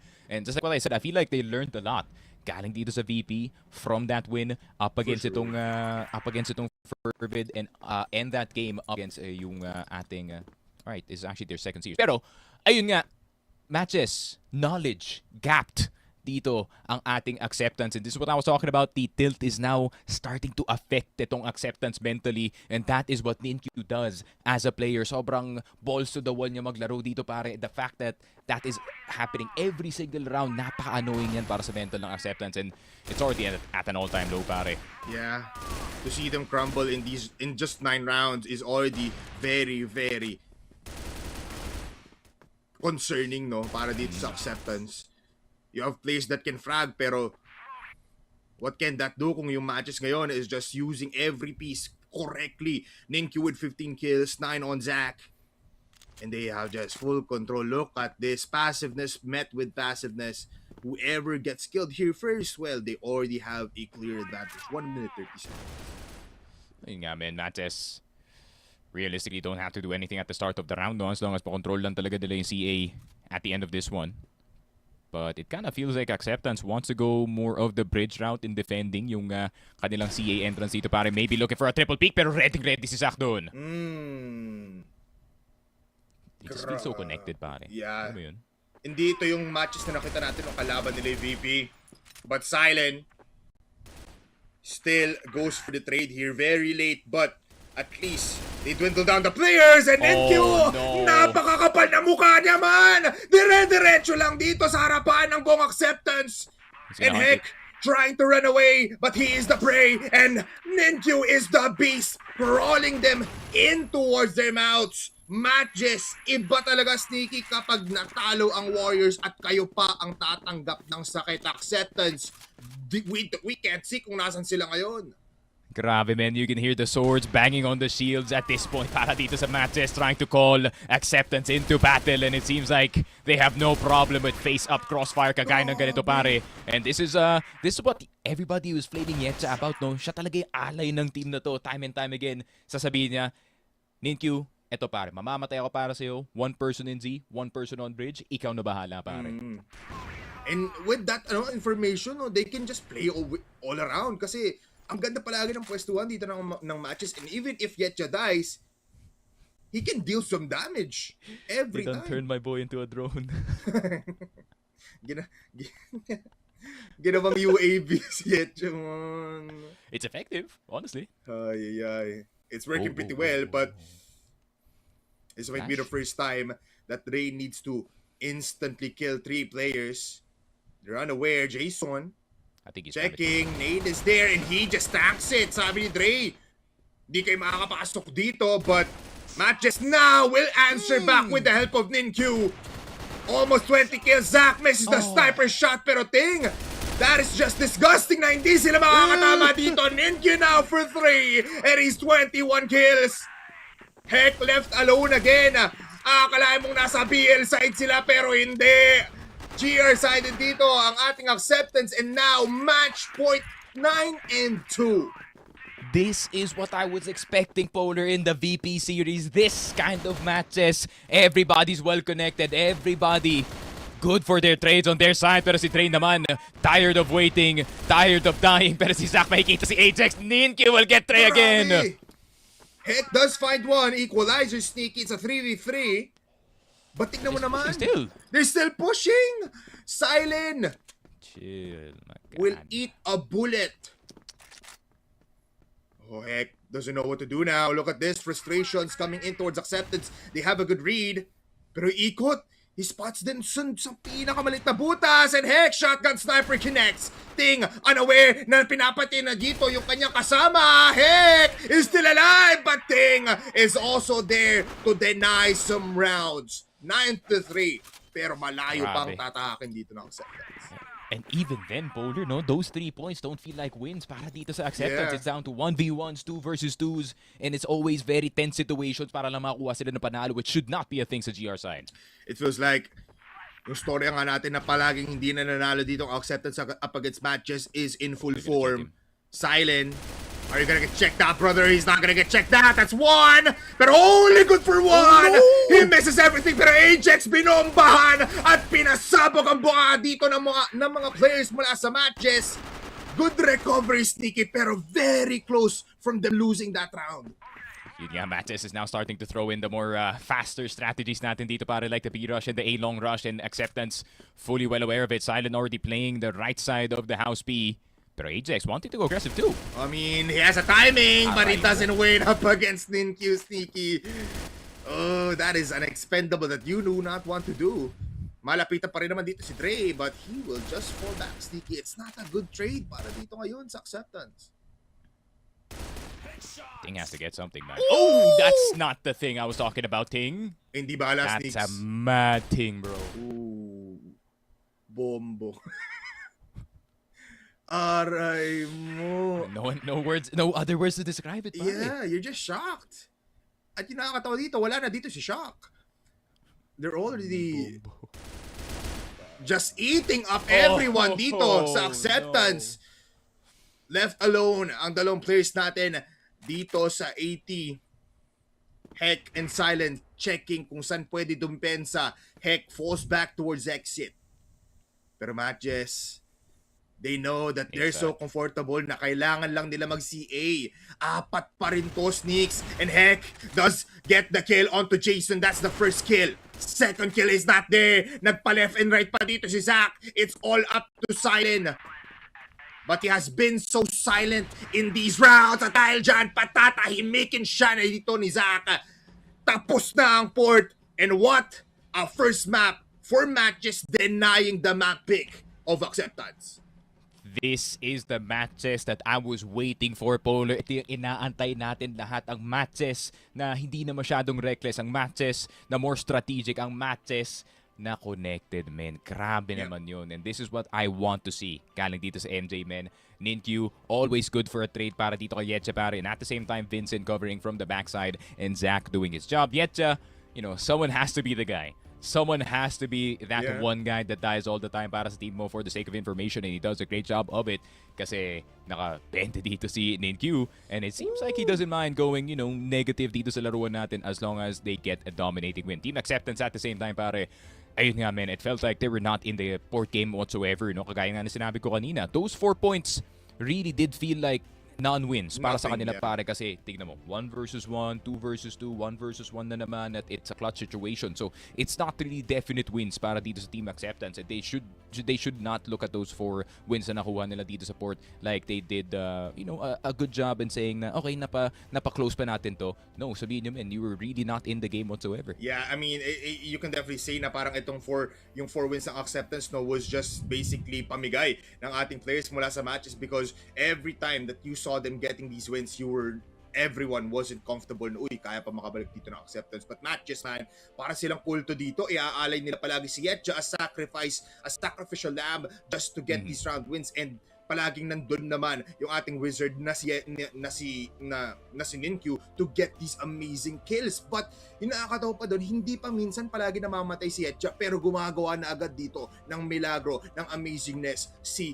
Ninkyu on the other side. What a GR side, Sneaky. They were well aware na yes, papagalan dito ng players mula sa Acceptance, pero at the end of the day, wala yung i-invest na lurker 90% out of 100. And that just means Ninkyu can always go for these big pushes on the other side of the map, and it's so insane na may kita mo the timing is always there. It was like perfect para kay Ninkyu. This is a game that he will look back and say, this is almost my prime. Di pa naman siya nandoon, but this is one of his best performances in a way na talagang natalo niya dito ang Acceptance. So MATTJESS 1 point up na already in this, plus di pa tayo nakapag-overtime for a very long stretch of rounds. But let's see, mag-uusap muna tayo together with Mochi and Salvatore dito sa panel desk. At maraming salamat sa ating mga casters, and boy, oh boy, medyo nalungkot ako doon, no, Salvatore, kasi we're expecting a really close match, and in-expect ko din na there will be a bit more structure. Kaya lang kasi, based sa nakita natin dito sa mapa ng port, parang lahat sila nagkukumahog, they're minding their own thing to the point na hindi nila natutulungan o nasusuportahan yung isa't isa. At least from my perspective dito, no, for Team Acceptance. But on the other side, for MATTJESS, grabe yung flow state nila, especially nung tumapak tayo sa second half. Grabe, no, Mochi. Ito na ata ang pinakamalungkot na reunion na nakita ko, no? Way back 2023 when it was still Acceptance X matches, no? ACX MJ nga sila dati. At pinakita lang ni Vincent na para lumago, kailangan niya talagang hatakin pababa yung mga dati niyang kakampi, no? And Vincent definitely had the right call na let Ninkyu cook, no? At parang pinoprotektahan pa nga nila si Ninkyu in the process. Yes. Despite Zach being, you know, casually being there. Tumatama naman, okay naman. But the highlight was definitely Ninkyu at yung pagiging underrated talaga ni Jason sa Raider, no? Na kaya nilang gawin lahat, no? Magmala UAV dito, tumingin sa kung saan makakita nga sila ng kalaban. The mid rounding is just efficient, na to the point na nagmukha nga naman talagang efficient ang GR dito, no, na ang MATTJESS. And talagang mas napalago nga nila yon nung nahanap nga nila na, oy, pwede maging aggressive si Ninkyu dito, no? At pwede nga nilang palaguin pa lahat ng ginagawa ni Vincent during the mid round. So all of that collated into one singular play. Mochi, grabe, napaka-efficient nga naman talaga. Sobrang efficient indeed. And I feel like it's just right for us to break down, no, where did everything go wrong para dito sa Team Acceptance, Salvatore? Tingin mo ba, ano yung mga things na hindi dapat nila ginagawa pero nangyayari inevitably. Ako na, bubulol pa ako. Valid nga rin na naman yun. Siguro dahil ba natin dito sa side ng Acceptance to na there are just some plays na feel ko napapalampas nga din na talaga nila, no, which is si Ting at si Dre, of course. We can definitely cannot go wrong na pag binigyan mo na onting space si Dre, he can give you some results. And ganoon din naman talaga dito kay Ting, especially na nagkaroon nga sila ng both si Ting finished the game with a positive KD. So, isa mga bagay na hindi ko lang talaga ine-expect sa Acceptance is for them to challenge so much of the fights kahit BL nga talaga sila, no. Parang as BL, sa loob talaga ng port, you would want the minimization talaga ng mga laban nga dito. Kasi syempre kailangan grupo-grupo kayo kung pumasok talaga ng site. Given na may isang lurker, I do think na dapat nire-respeto nga nila na una pa lang, okay, nakakarami ng kill si Ninkyo. Sige, alay-alay ko nga lang yung buhay ko dito. Baka sakaling mawalan ng gasolina din si Ninkyo. Ang kaso, hindi nawalan ng gasolina si Ninkyo, diba? Talagang nire-recta, dina-double, tina-triple pick nga din nila. At talagang nahanap nga ni Ninkyo yung taas ng kumpiyansa. Siya na mismo ang nagpo-force ng fight dito, no? So it was definitely inevitable, Mochi. Nakaka-feed na Acceptance sa sarili nga nila for the sake of info and dueling. This is what happened. A very huge massacre talaga sa loob ng port na hindi magugustuhan talaga na Acceptance ang resulta nga na to, no? Look at these very very amazing entries nga naman, no, from Ting and as well as kay Hek. Makikita mo, no, Mochi, kung tumigil ka sa panonood ng first half, masaya ka na, feel mo panalo na Acceptance, no? Pero grabe, binawi talaga ng matches lahat the moment that Zack and Ninkyu locked in. At ganito ang nangyayari pag hindi nyo talaga tinitignan lahat ng mga parte ng mapa, no? These are just amazing plays from matches overall. Amazing plays indeed. I mean, there are some moments na parang pinapakita nila. Parang dalawa yung pinapakawalan nila dito eh. Yung una si Ninkyu, which is binanggit mo, no? Pinakawalan sa kulungan para magwala at ang lahat talaga nilalapa niya. At pinapakawalan din nila dito, no, si Yetja. Yan nga lang for the reason na makakuha ng additional information and to do some damage dito sa katapat, but unfortunately may mga times na hindi niya nga natatapos, no? I hope that they won't be dwelling that much sa ganong type of structure, but other than that, I feel like there is a lot of things to be worthy na pagkaigihan pa dito, no, ng Team Acceptance kasi again, they were caught bit lacking dito sa ating istorya ng port. Lalong-lalo na pag tinignan mo pa ang KD dito ni Ninkyu and as well as ni Zaka, wag nyo nang pansinin yung headshot percentage, no? Pansinin nyo kung ilan yung pinagpapatay dito ni Ninkyu sa buong laro na to. That builds up almost to what, 70% Mochi ng contribution nga dito, no, sa matches. And these are rounds, these are rounds na talagang inisip ni Ninkyu, ang tahimik ka, hanap kaya ako ng kill dito, no? Tapos nag-snowball siya na nag-snowball to multi-kill after multi-kill na nagmukha kang madali para kay Ninkyu, no? Yun ang kailangan pag-isipan dito ng Acceptance, no? The way na dinideliver nga nila yung sarili nga nila for the sake of battle, parang di ko talaga maintindihan, pre.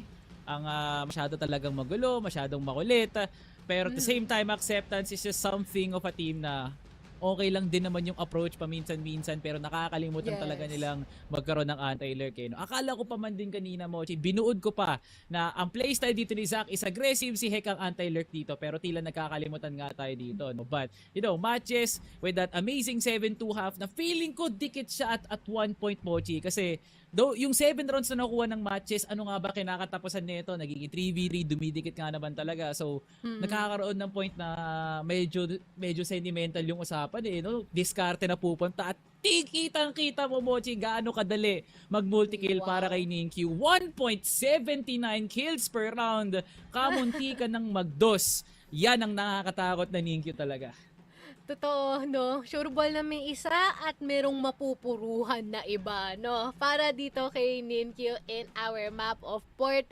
I am wondering if they can carry this over pagdating sa ating susunod na mapa, no? Na I'm pretty sure pareho din nilang gusto. And again, this just says a lot sa estado ng matches ngayon at as well as all of the improvements na kailangang pagdaanan ni Acceptance sa lalong madaling panahon. Pero for now, no, papahinga muna tayo. Magkakaroon kaya ng gante ng api dito for Acceptance later on? Malalaman natin yan pagkabalik natin.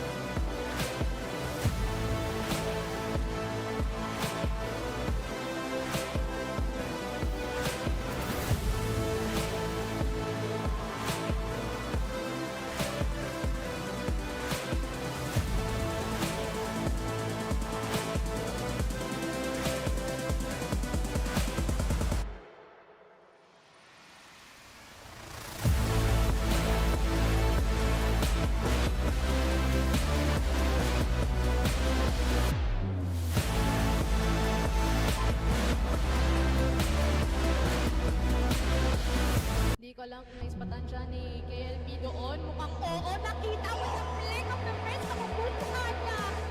Be careful, but he gets the shot. Uy, grabe! Saving play pa. Tuguan na nga ngayon si Cetra. Elvin nakabantay. He's gonna get one. And also two huge. Nakaya, pero wait lang, hindi pa raw tapos yun. Lahat ng action, eh, masusundan pa. We are gonna be seeing prevalence race here dito sa house. Ano doon, no? Flash grenade from PSA! Kitang-kita niya sa KFP!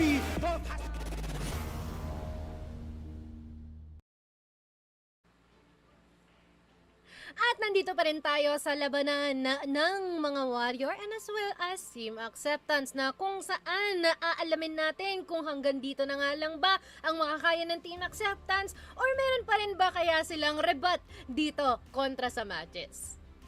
Ako honestly, Mochi, speaking in behalf of Acceptance, no, hindi ko tatanggapin na di tayo aabot ng Eagle Eye dito. No? Kailangan natin makita yung pangatlong set na yan. Kasi maraming gustong patunayan na Acceptance, so we've rated them as low as way below tier nga naman talaga. No? Above average lang, so to speak.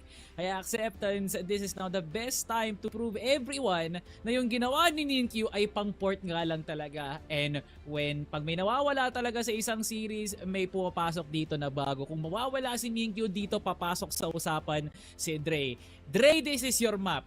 Alam natin, pre, Ubek Maniac White ka pa lang, pre, familiar ka na talaga sa mapan to. Kaya huge challenge to para kay Dre na tablahin itong series to in order for us to see Eagle Eye. Kasi kung hindi, marami talagang mabibigay na points dito, no? Ang MATTJESS that they are indeed the better Cebuano team, they are the more well-equipped team, at higit talaga sa lahat, no, they just have the better players overall, no? So Acceptance, heck, fully activating his anti-lurk. Sana talaga makita na nga natin ang less kills para kay Ninkyu, and let Dre do Dre things talaga. Pag yung dalawang gumana yun, Bochi, 2 points pa lang yun. Hindi pa kasama sila Silent at sila Ting doon.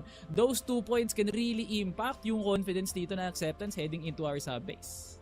Totoo, no? And I really do hope na magkakaroon nga sila ng magandang estado ngayon, no? Sa ating ikalawang mapa. Total, ito naman conforme sa kanila, no? Comfort and as well as familiarity. Yan ang meron dito for both of our teams and our next map here in sub-base, and we just really do hope that they can keep themselves stable, no? Regardless sa kung gaanong katinding pambabalagbag yung ginagawa nila dito, no, from MATTJESS. Pero I think it is time for us na rumekta na sa ating laban. Bipolar and Sneaky Frog, kayo na to.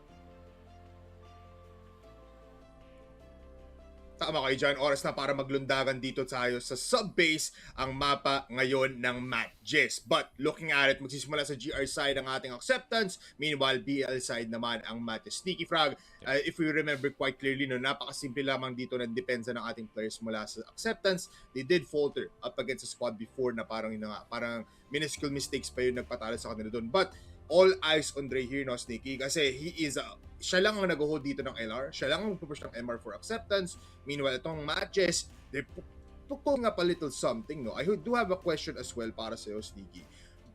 Is it possible na magmukha ulit ditong Rosea team ang ating players mula sa Acceptance after that dito sa port?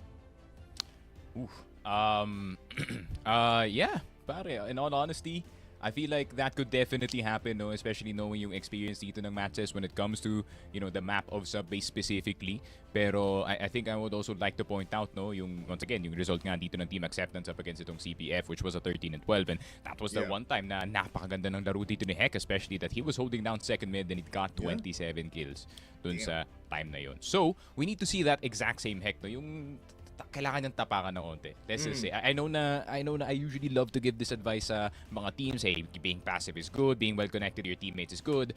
But sometimes, man, you just have to send kasi hindi nyo mapapaikot yung wheel dito kagaya ng nakita natin from MATTJESS kasi MATTJESS, they forced the wheel to go 40 miles an hour. Salamat dito kay Ninkyu na he was just forcing every single play possible dito sa mapa na to. And this goes back conversation of proactivity, pare. We need to see more proactivity from the side of Team Acceptance, and it is also a point as well na yung paglaro ng grouped crossfire is a double-edged sword. Kasi, ayun nga, granted, you will be clearing every single angle na tatlo kayo dito, and you will be, having easier times clearing yung mga ibang positions natin. But at the same time, you're leaving a lot of space wide open para sa mga GRs natin, para tumesting ng mga angles. Kagaya na nakita ni Ninkyu kanina. So, I can easily tell na Team Acceptance was definitely studied dito ng MATTJESS, and they kind of expected what was gonna happen dito sa mapa ng port. And hopefully, Team Acceptance also did their studying, especially that game up against Tito sa ating, or especially that MATTJESS game up against itong FERVID. They actually went 10-7, no? And I feel like FERVID did a really good job, especially dun sa baka late rounds natin of denying that second mid opportunity, passage opportunities na usually nakukuha nila. So let's see if they can deny the exact same things, pare. Yun ang may kita natin dito. Labay bomba. Baming log. This sub-base. Smoking. Ay, smoke na dito. Ilar mo. Ina ko na nilayat ko takot. Oh.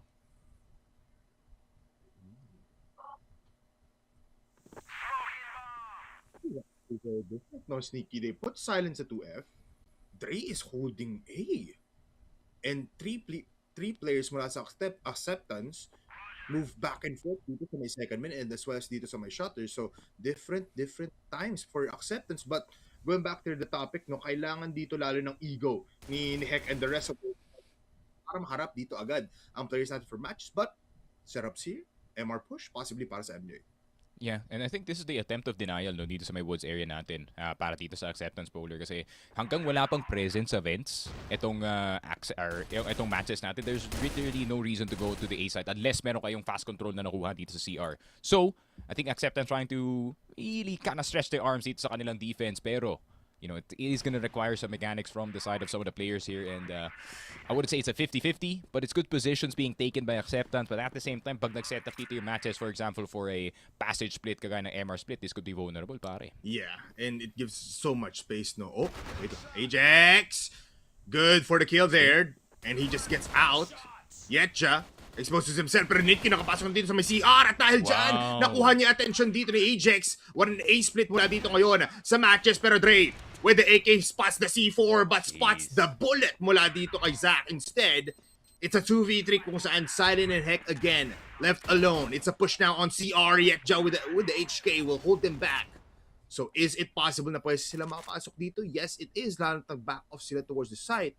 It's a post plant that is just too good para sa matches. I doubt that they will lose this. Heck, still wielding the TRG here. Could have gone for an HK instead, but Silent will fall down.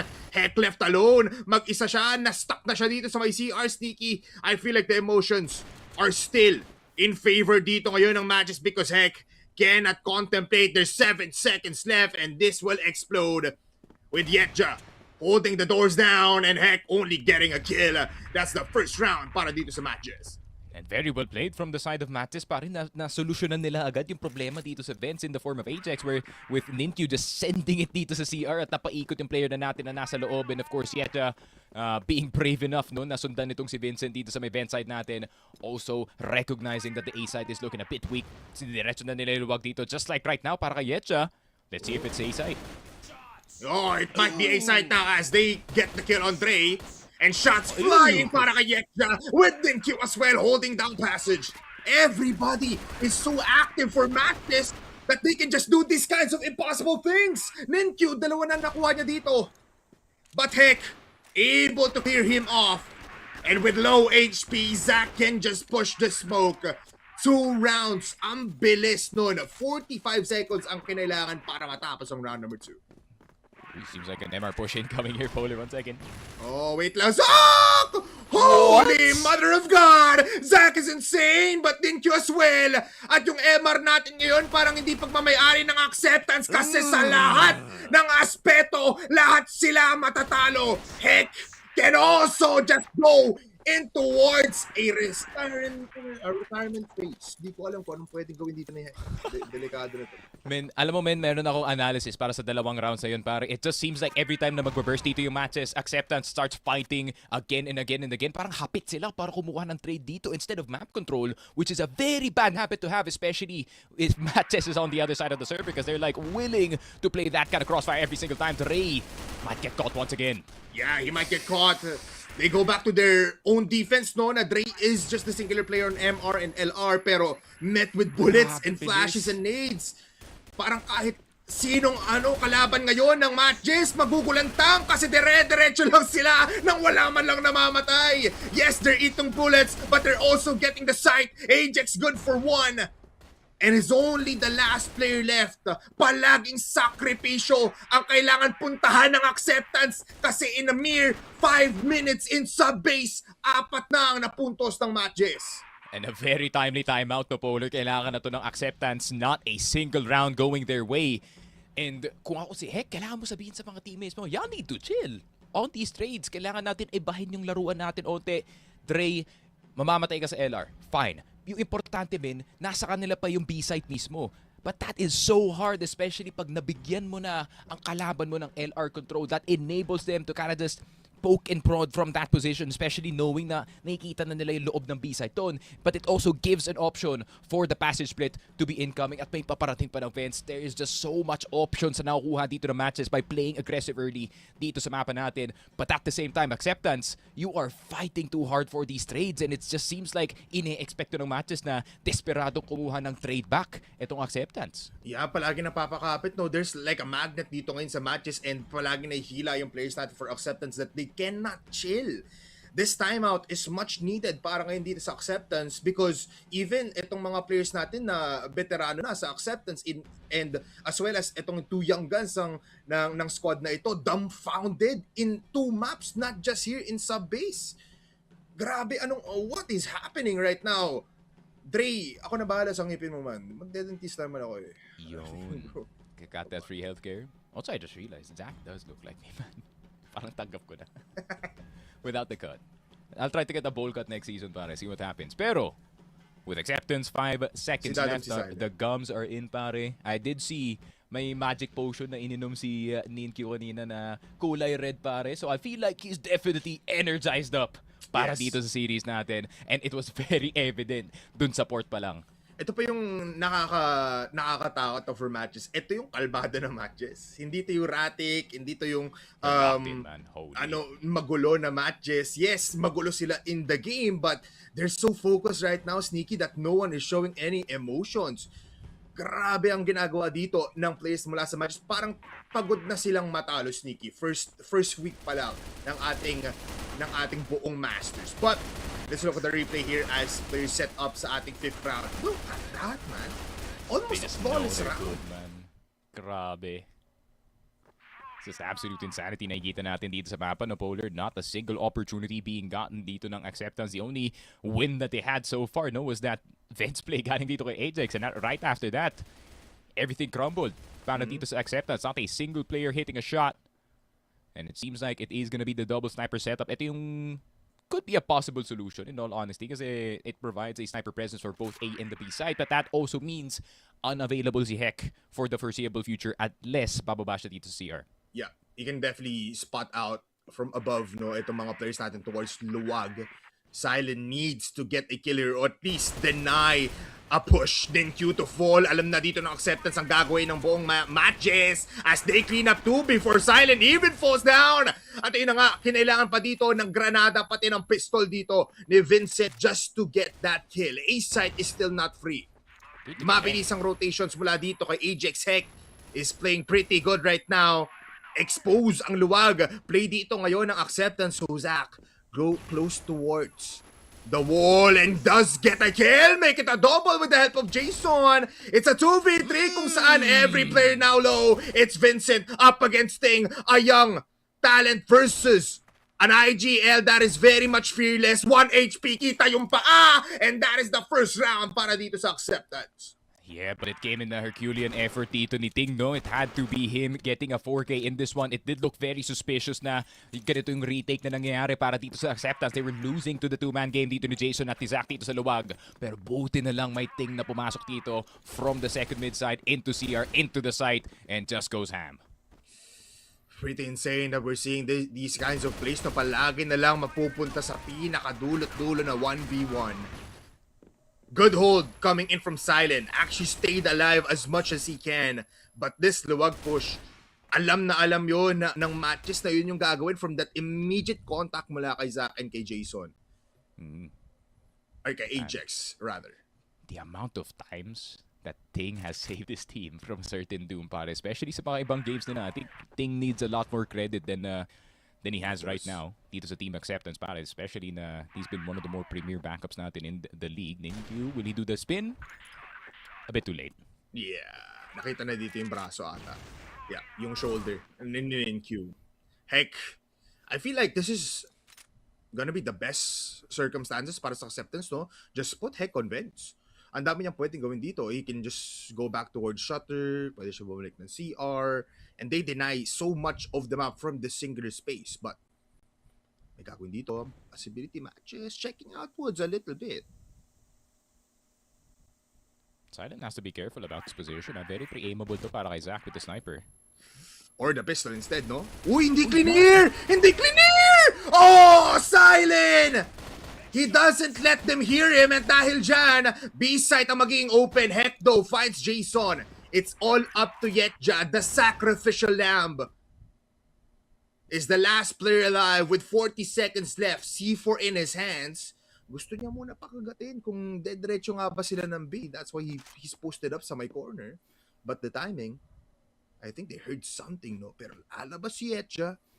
Met towards the gate. Dito makikita si Silent. Never mind, he goes towards respawn. Yun lang timing. Yetja! Yetja, go towards your left side. At dahil dyan, Acceptance able to claim two rounds after a beautiful time as well.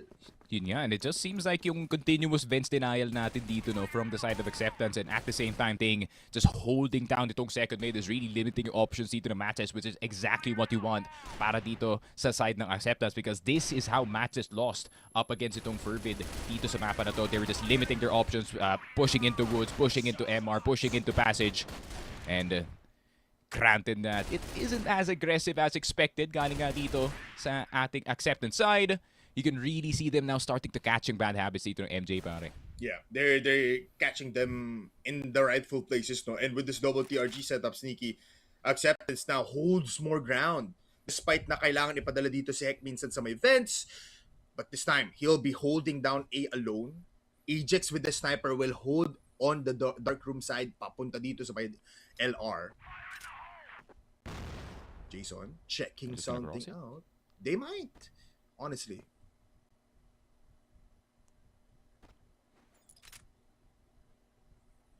Just a smoke, I think, pare. Take that early LR control para maramdaman ng mga players dito sa B-site na may onting pressure na nanggagaling dito from this locker side. And things gonna feel it, pare. Yep. That smoke enables them to at least send out itong si Ninkyu alone, no? Or even Jason. The C4 is in this spot. So, kailangan dito mas patan ni Ajax. At least yung pag-cross ni Vincent. But there's also distractions dito sa may second mid, dito sa may passage. Which means, hindi pa alam talaga dito Accepted kung saan manggagaling yung mga kalaban nila. There's 45 seconds and the call now is just to go A. Zach, you need to send it A, brother. Oh, wrong part to send it on. Pare, second mid. I would have wanted to see him just go down dito sa may luwag side natin and try to challenge Heck. Oh, though.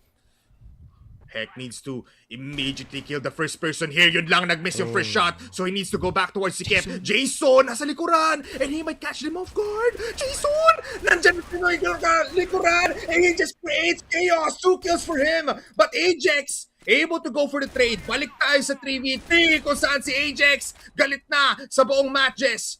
The Spartans cannot breathe right now as there's 3 players alive mula sa Acceptance. 2 players. Make it 3 now.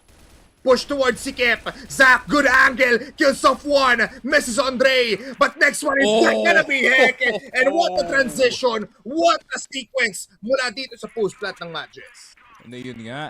It feels like itong Acceptance got a bit too overzealous dito sa kanilang retake. Pero ang ganda ng double flash na yun, Polar. Luwag and sight-blinded for the side of MATTJESS, pero yung 2-man game in between Vincent and Zach, you can see how much Zach trusts his captain para patayin yung isang player na namintisan niya, and he just goes for the second one. Look at this drop down galing kay Jason, and there is probably one of the main reasons why kung bakit sobrang late nila mag-take ng vents is to avoid the Heck fight entirely, pare. Yeah, para makapag-set up din siguro din dito si Jason, no? But what an execution. It was the last 20 seconds as well. Grab. MATTJESS claims a 3-point lead. Upgrades. Brother, upgrades para dito sa MATTJESS, man. You can feel it. Yeah. Nag-iba na yung timpla talaga dito ng MATTJESS. With the help of Vincent and Yetcha, you can definitely feel a lot more pressure in the enemy sidelines. MATTJESS. Again, with the smoke play, towards locker room. Simple lang. Just testing. There it is. MJ, no way. 4-man passage, tas may isa papasok ng woods. This is madness, pare. Oh, this is gonna be crucial. Ting looks back, and he only gets one. Dre, it's a 2 for 2. Pero si Zach, nahanap na pa rin si Silent. It works out. Immediately, everyone in B falls down. Si Heck, again, in a clutch situation. And I hate to say it, Sneaky, we don't count on Heck in these like clutches kasi he always falls in the rightful hands. MATTJESS is just in full control. Lahat na nilalabas dito ni Vincent. Polar, that should not work para dito sa MATTJESS. May tao na naandun sa rafters, may tao na nasa shutter, may tao na nasa 2F, but somehow they just fight their way out of it. Zach is dead at the start of the round though. Oh, there's no egos mula dito sa Acceptance. They're playing so reactionary, but in this round, in round number 9 of all places, saka mag-aangas ang Acceptance. Tignan mo naman yung map coverage ng buong team na to. LR denied, Woods denied, even passage. At magkahiwalay pa ata dito, but Ninkyu, he hears some footsteps, kills off one. The C4 spotted. And the superstar player that we call Ninkyu mag-isa na lang ngayon. At tignan mo naman mga gutom na Acceptance dito na hindi tatanggapin na matatalo sila sa sub-base. That's it. That's the first half. It's a 6-3. Yun nga. I mean, granted, it has been quite the recovery para sa Acceptance in those 2 rounds. Actually, 1 round, you could say na they definitely just cleared out this entire MATTJESS squad. But man, grabe talaga yung MATTJESS when they punch back. They punch back in 5 different angles. Head, stomach, legs, every single part ng katawan pare ay matadamage kung kayo yung Acceptance. Grabe men. MATTJESS time and time again kind of throwing out these opportunities themselves and even forcing it from time to time pare. Kagaya nga na sinabi ko kanina, yung passage play na yun, that should not work. May tao sa 2F, may tao sa rafters, may tao sa shutter. Where was the crossfire in that entire situation? Pero MATTJESS, they let it ride, pare. And sometimes, you just have to let it ride. Yeah, and every time the odds are in their favor, Sneaky. Kakaiba dito ang mga galawan. It looks like it's a lucky day, pero luck is not just granted so easily, no? That's luck with the help of the skill set ng ating players mula sa MATTJESS. 3 ang lamang dito ng matches up against Acceptance. And you can definitely see in the player cams itself, pressure at an all-time high para sa Acceptance. No comms, just relaxation ang kailangan.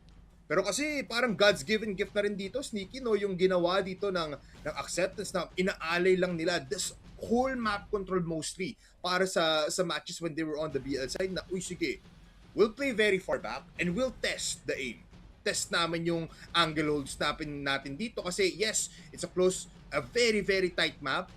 Pero somehow talaga MATTJESS parang pumapasok ng labanan na merong shield para ma-block off lahat ng pwedeng magawa dito ng ating players mula sa Acceptance. Let's see, may high hopes ba tayo dito sa BL side ng ating Acceptance? Well, I would hope so, no, Tito Polar, kasi half of their strength kind of lies on this PL side, no? Yun nga, with Drake can get his openings, if Silent is getting the same opportunities as he is, pwede pa to ipanalo ng ating Acceptance. Pero with how the game is looking so far, MATTJESS, their lack of respect dito sa Acceptance, man, is very evident dito sa mapa. I mean, they can easily control this MR, no? Especially if Zac finds the singular angle where Ajax will cross. Jablo! What the hell is happening? Acceptance can't even get out! Nako po. This is absolute madness. And the fact that they're still staying here, Polar. They don't have to give it away, Sneaky, honestly. Kasi even if mag-AD team players natin for Acceptance, they have full control of the rest of the map. They can just go for retakes. Vincent is just doing the KLB angle pare nandun sa A side. Yeah. Oh, Acceptance. If you fall in the hands of the IGL, the bartender we call Vincent, baka dyan pa kayo talaga mawalan ng pag-asa. Vincent calls out Jason, but Jason already tagged up, will fall down, at dahil dyan makakapasok sila ng isa lang ang mamamatay. Dang, what a shot towards CR! MATTJESS! They just fall from sheer push mula sa Acceptance. Iniwan si Zac. Yes, he can clutch. But the eyes are red now para sa Acceptance. Gusto na manalo. And this might just be the round. Ito yung sinasabi ko, Polar, the double-edged sword of playing group together. But it is a sword at the end of the day and it can still cut deeply dito sa ating MATTJESS squad. And the fact na binuhos lang nila itong A-site natin without any chance for retaliation is just absolute madness. Granted sa'yo yung simula ng round dito, MATTJESS, but Acceptance found a way into the A-site and they just swarmed you. Oh, Sneaky. Parang it's another day of the raging MATTJESS. Here on MR, they control it immediately. Look at that shot mula kay Zac. So perfect, man. The timing, the angle is just too good. It's so clean. But cleaner for Ting. Ting talaga, no? Siya lang talaga yung gumagawa ng saving grace every time.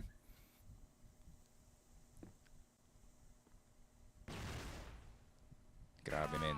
Pure control at the start of the round, pero Acceptance. They got some shooters too on their side. Ajax with a start on Yetcha.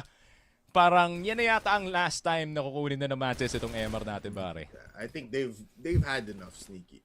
Kaya na ata dito ng MATTJESS na ibigay mo na itong MR for a couple of rounds, no? Somehow, Acceptance coming back. Second mid? Second mid nila.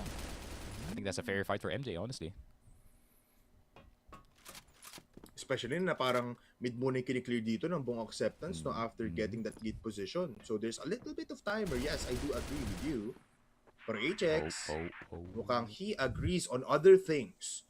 Goes towards DR, pero wala munang makita ngayon. He does find Jason. It's a big B split all the way from Vents. Ating dediretso na rin. Nakakabanggaan, pero still he claims a life.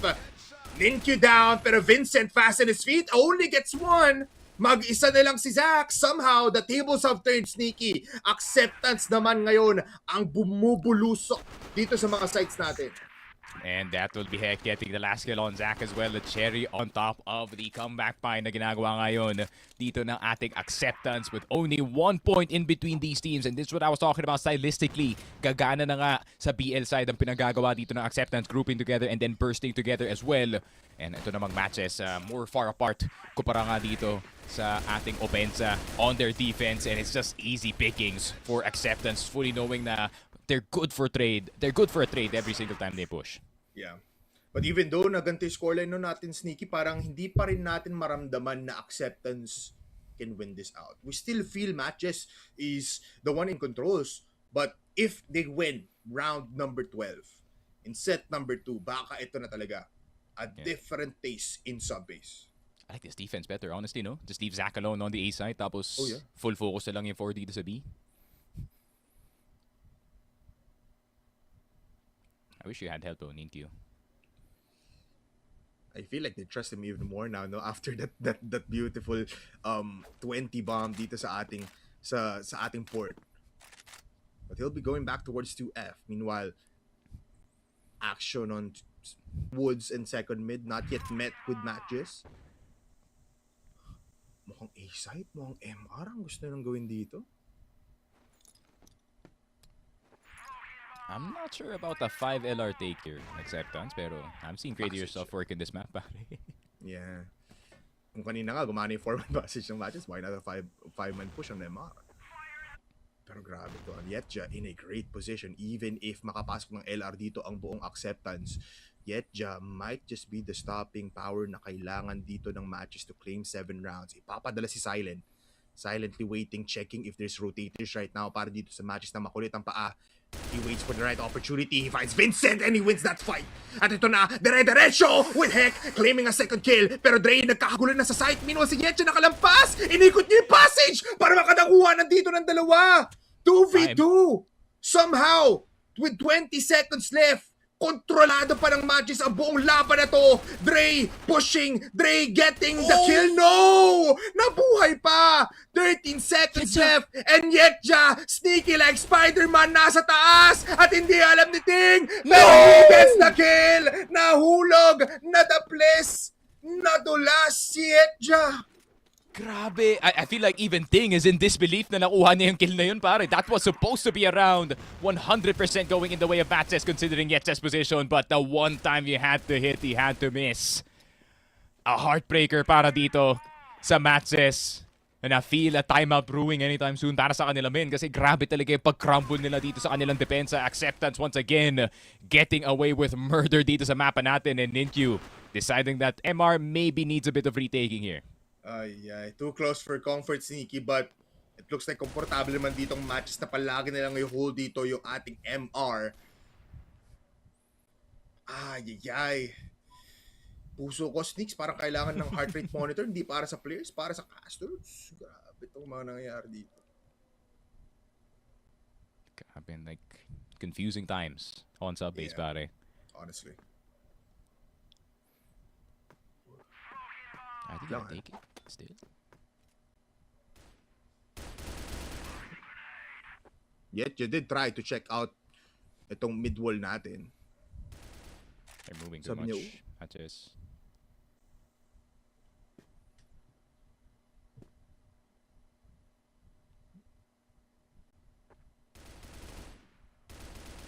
Well, MR take for Acceptance. They do find the timing. Pero ang ganda pa rin kasi ng hold dito kahit ang daming movements mula dito sa MATTJESS side. They spot players now. Dre disrespects it! He just goes in! Ito na nga ba yung ego check na hinahanap natin dito mula sa Acceptance, that they just don't care anymore? Oh, Zach! Unscopes! Oh, Effect finds him! Oh, that's the best kill so far sa 12 rounds na nakuha natin dito. But they go in now. Especially with Jason with 1 HP. Mukhang klaro na Acceptance might just win this round, pero it's still not done. Vincent is alive. Yetja is alive. Kaso sacrificial lamb para makakuha ng 4 si Vincent? Looking very unlikely. Yun na nga, nawala na si Yetja at mawawala na rin si Vincent. First time makakuha ng Acceptance in what seemed to be 30 rounds. Grabe, man. And I feel like MATTJESS cannot afford to lose this B site kasi pag nakuha na yung site dito, pare, there's also a guaranteed flank ganing dito kay Heck as the insurance policy para sa team niya. So I feel like the objective here para sa MATTJESS is to really deny B site as much as possible to the point na hindi na sila makakapasok dito. But even then, Acceptance doing a good job of just being patient dito sa mapa. Hindi nila i-challenge itong MR na medyo maaga-aga. Instead, they are playing on their own timing dito sa kanilang BL side, pare. We go back to slow-paced games now. Galaw ng galaw kasi yung MATTJESS, man. Ninkyu, you didn't have to do all that, pare. Yeah. All you had to do was crouch dito sa 2F. They're anti-sneaky. Yun nga, di ba? Even itong mga players natin mula sa shutter, they're changing position every time. Checking CR, checking second mid. I mean, granted, kailangan yun kasi titignan mo, kailangan palagi itong woods if someone is already going towards Luwag. Pero Ninkyu, you can't do that. Yetja, you can't do that in these kinds of situations. At mukhang may sariling sacrificial lang ang Acceptance. HX actually moving forward without his team. Ayun nga, no? If MJ wants to still play the sacrificial lamp role para dito kay Yetja, man, I think he just plays him in LR. Honestly. Does a great job of delaying naman eh. Yeah. At least do some damage, no? Create something out of mass destruction na gustong gawin dito ng Acceptance. At least try and deal some damage. They still have a good hold with Zach holding this angle. Doesn't spot out Dre. Masyado makapal yung smoke. Pero it will go out. Yetja in the rafters of the 3rd floor. Magkoconnect na dito. Yeah. Expected na, Sneaks. MATTJESS looking at 2nd floor. Grabe to, 30 seconds left, Sneaks. Kailan sila gagalaw? Inantay lang para si Silent. Here comes the smokes. Here comes the barrage of bullets mula sa Acceptance. At 4 ang namatay from sheer holds. Mukhang hindi gagana yon for MATTJESS. Acceptance with a 2-point lead. And that's a timeout for MATTJESS. That should have been taken last round dito, pare. What has happened to MATTJESS on their defense? Kateulo talaga kasi. Pati ako, mapapasabi ako ng, bro, what is going on? Ayun nga, Ninkyu, baka kailangan mo ng onting chug-jug dito, pare.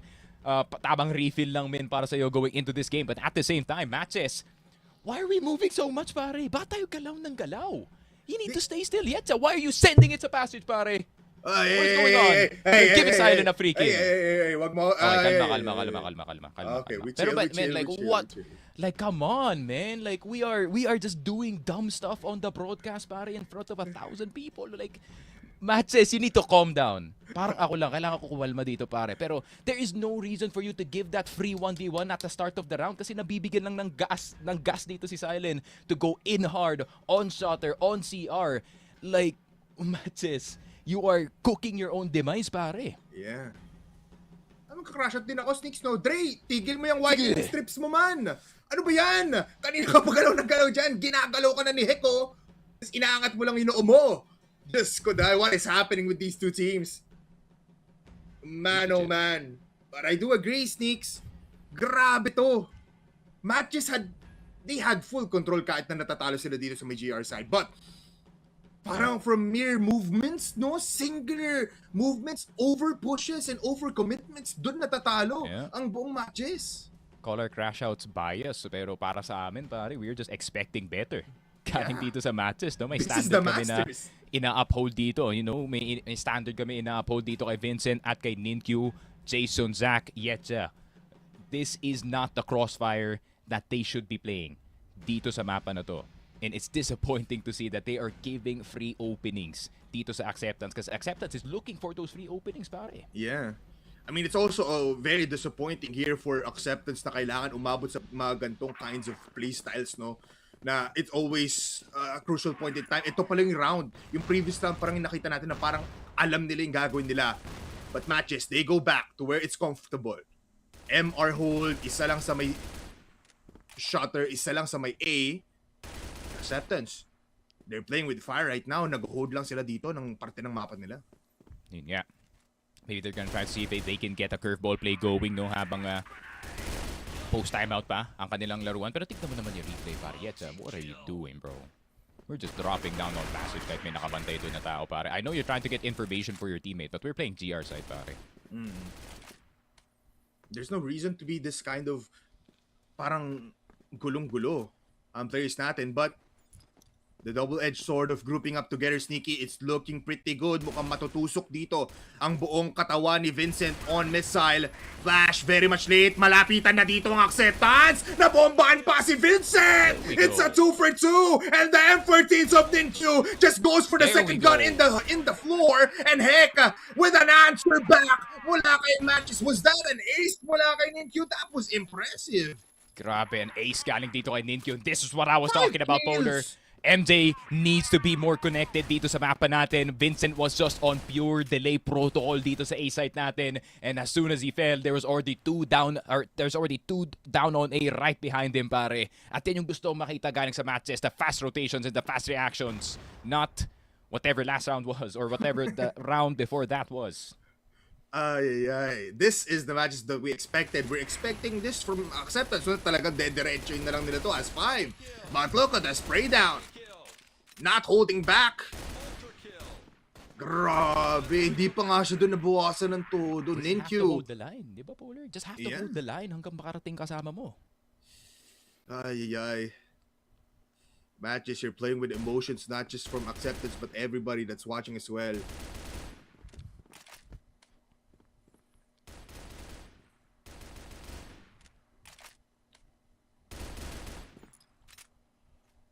Impressive though. If you look at the other side of the map, well, if Ninkyu is impressive, also Ting. Pero there's so much requirements, no, para dito sa Acceptance to get these runs. Meanwhile, matches, all they have to do is just wait now. They claim 2F. Passage presence as well.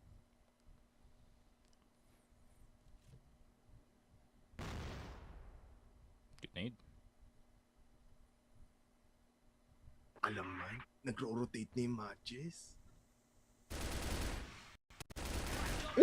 Wait lang! Wait lang! They're not looking towards the second floor! Dre with his own 3K, and Silent negates the fact that Ninkyu can kill. Vincent next on the board, at Acceptance pa ang makakakuha ng match point somehow.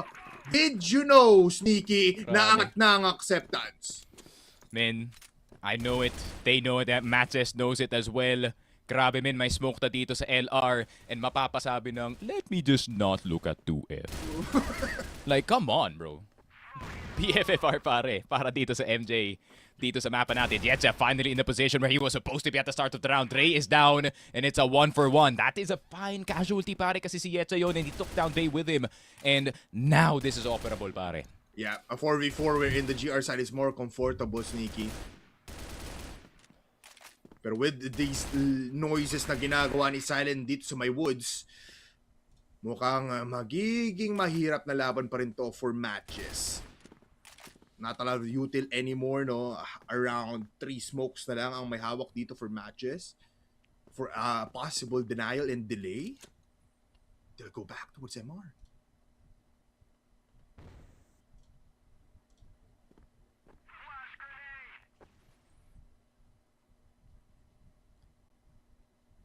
This is an angle. Why didn't they take this earlier, pare? Parang sabi ni Vincent, di nyo tititigil. Ako na lang. Ako na lang. Ay. Sa bagay. I mean, heck is not entering, no? So there's no reason to not hold that angle, pare. Oh, I would have loved to see kung mag-event si Silent dito. Oh! Yun na nga. Vincent denies an entry on MR, delays it even more. Rotations in play. Look at matches. They're close by already dito sa may site. Pero to testing pa rin ng Acceptance. I feel like this is too much disrespect. They're bouncing off of silence plays here dito sa may passage. Kaso unaware ang buong matches. Walang nakatao dito. Magkakalikuran ang ating mga players. Yun na nga. Jason clears off silent pero Nenkyu gets the kill. And that's a double for him. That is the hole that we were looking for. And wow. Grabe, men. And finally, you can feel MATTJESS kind of slowly getting back into the game, no pare? And it is that 4 versus 4 at the start of the round that did really help them. Ajax tagged at the start of the round. Si Jason gusto niya makahabol dito. And they're chasing for that 5v4, pare. But you don't want to chase too hard kung kaya yung MATTJESS dito. I'm starting to believe, Sneaky, MATTJESS Magic might just be looking too good pagdating dito sa ating last stretch of rounds in the normal regulation, no? 2 minutes left. And they're just holding MR. No place to be taken para dito sa Acceptance. Yeah, wag din bitawan. That's your play.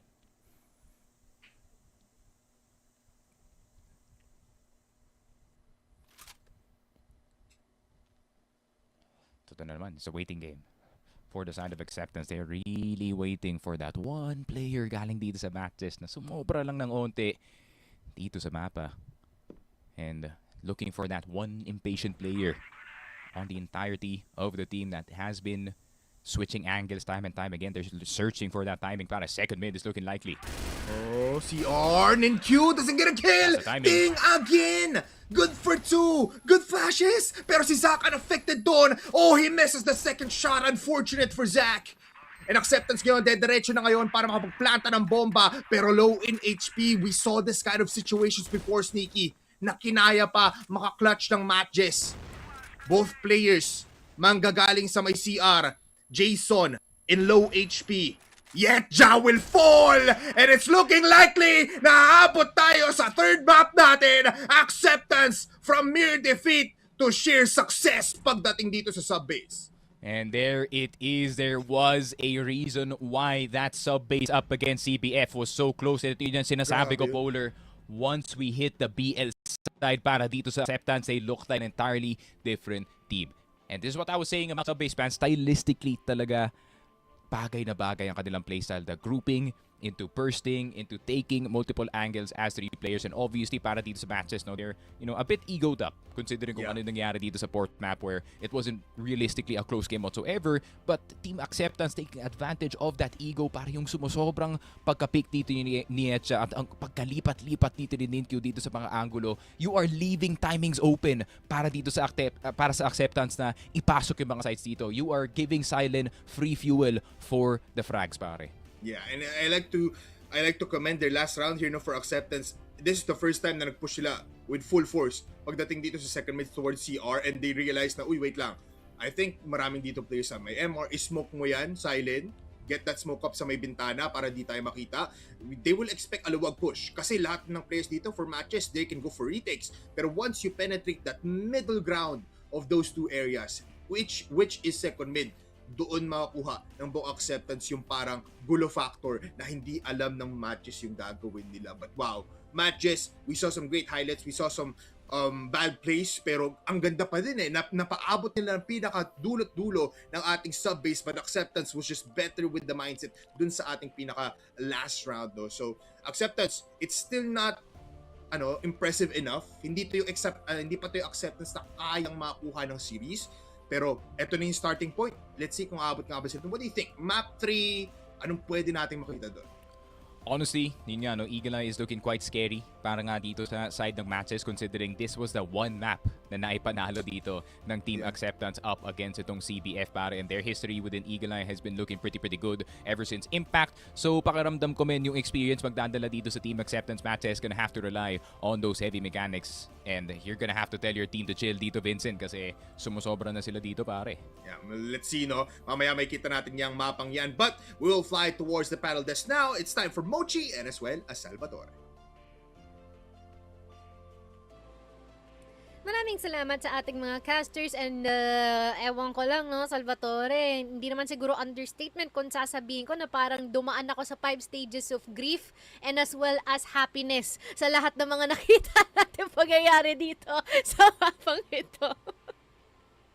Abe no, Mochi, araw-gabi at grabe, araw sa buwan talaga din yung agwat na nakita natin sa loob ng port pagkapasok nga natin ng subbase. At tamang-tama lang naman yung pagkakasulat natin no, bilang directors dito, no, Mochi. Sabi ko nga, para makabawi dito ang acceptance sa loob ng subbase, kailangan mag-activate si Dre. Na kahit nag-init nga si Ninkyu, binigyan nga nila ng pagkakataon dito na mag-shine si Dre. And ano sabi ko kanina, acceptance, papayag ba kaya na di kaya aabot sa Eagle Eye at parang naging hadlang pa nga to, no, para sa side ng MATTJESS. And Acceptance accepted the challenge at ang sa isang malaking oo ang kanilang inisigaw, no? Isinigaw rather, no? Pero men, nakita mo ba kung paano china-challenge ni Hek dito si Zac at paano nga ba nila nare-recover yung sarili nga nila sa isang malupit na round ng MATTJESS, no? Kayang magbigay ng 2 kills ni Zac, kayang mag 5k ni Q, at maaalala natin is paano nakabawi si Ting pati na nga rin si Dre. So very impressive showmanship dito para ka sa Acceptance. They took the challenge na mahirap ang subbase. Pero men, every single fight na minato nga nila, no, from passage all the way to MR, hindi sila natitinag hanggat kuha nila yung pabor na trades, Mochi. That is the huge takeaway. Paano nga ba naipamalas na Acceptance yung laro nila sa subbase? Totoo, no? And dito mo rin makikita kung how our teams are thinking so hard, no?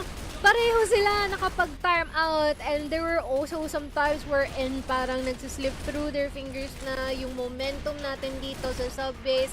And I feel like they're definitely making their way to trying to address those by adjustment and as well as din siguro yung mga pag-cater natin ng mga certain spots natin, being a bit more passive. Pero yun nga lang nga, no, may kapababayaan na ginawa dito ang MATTJESS, especially like yun nga, no, ang dahil nilang nakabantay dito sa ating A site. May mga times nga lang nga na naiiwan nilang bukas yung second floor, which is not entirely something na kailangan nilang hayaan na gawin, no. But again, no, just like what we're seeing here in the highlights, there are some certain moments wherein they definitely showed that they are the man of the house, but it's been short-lived. Men, parang ang daming dinaanan talagang emosyon dito, no? Tulad mo na lang din, Mochi. Maraming pinagdaanan na Acceptance bago talaga sila umabot sa ating second half. Makakabawi nga ba ako? Itong timeout na to magiging mabunga nga ba? May ginagawa ba talaga si Hek at sila Silent para sa pwesto nga nila? The answer is an astounding yes, man. Grabe nga naman, Hek and as well as Silent. Props to them, may mga rounds na crucial yung kills nila, kaya nagiging stable ang quality dito ng Acceptance. Pero higit sa lahat, no, one of the players na makakapagsabi na ito ba talaga yung inaabangan nyo pa naglalaro ang team na to or even Fervid back in the day. Ting scoring and dropping 20 bomb dito laban nga sa MATTJESS, no? And Ninkyu with 16 kills, hindi nga sapat despite 3 players scoring double digits. Wala yang binatbat sa 5 naman laban dito sa Acceptance, no? 100 rating para kay Ting, definitely the player to watch out pag tayo dumako nga sa Eagle Eye. A map concern din para ka sa side ng Acceptance kung meron nga ba talaga silang kargada sa loob nga ng mapa na yun. Pero mamaya pa nga nilang dadakuin yung problema na yan. Sa ngayon, they have to grace itong presensya ni Ting. Kasi may mga rounds, tulad na sinabi nila Sneaky Frag at Tila Polar kanina, no, na may mga rounds na kailangan talaga si Ting at naasahan naman talaga yon ni Hek. And speaking of Ting, siya lang naman ang ating MVP. No? What is it with the young guns, Mochi? No? Na parang umaastang veterano tong mga to. No? Grabe kung makipagbakbakan talaga. No? We had Ninkyu and then we had Ting. For an average age of 19 years old, Mochi, no, dito sa ating set MVPs, meron talagang future tong CROSSFIRE Philippines. Yeah, grabe din talaga yung naging performance dito ni Ting, no? And even kahit kanina, no, sa mapa ng port natin, he is actually one of the few dito sa Team Acceptance na merong positive na KD alongside with Hek na talagang pinapakita na regardless of the pressure, lahat ng gaano kagulo yung mga nangyayari, gaano kabilis, no, he still has himself intact, which is definitely important para dito kay Ting, and as well as sa kabuong team. Pero tingnan natin kung meron pa ngayang katiting na pag-asa din dito ang MATTJESS para makabaway and vice versa. Malalaman natin yan pagdating sa ating decider map maya-maya.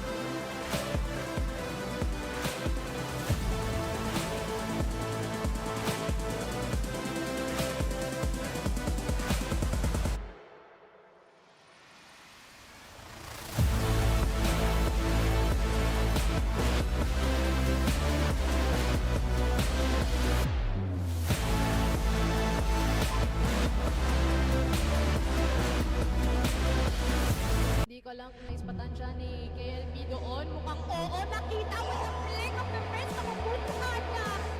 Be careful, but he gets the shot. Uy, grabe! Saving play pa. Tuguan na nga ngayon si Cetra. Elvin nakabantay. He's gonna get one. And also two huge. Nakaya, pero wait lang, hindi pa rin tapos yun. Lahat ng action, masusundan pa. We are gonna be seeing prevalence race here dito sa house. Ano dun, no? Flash grenade? PSA! Kitang-kita niya sa KLP!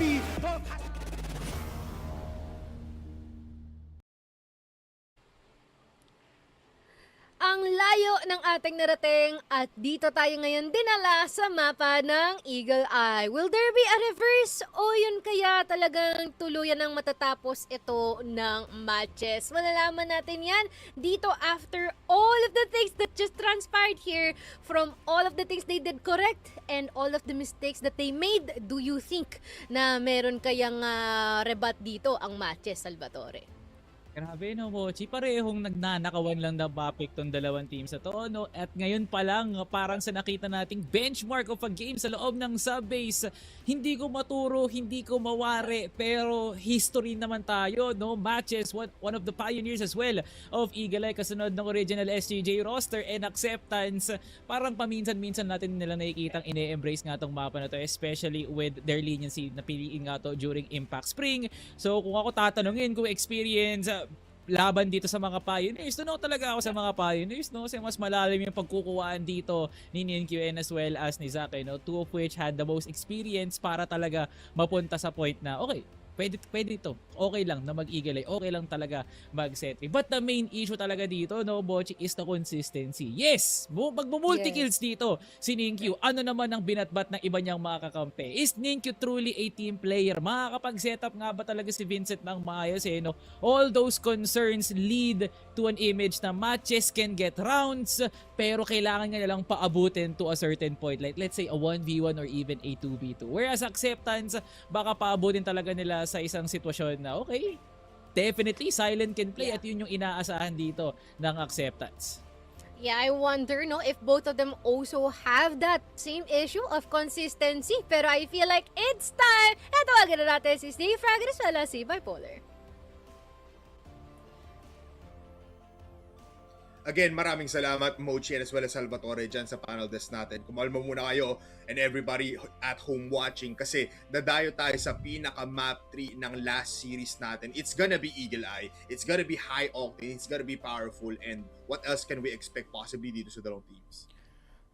Ayun nga, I expect both of them actually to be playing out their strengths, no? Dito sa mapa natin, Polar. I have a gut feeling na yung PL side dito ng Acceptance is gonna be the most threatening pagdating sa dalawa dito. And of course, the nuance na nakita ka natin kanina on that sub-base, maganda yung naging simula dito ng matches, maganda yung kanilang kalat dito sa mapa. They were getting the angles that they wanted, and even their group plays ay gumana nga dito sa first half. But ever since that second half started, it just seemed like they were playing as own individuals dito sa mapa natin, which is really not the way that matches won through dito sa kanilang Swiss stage, pare. They won via their team play, and of course Vincent using his superior macro, habang pinapakita niya pa rin na they're still very hard shooters at the end of the day. Pero hindi natin nakita yun dito sa second half ng subbase. It was just individuals after individuals dito sa mapa natin, taking MR, taking passage, yet just sending it randomly dito sa passage. There were a lot of bad timings na pinresent dito na matches, and I feel like yung uncertainty dito ng Acceptance dahil sa kanilang patience dito sa mapa ng subbase, right? They were just waiting dito sa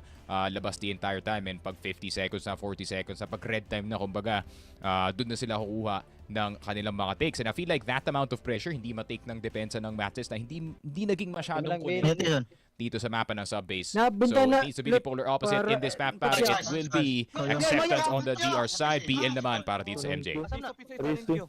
Asa. Try ko sa. Very interesting hold simula dito ngayon sa Acceptance. Drain the farthest side of Long B, but in towards MATTJESS.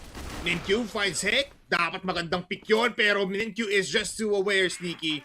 And this is what we expect now for matches, that in the BL and their GR side, kailangan on point yung mga hold ng angles, because anyone can pop out at any seconds just like this. Silent will fall.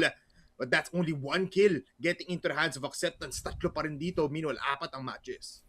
Yun nga, Silent recognizing na kailangan niya pa kumuha ng isang player dito, so he is gonna keep forward in this hotel position, even potentially take base, no, para sa kanyang team para makover ang buong B-side ng mapa. And meanwhile, there is no reason for any of the A players to actually move from their position, pero napakasayang yun, Ben, if Silent kinda just held back. Mas may buffer pa sana dito yung tropa natin.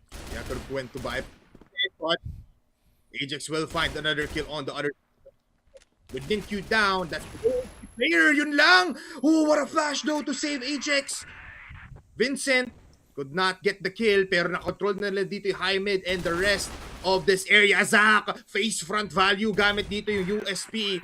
And it might just be too good to a point na makuha nila dito yung round number 1. But Ting, 19 years old, up against veterans coming in for Masters. That's one down. C4 planted though. Ting, yun lang! Hindi in-expect na si Jason manggagaling sa may kanan at dahil dyan, MATTJESS with a great first round. Buti na lang na may third player doon, pare. But at the same time, MATTJESS also giving Acceptance a taste of their own medicine dito sa ating last game na nakahold lang sila sa simula ng ating round. And Acceptance obviously trying to get an early foot in dito sa Eagle Eye by peaking that hotel position very early. Pero yun lang, sila pa kayo na-punish dun sa position na yun, pare. MATTJESS now with a more surgical route dito sa mapa ng Eagle Eye, pare. Taking their time, no? Just to scope out the situation. Kasi syempre, ang daming angles na kailangan tingnan tulad neto. Catching Ajax off guard. Again, these like fast pushes, no? Mula sa Acceptance, medyo parang they need to reel it back agad dito sa third round natin. Yun nga, Acceptance. There is no reason for you to push forward in this position, no? May pwede na kayo makatefend ng B-side, especially passively dito, no? There is, you know, rhyme and reason if ever kukuha nga kayo ng hotel ulit para malaman nyo na medyo maaga-aga na kung may dadaan ba dito ng B-site. Pero pakiramdam ko, Heck will just be watching the cross at this very moment and it will still be the exact same defense para sa Acceptance. Meanwhile, MATTJESS still waiting around dito sa mapa natin, still waiting for outliers and ayun nga, they're gonna be forming a execute very soon and mukhang B-split with 3 and mid to an hotel. Pwede maipit dito si Heck. But he does have the signature AWM. Flash will be there. Spams up with the USP. Good for 1. Pero Vincent went there for the cover. Dre mag-isa lang dito sa ngayon sa may angatan. But he just falls down and he will not retake the C4 there. Silent, ikutan na agad yung mabilisan. Vincent, low HP. Pero di pa naman nakaplanta dito yung bomba. Both players now coming out of hotel. At dahil dyan, Zach, mamamatay lang din. Good flash. Pero recognize ngayon ng MATTJESS na pwede sila pumunta ng A. Wala ng tao doon. Yeah, they have info on both players as well. Kailangan lang maging careful ni Ninkyu na may paparating dito sa second mid box and they could be seeing him climbing up onto top A, pare. Uy lang. Did not hit the shot. Could have been better, no? Since Ninkyu was the high HP player para dito sa MATTJESS. One more util for Vincent. Looks like it is gonna be a smoke, but can't use it this time. Silent. Awaiting Ting.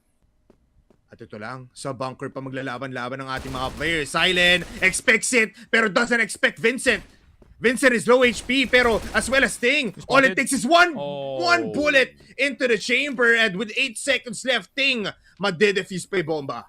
Grabe, I'm surprised nilaban pa yun dito ni Vincent. Napoli, considering how much time we had on the C4. Atos, 10 seconds left, a bit of delay, a bit of a crouch dito sa house A while it is planted para sa kanya, no? A bit of a waste of time para dito sa side ng MATTJESS, going through all the hoops just to get an 8-take, just to end up losing like that, pare. Yeah, very overzealous yung pag-pick pa doon ni Vincent. I think he did not look at the time, no, ng ating bomba doon. But yeah, what a transition all the way from B towards A. It's winerte ng todo na nag-overpick si Vincent. Yun nga, man. Acceptance already made a huge mistake, no? Na hindi kinover yung mid para dito kay Heck. Nagtataka lang ako anong pinagagawa dito ni Ting sa House A na napadaan niya lahat ng players na ganun na walang damage or walang info man whatsoever coming in from his side. Despite the smoke right in front of him, pare, there should be at least maybe an attempt galing sa kanya, man. Yeah. Pero, you know, Acceptance still will. Yeah, so, yeah, it is what it is. We move on sa third round, though. But wala na si Heck sa mid. It is gonna be Silent instead. He is on second mid instead. Torietja! Dire-diretso lang. He's going in. But Silent recovers some kills here. Ajax sprays on down and kills a double kill.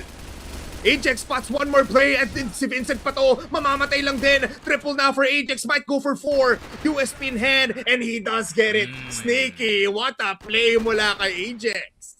And Ajax was one of those players in that last Eagle Eye game na nagpahirap talaga malala dito sa CBF, especially the way he defended this B-side with his life. He was staying in cable car the entire time, but even then, even without the B-side position, Ajax still making impact happen in this map. Acceptance doing a really good job of just delaying yung A-take.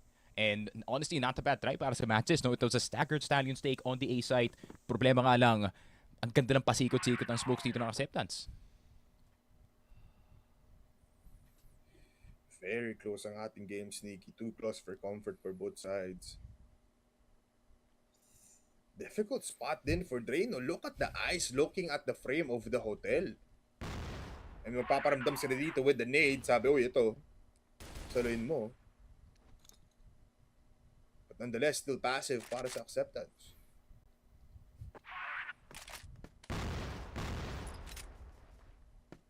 Oof, double nade attempts already, no? So take some angles out of commission here dito sa mapa, pero I kind of like this Tawagana kay Silent, no? Just making sure that his presence is permanently known dito sa double doors para if ever nga magte-take dito yung MATTJESS dito sa may midside, they're gonna have to pour a lot of resources just to remove him, pare. It looks like seems nagparamdam nga dun si Silent sa mid. Hotel will be the target para dito sa MATTJESS. Heck, holding down LB. Still parang wala pong plano dito ang matches na talagang mag-overcommit. They're waiting for that golden timer na 45 seconds para mapag-execute on A, and it looks like it might just be this time. Counter flash indeed will be played out, pero can they dodge it in time? Ting, nasa may bunker. Will play with the terrain. Yetja again doesn't commit towards bunker, so buhay pa naman siya dito. They still have players here, kaso padiretso na dito Silent, and he just gets claimed by Yetja. Dire-diretso ng matches, they have full control, low HP players in the side, and Acceptance cannot garner anything from that exchange. 3v2, pero low HP make it a 2v2 now. Nawala si NQ. And there's no C4 yet planted. Mauubos ang oras dito ng matches. You have to plant, Vincent. You have to plant. But good shot indeed. Pero Dre, nahanap si Vincent. There's no more time. Is there? 3 seconds. Meron pa. Oh, at the last brink. Pero both players in similar situations, Sneaky. Yetja. Oh my God. Oh. Dre spots him sa sikip. Oh my God. Bumagsak yung puso ko doon. Oh, Diyos ko po. Diyos ko po. He was on the railing, pare. We already had a bit of an accident dun sa CBF game, dun sa Eagle Eye. Shout out to you, Tetsu, for falling off. Pero, men, grabe yung Acceptance. Para kita mo yung counter flash na yun, that the entire intent of that counter flash polar was just to delay. Yes. Ang ganda ng delay game dito na Acceptance, men. Bago pa makapasok dito yung matches, yes, you have map control of LA, pero pagpasok nyo ng site, bigla na lang may 4 na kalaban na nasa harapan mo, pare. Yeah, absolutely. But I feel like I have to credit din yung pag-push dito ni Yetja na parang hindi na niya nakinumit dito yung bunker kasi alam niya there's possibility of a players here, and since may counter flash nga, they were still alive kasi nasa LA lang sila. They had full boxes na parang pwedeng gamitin dito as cover, and with Silent falling down there would have been better para sa at the very end. Pero since nanalo nga ulit sila, natin sasabihin doon. Now, round number 5 for Eagle Eye. Nitpick lang. Nitpick lang, pare. Nitpick lang. Parang ayusin nyo lang. Yun nga, no? We're just nitpicking executions here, pare. Siyempre, mataas yung standards namin ni Polar pagdating dito sa Acceptance at matches. So, we do expect the best of the best. Pero, chaos on the A side, incoming, pare. There's no counter flash here this time to save things, Sneaky. Magtatago na lang siya muna sa may 2 box. Just has to delay. He needs to stay alive, just like what happened in sub-base. And he does do it, pero he falls down early. Ajax spotted out dito sa may high mid. At nakuha niya pa nga si Yetja. He's still alive, but he falls down. 3 na lang ang natitira para sa ating dalawang teams. And finally, Vincent can plant the bomb safely. Big retakes para sa Acceptance. Pero low in HP, nagpaparamdam sa mid. Pero syempre, sa LA pupunta yan kung saan nakaantay na dito si Zach. Can Dre spot him? And he does, pero low HP. Napatay niya pa si Vincent! What the hell? And Zack gets the kill, pero si Silent, nandyan pa rin naman ang angas ni Heck na kung saan magde-defuse na lang. Hindi narinig ng todo ni Ninkyu, pero binitawan at pupunta na lang dito sa mukha ni Ninkyu. There's enough time. Acceptance. How the hell are they getting away with these kinds of exchange? I got 3 words for you. Ano? Delay, pare. Delay lang ang ginagawa dito ni Ting. The perfect angle to even get one from that position, which is madness, no? Kasi 4 na yun nasa harap niya, pare. But at the same time, you can kind of feel the poking and prodding dito ng ating Acceptance squad. Kahit papasok na dito yung matches, you can see their health bars dwindling dito sa mapa kasi may Ajax na nagpo-poke galing sa mid doors, may Drape na paparating dito sa likod, and the fact that Zack missed, that's a worrying trend para dito sa MATTJESS. That's a kid na hindi pwedeng magpintis dito, pare. And the fact that he has a moment of weakness kagaya ng ganito, min, the man on the top right has a shot to control this game, pare. Oh, yoy. I would like to say, still the BL side. He might have more comfort pagdating dito sa global risk side nila, no? But still, you're absolutely right. There shouldn't be these kinds of mistakes na kailangan pang tanggapin ng matches ngayon in a series that could just be the start of something new. Ito na ba yun, men? Ito na ba talaga? I feel like etong summer season natin ng SEA Masters Polar, maganda na ngayon last season natin. Probably one of the best seasons of all time. Might kasi be. It was the first one. So, you know. I mean, wala talaga tayo magagawa dun. It's the best for now. Pero, the second season has been spicy so far. The fact that Team Acceptance is going neck and neck against a team that we all touted to be top 4, top 3 material dito sa ating liga, pare, is absolutely mind-boggling. It just goes to show yung gap na pinag-uusapan natin in between the top 3, 4, 5, 6, 7, 8. Wala na yun, men. It just seems like MATTJESS, despite their stat line on the group stage being 0-2, ayun nga, there is still strength lying para sa kanila, pare, pero Acceptance, it feels like despite the veterancy ng players, they want to usher in a new era, pare. Yeah. Oh, you love to see it, Sneaky, na ganito yung estado ng ating mga teams in Masters Summer 2026.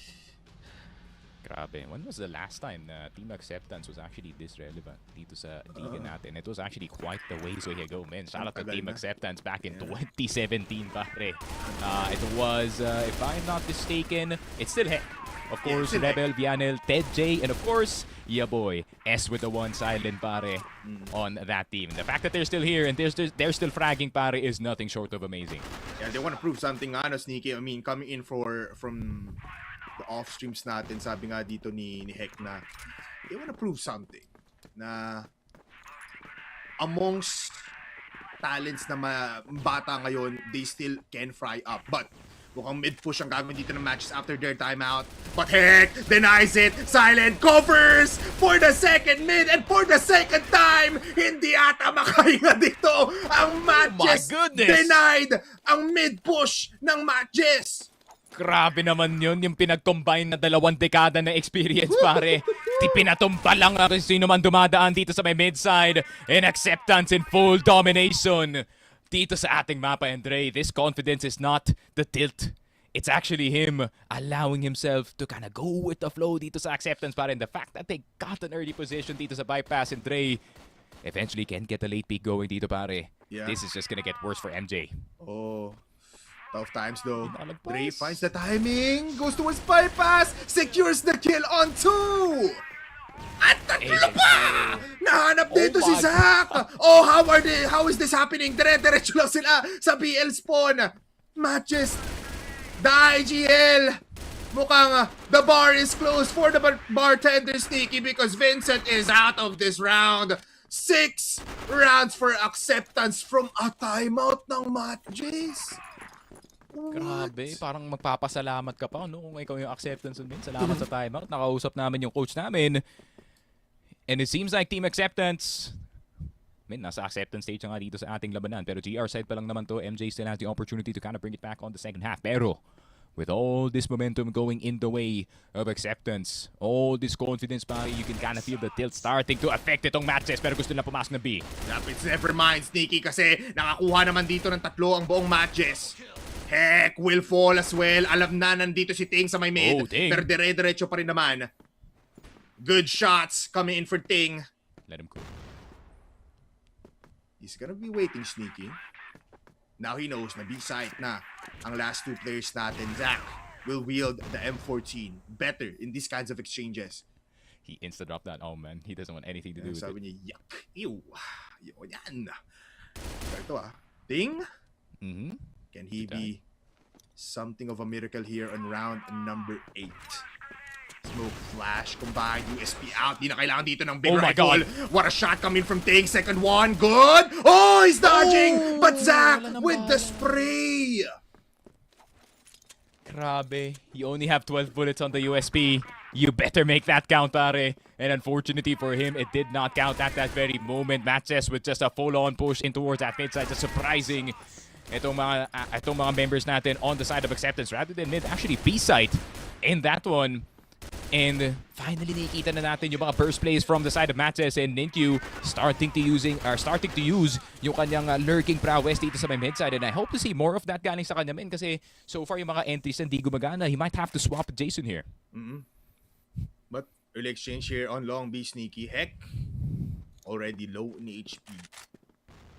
But they're glad that na buhay pa naman dito si Heck. MATTJESS go back to a non-bursting strat.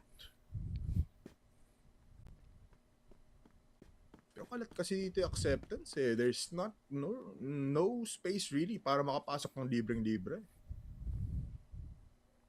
Yeah, they're just playing the extremities here, no? Polar, tamang jiggle peek lang dito sa hotel, tamang jiggle peek lang kay Heck on this LB side, and I feel like kung may mas patan sila na player dito, this is gonna be them just immediately backing off and playing the sites itself, no? Kasi they really want to stay connected dito kay Ajax and the other members dito ng Acceptance. MATTJESS naman trying to look for any semblance of map control, pero mahirap kasi pumili dito, pare. Acceptance could be anywhere at any point. Yeah, the only information that they have is Heck on hotel, no? But mukhang diretso lang sila dito. It is the revved up Cebuanas going in towards A, going towards lane. Hindi nakikita dito yung Acceptance. Nakatago sila lahat. Pero nahanap pa din. Treasure found. At 4 yun. 4 lives taken apart by MATTJESS. At kung sino pa yung nakakuha ng first contact, siya pa ang mahuhuling mamamatay. 3 points up. And MATTJESS claims the last round dito sa first half. Yeah, man, half score is looking all too familiar para sa atin, pare. Kind of case of deja vu at this point. In Acceptance ngayon naman ang pumapupunta dito sa BL side, and I'm not too afraid para dito sa Acceptance on BL. Just like what I said, I feel like their style really does match the vibe dito sa ating Eagle Eye 2.0. Tamang passive lang sa simula ng round. Try to catch any outliers galing dito sa matches, especially itong si Zach, who's gonna try to pick you either from hotel or top A. And kung magawa nila yun, that is where the burst comes para dito sa side ng Team Acceptance. And man, it's been quite the game para sa kanila, pare. Pero MATTJESS, opportunity to come back in this game. You just need a very big mental reset, and you know, that last round is definitely gonna help in this one, pare. Pero ditong side sila nahirapan sa sub-base. So they need to lock in, man. Somewhat similar din, no? You have LB like MR Hotel. Kailangan mo mapasok dito sa P, nakapasukan ng angatan towards a B site that is very much hard to enter. You have mid. You have LA that is also somewhat similar of sub-base. But Acceptance. Oh. Before you finish that point, quick shout out dito kay Boss JJ Eno. The guy is always there. Yes. Pag meron tayong on-site, pare. Alam mo naman, laging presence yan. Laging blessed tayo sa presence ni Adon ni Boss J. Please, makukuha mo yung balance eventually. Do not report our pages. Pero, big shout out rin kay Ate Kisea na nanonood dito sa chat. And my boy John Lee, former 6-man dito na MATTJESS, pare. You know nga, gonna have to wait and see Acceptance, no? It's been a decade ever since that they were this relevant dito sa ating liga, pare. And it's absolute madness that they're still rocking the exact same players, Heck and Silence, still present and fragging dito sa mapa, especially si Silent, man. Parang hindi na wala yung init na men from 10 years ago eh. Totoo man. I mean, we can't say the same for Heck kasi there's been some inconsistencies, no? Yes, he's still fragging pero not the same as Silent. Good point. Pero mukhang dito talaga matetesting yun, no? Second half. Can the veterancy and years of experience ng Acceptance become a power for them to claim a 2-1 in this series with Ninkyu down already? Mukhang susunod pa dito si Vincent! Napakaangas mo naman, Ajax! Napakatalim na mga bala at dahil dyan, they have full control. 4 pa ang buhay ng Acceptance.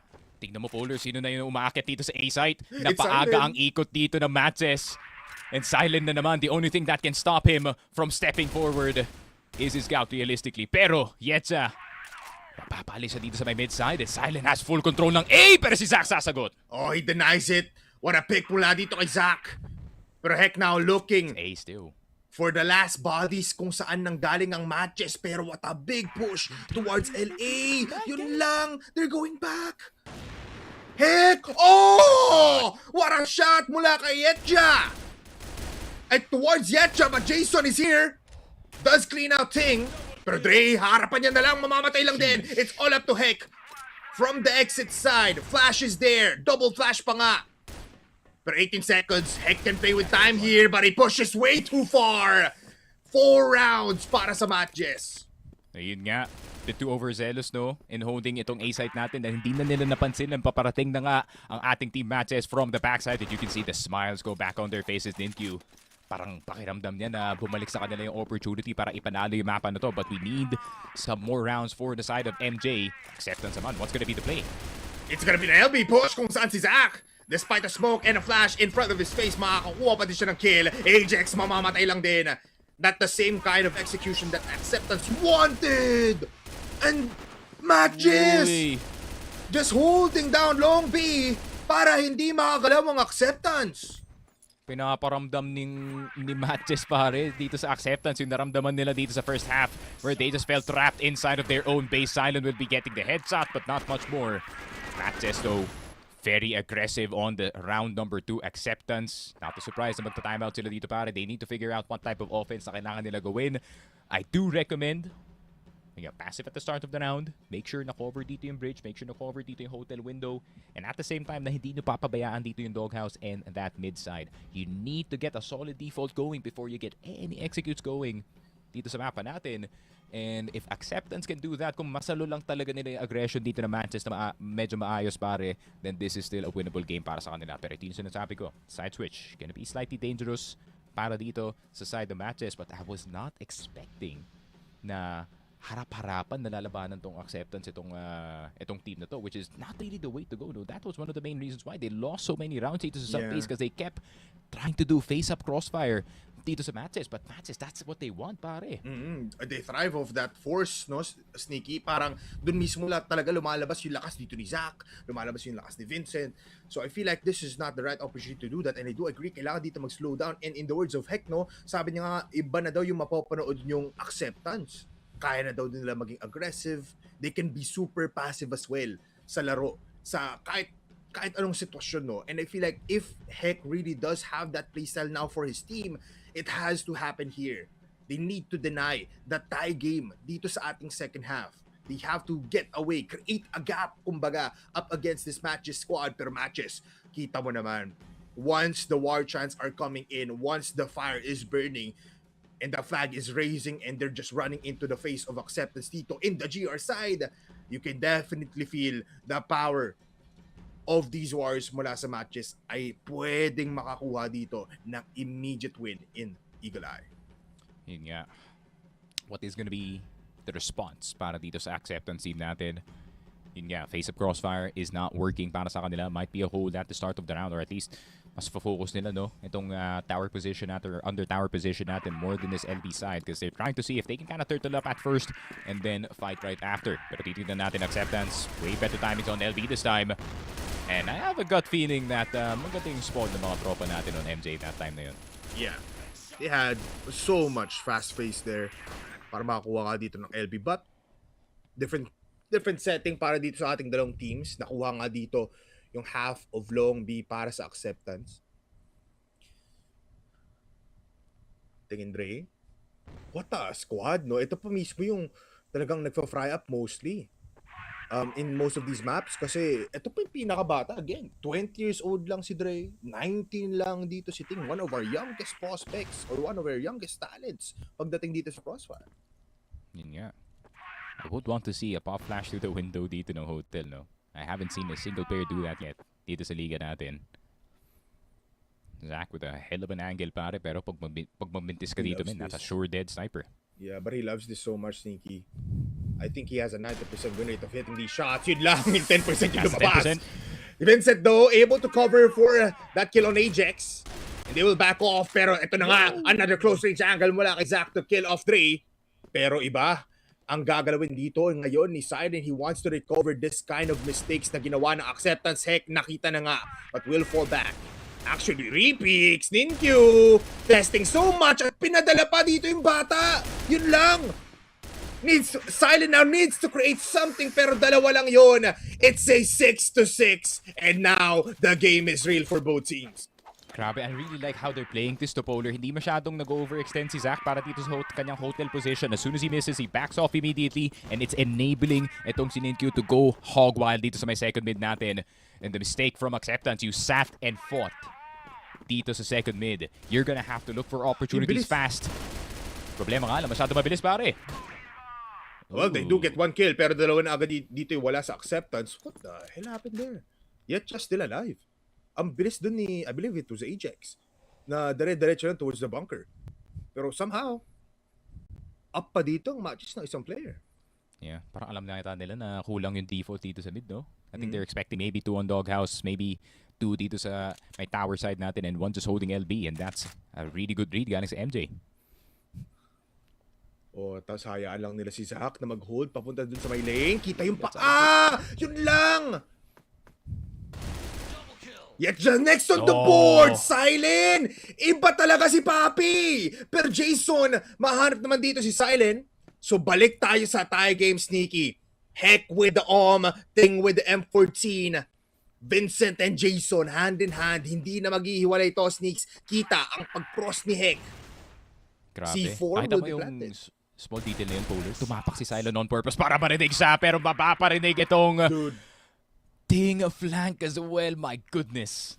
Jason, last one left alive para dito sa MATTJESS. Heck, clear sightlines para sa kanyang kalaban, and it will be the sniper taking him out. Acceptance is back in the fray, and it only took a timeout, pare. Dude, kailangan natin bigyan dito ng medalya si Silent. What is he on? Kung ano man kinain niya, gusto ko makain yun kasi grabe. He's always creating so much space, always good for 2. And that's not an easy feat to do kasi it's matches of all people yung hinaharapan niya. Grabe. Grabe yung lakas ng PM1. Lalo na nag-PM2 na si Heck, kaya na ako na last kill. Iba talaga. Ay.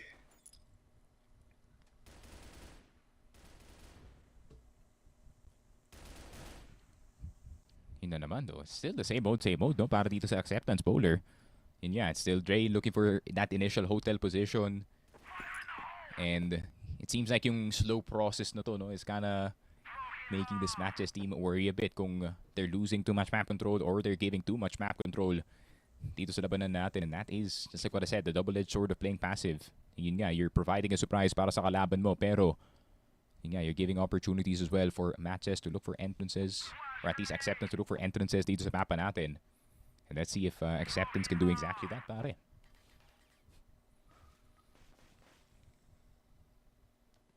Wala ro what ifs din yung lumalabas sa ating mga isipan, Sneaky, kung kaya nga ba nila ulit makahiwalay dito up against MATTJESS with this kind of ito na yung sinasabi ni Heck na super passive approach on the BL side.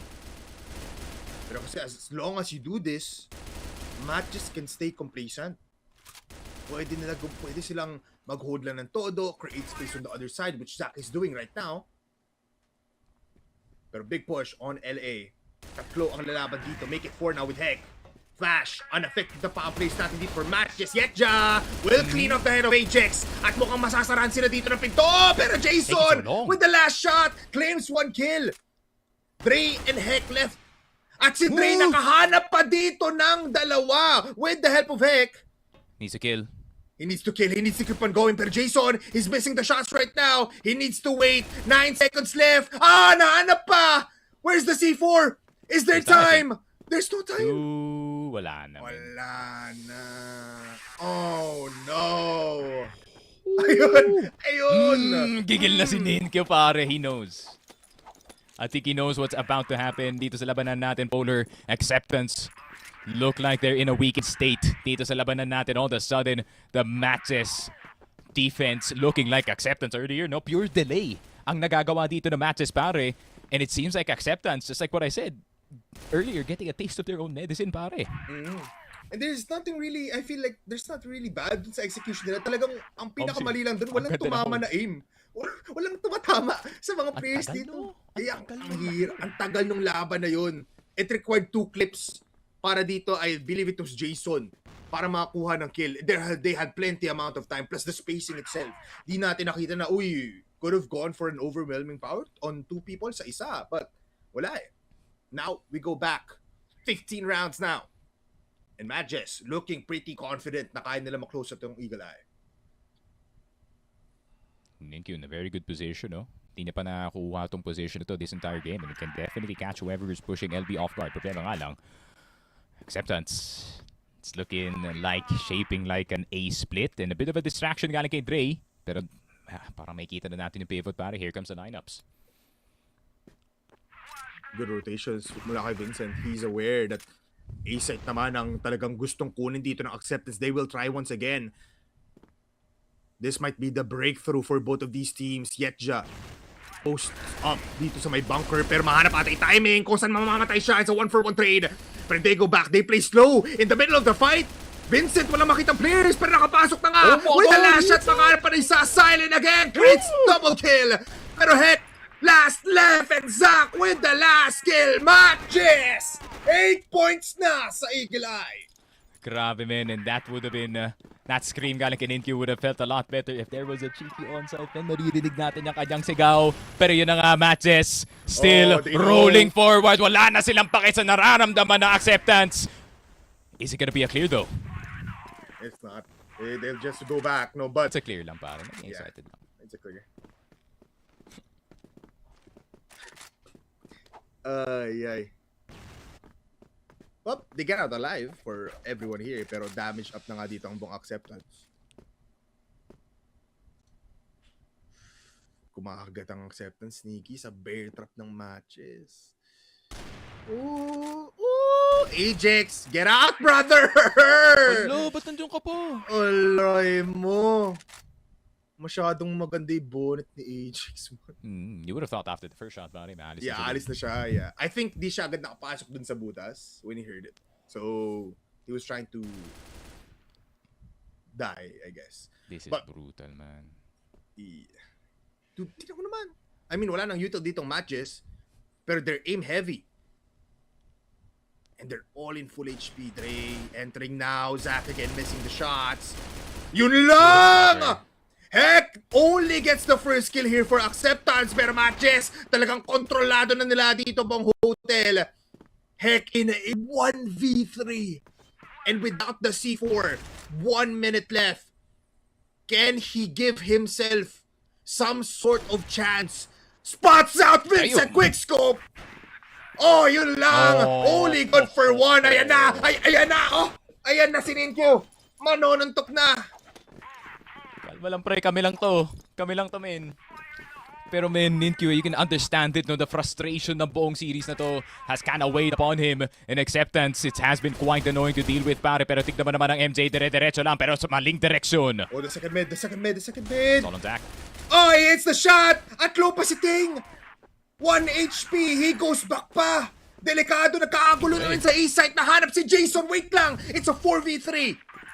Acceptance got a site. They can plant the bomb. And they still have util series sneaky to use. The smoke might just be too good. Ang layo pa dito ng mga pwedeng puntahan ng Acceptance. They cover so much ground. Lineups? What's this? That's a flash. That's a flash. Pero Ninkyo! Spots out! Naharap ni Silent!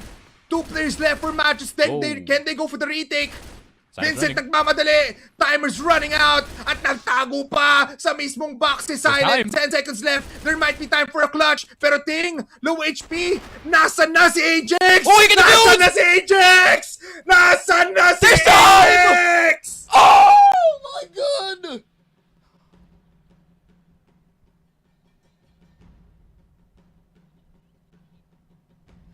Oh my No goodness, freaking way. Polar.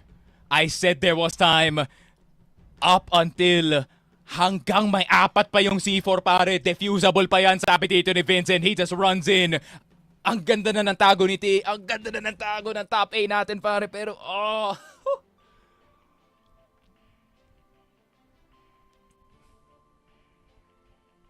Dude. absolute cinema. Wala akong masasabi nun pare. Absolute cinema ending to a series that has its twists and turns. Pero matches still. At the end of the day, hanggang may kulit pa pare, kukulitin talaga nila to. Oh my God. Grabing pagtimpla, man. Oh, Vincent found the right concoction once again.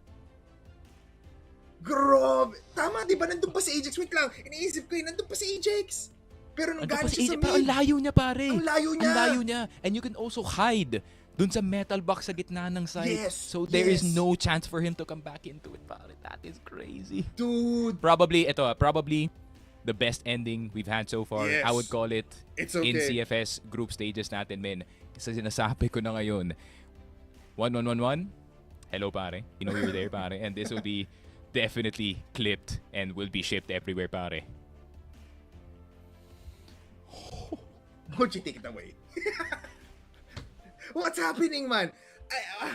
Grabe, matches. This Hindi ko is their ma-explain. first win sa group stage. Let's look at that muna, no? They get out without getting a trifecta of defeats. Acceptance, this is their second. They only have 1 win, and it was up against I believe it was TARINGBABI or veteran. It was TARINGBABI. But grabe, Sneaks. From what I need to happened do in some the analysis first here, map, hindi nakagalawang Acceptance, nakabawi ng second. This map instead, Eagle Eye, akala natin Acceptance had better here. Pero Zach Frying had better angles. Talagang Vincent cooking up some kind of concoction para maisip dito kung saan manggagaling yung Acceptance at the right reads in the right time. And it ended up in a very, very close last round dito. Round number 17, I believe. Tapos, Vincent with the clutch of a lifetime. Man, oh man! Man, I mean, what can you say about that? In all honesty, Vincent trusting until the very end dito sa ating mapa, pare. But at the same time, a bit of analysis dito sa ating mapa. Honestly, that second half looked prime and ready para dito sa matches. No? Just like what I said, they look very disconnected pagdating dito sa kanilang PL side. They may need to work upon it, no? Especially pagdating dito sa second map and dito sa ating Eagle Eye, pare. Granted, it is a great storybook ending para dito sa matches. There is still a lot to work upon dito sa kanilang mga mapa. Their defense looks really good, though. Kasi, ayun nga, men, they felt connected. Parang malabo yung connection, men, dun sa nakita natin from the other maps. But it feels like they locked in, especially pagdating nga dito sa GR side. Granted, Acceptance, no? They were getting some fair few rounds dito sa second half natin, pare. Pero nung pinupush na sila ng matches dito from the bridge side, from the back side as well, ayun nga, no? I just kind of felt like nag-crumble dito yung Acceptance natin and they could not take the matches pressure whatsoever. Yeah, tsaka yung mga nuance, yung mga mistakes na ginawa nila dito sa may sub-base, talagang nawala. Dito sa Eagle Eye, when they were on the GR side, every angle was held with intent, every angle was held with a backup plan, kumbaga. And they didn't really let Acceptance go in quite clearly. Yes, nakakuha dito si Silent ng double kill, nakakapasok si Ting, nakakuha ng kill si Dre sa may hotel. Pero hindi enough yun kasi wala silang big macro play pagdating dito sa ating Eagle Eye. MATTJESS, congratulations! Pero syempre, we'll go in for more analysis coming into the panel. ㍍Mochi and Salvatore, what a shocker this series is. Nakakaloka. Maraming salamat, my Polar, and as well as Nikki Frog. You know what? I am so amused. I'm amused by the teams. I'm amused with the entire flow ng ating istorya para sa sering ito. And I am amused na para nung umpisa sobrang seryoso ng ating mga casters. Tapos bigla silang naging chalant. Bigla. Pagdating dito sa dulo. Someone should create an edit. Editing yung kanilang mga parang yung kanilang dating tsaka vibes nung umpisa versus ngayong nandito sa dulo. Kasi literal na nagbago ang lahat.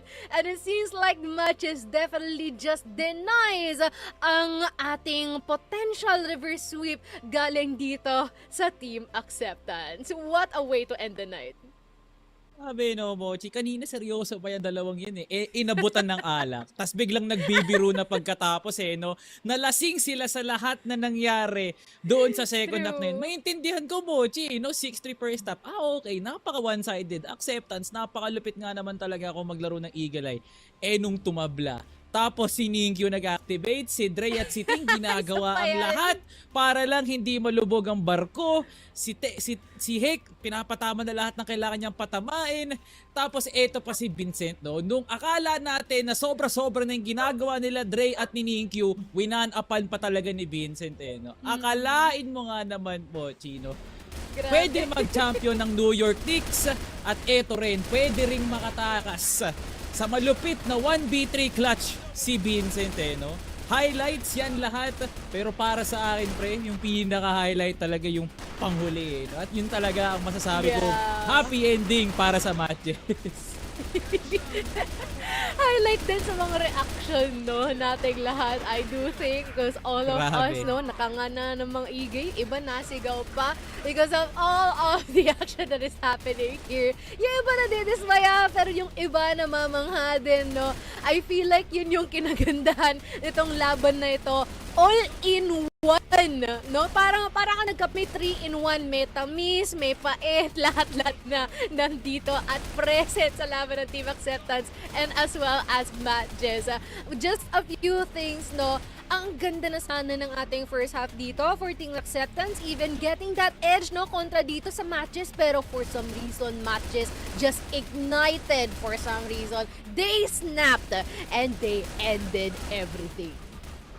Men, Mochi, ikaw, tatanungin kita ng malupit, no? Ikaw ba ine-expect mo yun? Na makukuha ni Vincent yun? Alam ko na, nasa utak mo na yan, na talagang mag-a-agree na lang talaga ako dyan.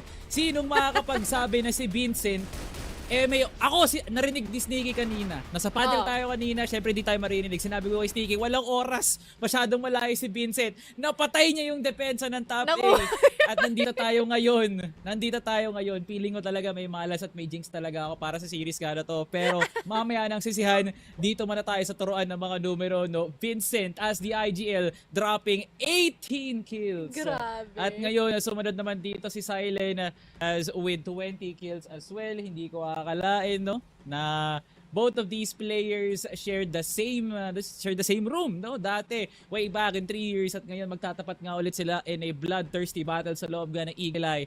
But MATTJESS came out on top over a technicality na inabuso talaga ni Vincent, Oh my goodness, grabe guys. Kaya paalala sa lahat, bago pumasok ng pub game, bumili na kayo ng dep kit. Ewan ko ba man, parang hito si Vincent that entire time, I feel like yun yung closest na pwede kong i-compare siya. Kasi sobrang dulas at sobrang likot, sobrang bilis na hindi ko na malaman paano mo siya i-address, and before you even know it, everything is already done, 18-14-5 lang naman ang nakuhang stat dito ni Vincent, followed by Zach as well, which is honestly not that bad with it's 17-11, na kung saan actually lahat naman talaga sila nag-online dito, for MATTJESS. Nice try for Acceptance kasi kitang-kita mo kung ano yung amount ng binuhos na effort din dito ni Silent, Dihek, lahat sila dito, Pero sabi ni Vincent, wala guys ako to Ako to pasensya na, Alam kong lahat binuhos nyo dito sa laban na to, pero sinimplehan lang. Ay, diba? 1.29 KD and 91.30% ang ating rating. Vincent, buti na lang talaga panako na lahat ng teams dito sa Crossfire kasi hindi ko tatanggapin. Kung bias ko ang acceptance, hindi ko tatanggapin, Mochi, na ganun yung panapos na ginawa ng MATTJESS. Pero tulad na lang din dito sa love ng CFS, we would love to digress. Malupit yung ginawa ni Vincent at siya lang talaga ang may kargada at cojones para gawin yun. Na talagang testing, na wala namang mawawala pag sumubok ako. Kasi 9-7 naman yung score. Kayang-kaya ko pa kung 9-8 pero talagang tinapos na ni Vincent lahat ng pangarap dito na acceptance. Makuha nga nilang isa pang panalo dito pero wala talaga Mochi. Eto na talaga yun. Hanggang ngayon pinag-uusapan pa rin natin ganyan kasi kabigat at dito lang yan guys sa CFS SEA. Kung hindi mo pa alam kung ano ang pinakamalupit na liga dito sa loob ng Crossfire Stars, eto na yun guys. This is where the best play. My God, at eto na ang ating match MVP. Sim, no? Ito yung pinakamalupit talaga, no? Sa labi natin, si Ninkyu. Abay, kung hindi mo nakita yung POV cam niya, every time na nakakakuha sila ng round, kung kailan sobrang dikit ng laban natin sa mapa ng Eagle Eye, no? Na parang halos bumubuelo na nga siya at tila ba parang siya ay mananapak. Well, Ninkyu will deserve this title. 1.50 ang ating KD at boy, oh boy, no? Parang sa usapang painitan lang naman, no, parang siya talaga ang may karga at kuha ng titulong yan. Mochi, feeling ko talaga ever since na nag-transition ang team na to a different roster, parang ine-embrace na ata ni Ninkyu na yung pagbabago dito, no? Mas pinapanindigan niya na yung role na to na uy, ako ang bida, ako papatay ang lahat, ako dapat ang tinitingalaan ng mga tao no? Mas tumaas yung emosyon niya, mas naging active siya sa killing spree. At yun yung gugustuhin talaga ng MATTJESS At ngayon, talagang sinisetapan siya ni Vincent for success because these are plays na hindi mo talaga makikita from Ninkyu even a year ago noong Impact Summer. Pero ngayon, eto na ang pinakamaangas na pinakamalupit na iteration ni Ninkyu nung wala na talagang kinakatakutan. Ipupush niya ang isang CA sa loob ng port kahit siya yung GR. At kahit nasa loob pa ng subbase, puro siya challenge kahit GR nga din siya. So this is Ninkyu na binigyan mo talaga ng blankong chalkboard no? Bahala ka na magsulat kung ano gusto mo. Ay, grabe na naman yung mga sinulat niya sa chalkboard na yon. Masterpiece kung masterpiece nga talaga, no? Despite how chaotic everything went, no? At yun din yung kinagandahan dito, no? Despite the fact na talagang nasa mindset niya is mang-challenge talaga, no? Talagang yung kada challenge niya, matik may return. May return of investment, kumbaga, no? At yun ang mga highlights na nakikita rin natin dito, no? For Ninkyu and how well he's been able to perform all throughout the course of the 3 maps lang naman, no, na napagdaanan natin dito kontra ang ating team Acceptance. And I feel like it's about time for us to hear it from the man himself, ang ating match MVP. Please, everyone, welcome itong si Ninkyu. Yo. Thank you. Good evening, Congrats! no? Hello. Well deserved. Rinig ka namin, bossing. Malinaw na malinaw. Una sa lahat, Ninkyu, congratulations! Sa wakas nakuha nyo na nga yung unang panalo nyo dito sa ating Master Summer. Ang tanong ko dito actually is more on the Eagle Eye, no? Yung map 3 nga natin, kita nga naman natin na naging dehado ka tayo dun sa first half. Pero ngayon, bigyan mo kami ng eksena. Paano nyo nga ba naibawi at naitabla yung second half nyo? At ano ba nahanap nyo sa acceptance para maging, para mapasa inyo yung panalo? Kaya walang hype. Kaya talo. Walang hype yun. Okay. Kaya pala, Mochi, tumatayo-tayo na nang nakukuha na yung puntos no, Mochi? Parang, ang naaalala ko sa kanila, parang yung vibe sa kwerdas no? Na nagwawala sila dito nila Yobs. Oo, parang ganun yung vibes nila, no? So, Ninkyu, congratulations. Deserve yung ating match MVP title, no? Sino ba yung naging pinaka-problema sa kalaban para sa'yo? Na kung bakit medyo nahirapan kayo dito sa mapa ng Eagle Eye natin? Si Silent po. Biglang nag-rush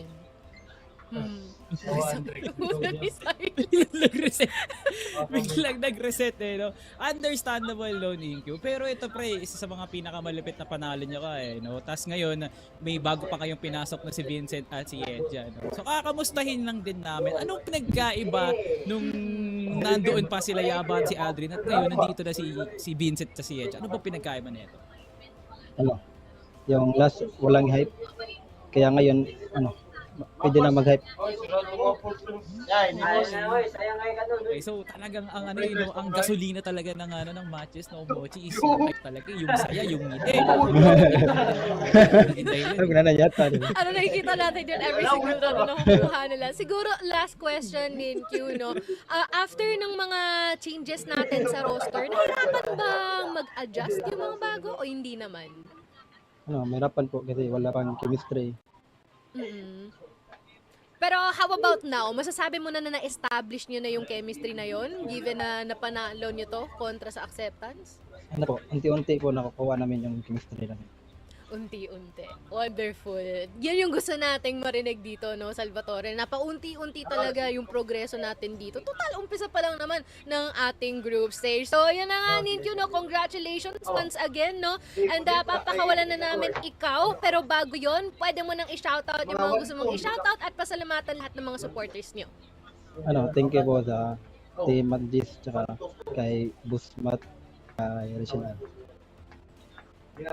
Right, thank you din sa'yo, Ninkyu, and congratulations, good luck sa inyong mga sunod na mga laban. Thank you po, Mochi Salvatore. Thank you. Thank you. Alright, yun lang pala ang kailangan, no, Salvatore. Other than the fact na sobrang dikit ng laban, minsan nalilimutan natin i-reset ang ating utak at paggaanin yung ating kalooban, and hence, they've been able to end it smoothly, such as that. I mean, I think maybe not smoothly kasi chaotic siya, pero you get the point. Gets naman na, Mochi, huwag kang mag-alala. Gets ko nga naman talaga. Kasi kahit ako rin mismo, pag ako nag-compete bilang pro player, gugustuhin ko rin talaga na lahat ng kasama ko, palong-palong na to the point na merong talagang hype man, at feeling ko yun nga naman talaga tunay dito ang unleaded gasoline ni Boss Ninkyu, no, na mala four-wheeler nga naman talaga ang kanyang kargada. Pero ngayon tapos na ang araw, kailangan na natin makita ang aftermath ng lahat ng mga teams sa to, Mochi. Yes, kaya naman tignan na natin ang ating updated na standings na kung saan talagang pinakita ng ilan sa ating mga teams na sila ay aakyat talaga ng maigi sa ating mga ranggo. We have FERVID and as well as Comeback Friends for our first and second place. I mean, again, everyone, start pa lang, chill lang kayo, no? Pero, yun nga lang nga, meron ding mga nalaglag, like such as itong si Acceptance and as well as si TARINGBABI sa dulo ng ating standings, no? But, again, no? Kalmahan niyo lang kasi andae pang pwedeng magbago given lahat ng yan.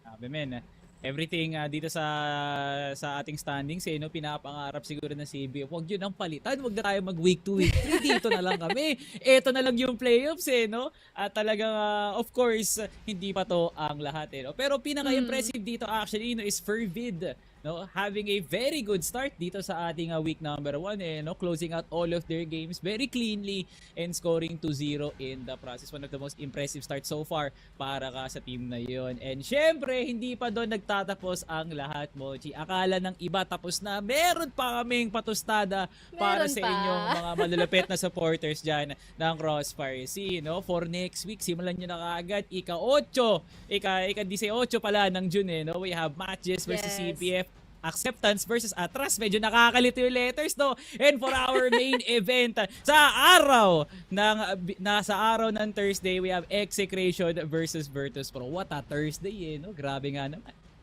What a Thursday indeed. And again, everyone, no, simula Thursday hanggang Sunday na uli ang ating schedule, no, for CFS Masters Summer. So, ako sa inyo, abangan ninyo na yan, lagyan nyo na ng routine at mag-alarm na kayo because every single time 2:30 magsa-start ang ating mga stream. Pero bago tayo magpaalam dito, Salvatore, sabihin mo na ang iyong mga last words and closing remarks. Kaya nga pala guys, no, maraming salamat dyan sa ating mga viewers dyan sa lahat ng streaming platform na sumusubaybay. Shoutout nga pala sa pamilya ko, and shoutout nga pala dyan sa lahat, no, from TNC Production, TNC Events, sa ating talent, maraming salamat. And a special section lang din pala po, no, humingi po ako ng tulong sa ating pong kababayan na si Paul Jake nga po pala sa Moment Esports na nangangailangan po ng tulong nyo pagkatapos nga po nilang maging biktima ng isang malaking sunog. Tayo po sana magsama-sama at matulungan po ang ating kaibigan sa CROSSFIRE para sila po yung makabangon muli mula po sa kanilang trahedya. Boss Jake, in behalf of everyone here din sa broadcast na to, stay strong. Sana makabawi nga kayo. Maraming salamat sa pagiging isang malupit na atleta dito sa CROSSFIRE Philippines. Hoping no na mabawi nga lahat at maging payapa na ulit ang iyong buhay. No? Sa ngayon pre, kami na bahala sa iyo. Tutulungan ka namin yung mga bangon. Yun lang naman, Mochi. And stay strong, no? Hopefully, no? Tatagan natin loob nga, no? Boss Jake and as well as your family. And again, no? Maraming salamat nga sa Ateo Production, no? Talaga nagbubuhos ng mga oras dito, no? Kahit na anda yung mga nangyayari behind the scenes, it is still such a smooth output na pinapakita natin dito. Maraming salamat sa mga teams na nagbubuhos ng kanilang oras, schedule, pagod, lahat-lahat na, dugo, pawis, no? Present na present yan dito, no? Sa base sa ating mga output so far. At idagdag na rin natin mga co-talents sa'yo, kay Bipolar, kay Sneaky Frog, kay El, Daydom Ramon, everyone here sa ating talent pool. Thank you so much for adding that spice, that info, and as well as that stories to be told dito, no? Sa ating broadcast. And syempre, maraming salamat sa'yo. Oo, sa'yo dahil ikaw ang bumubuo, no? Ng pillars key pillars natin dito for CROSSFIRE to keep it going. Smile Gay, thank you so much. Boss Alex, Boss Mark, maraming salamat sa laging pagsuporta sa amin dito. Naging okay yung kasama ko. And with that being said, everyone, tapos na ang unang linggo ng CFS SEA Masters 2026 Summer at tayo magbabalik for next week. And for now, remember to keep the fire burning at tayo ay mamamaalam muna. See you next week. Di ko lang kung naispatan siya ni KLB doon. Mukhang oo, nakita mo yung flick of the wrist na mabuti niya. Be careful, but he gets the shot. And he makes it trouble. Receiving play pa. Tuguan na nga ngayon si Cetra. Elvin nakabantay. He's gonna get one. And also two huge. Namaya, pero wait lang, hindi pa rin tapos yun. Lahat ng aksyon, masusundan pa. We are gonna be seeing prevalence rate here dito sa house. Ano doon, flash grenade. PSA! Kitang-kita niya sa KFP.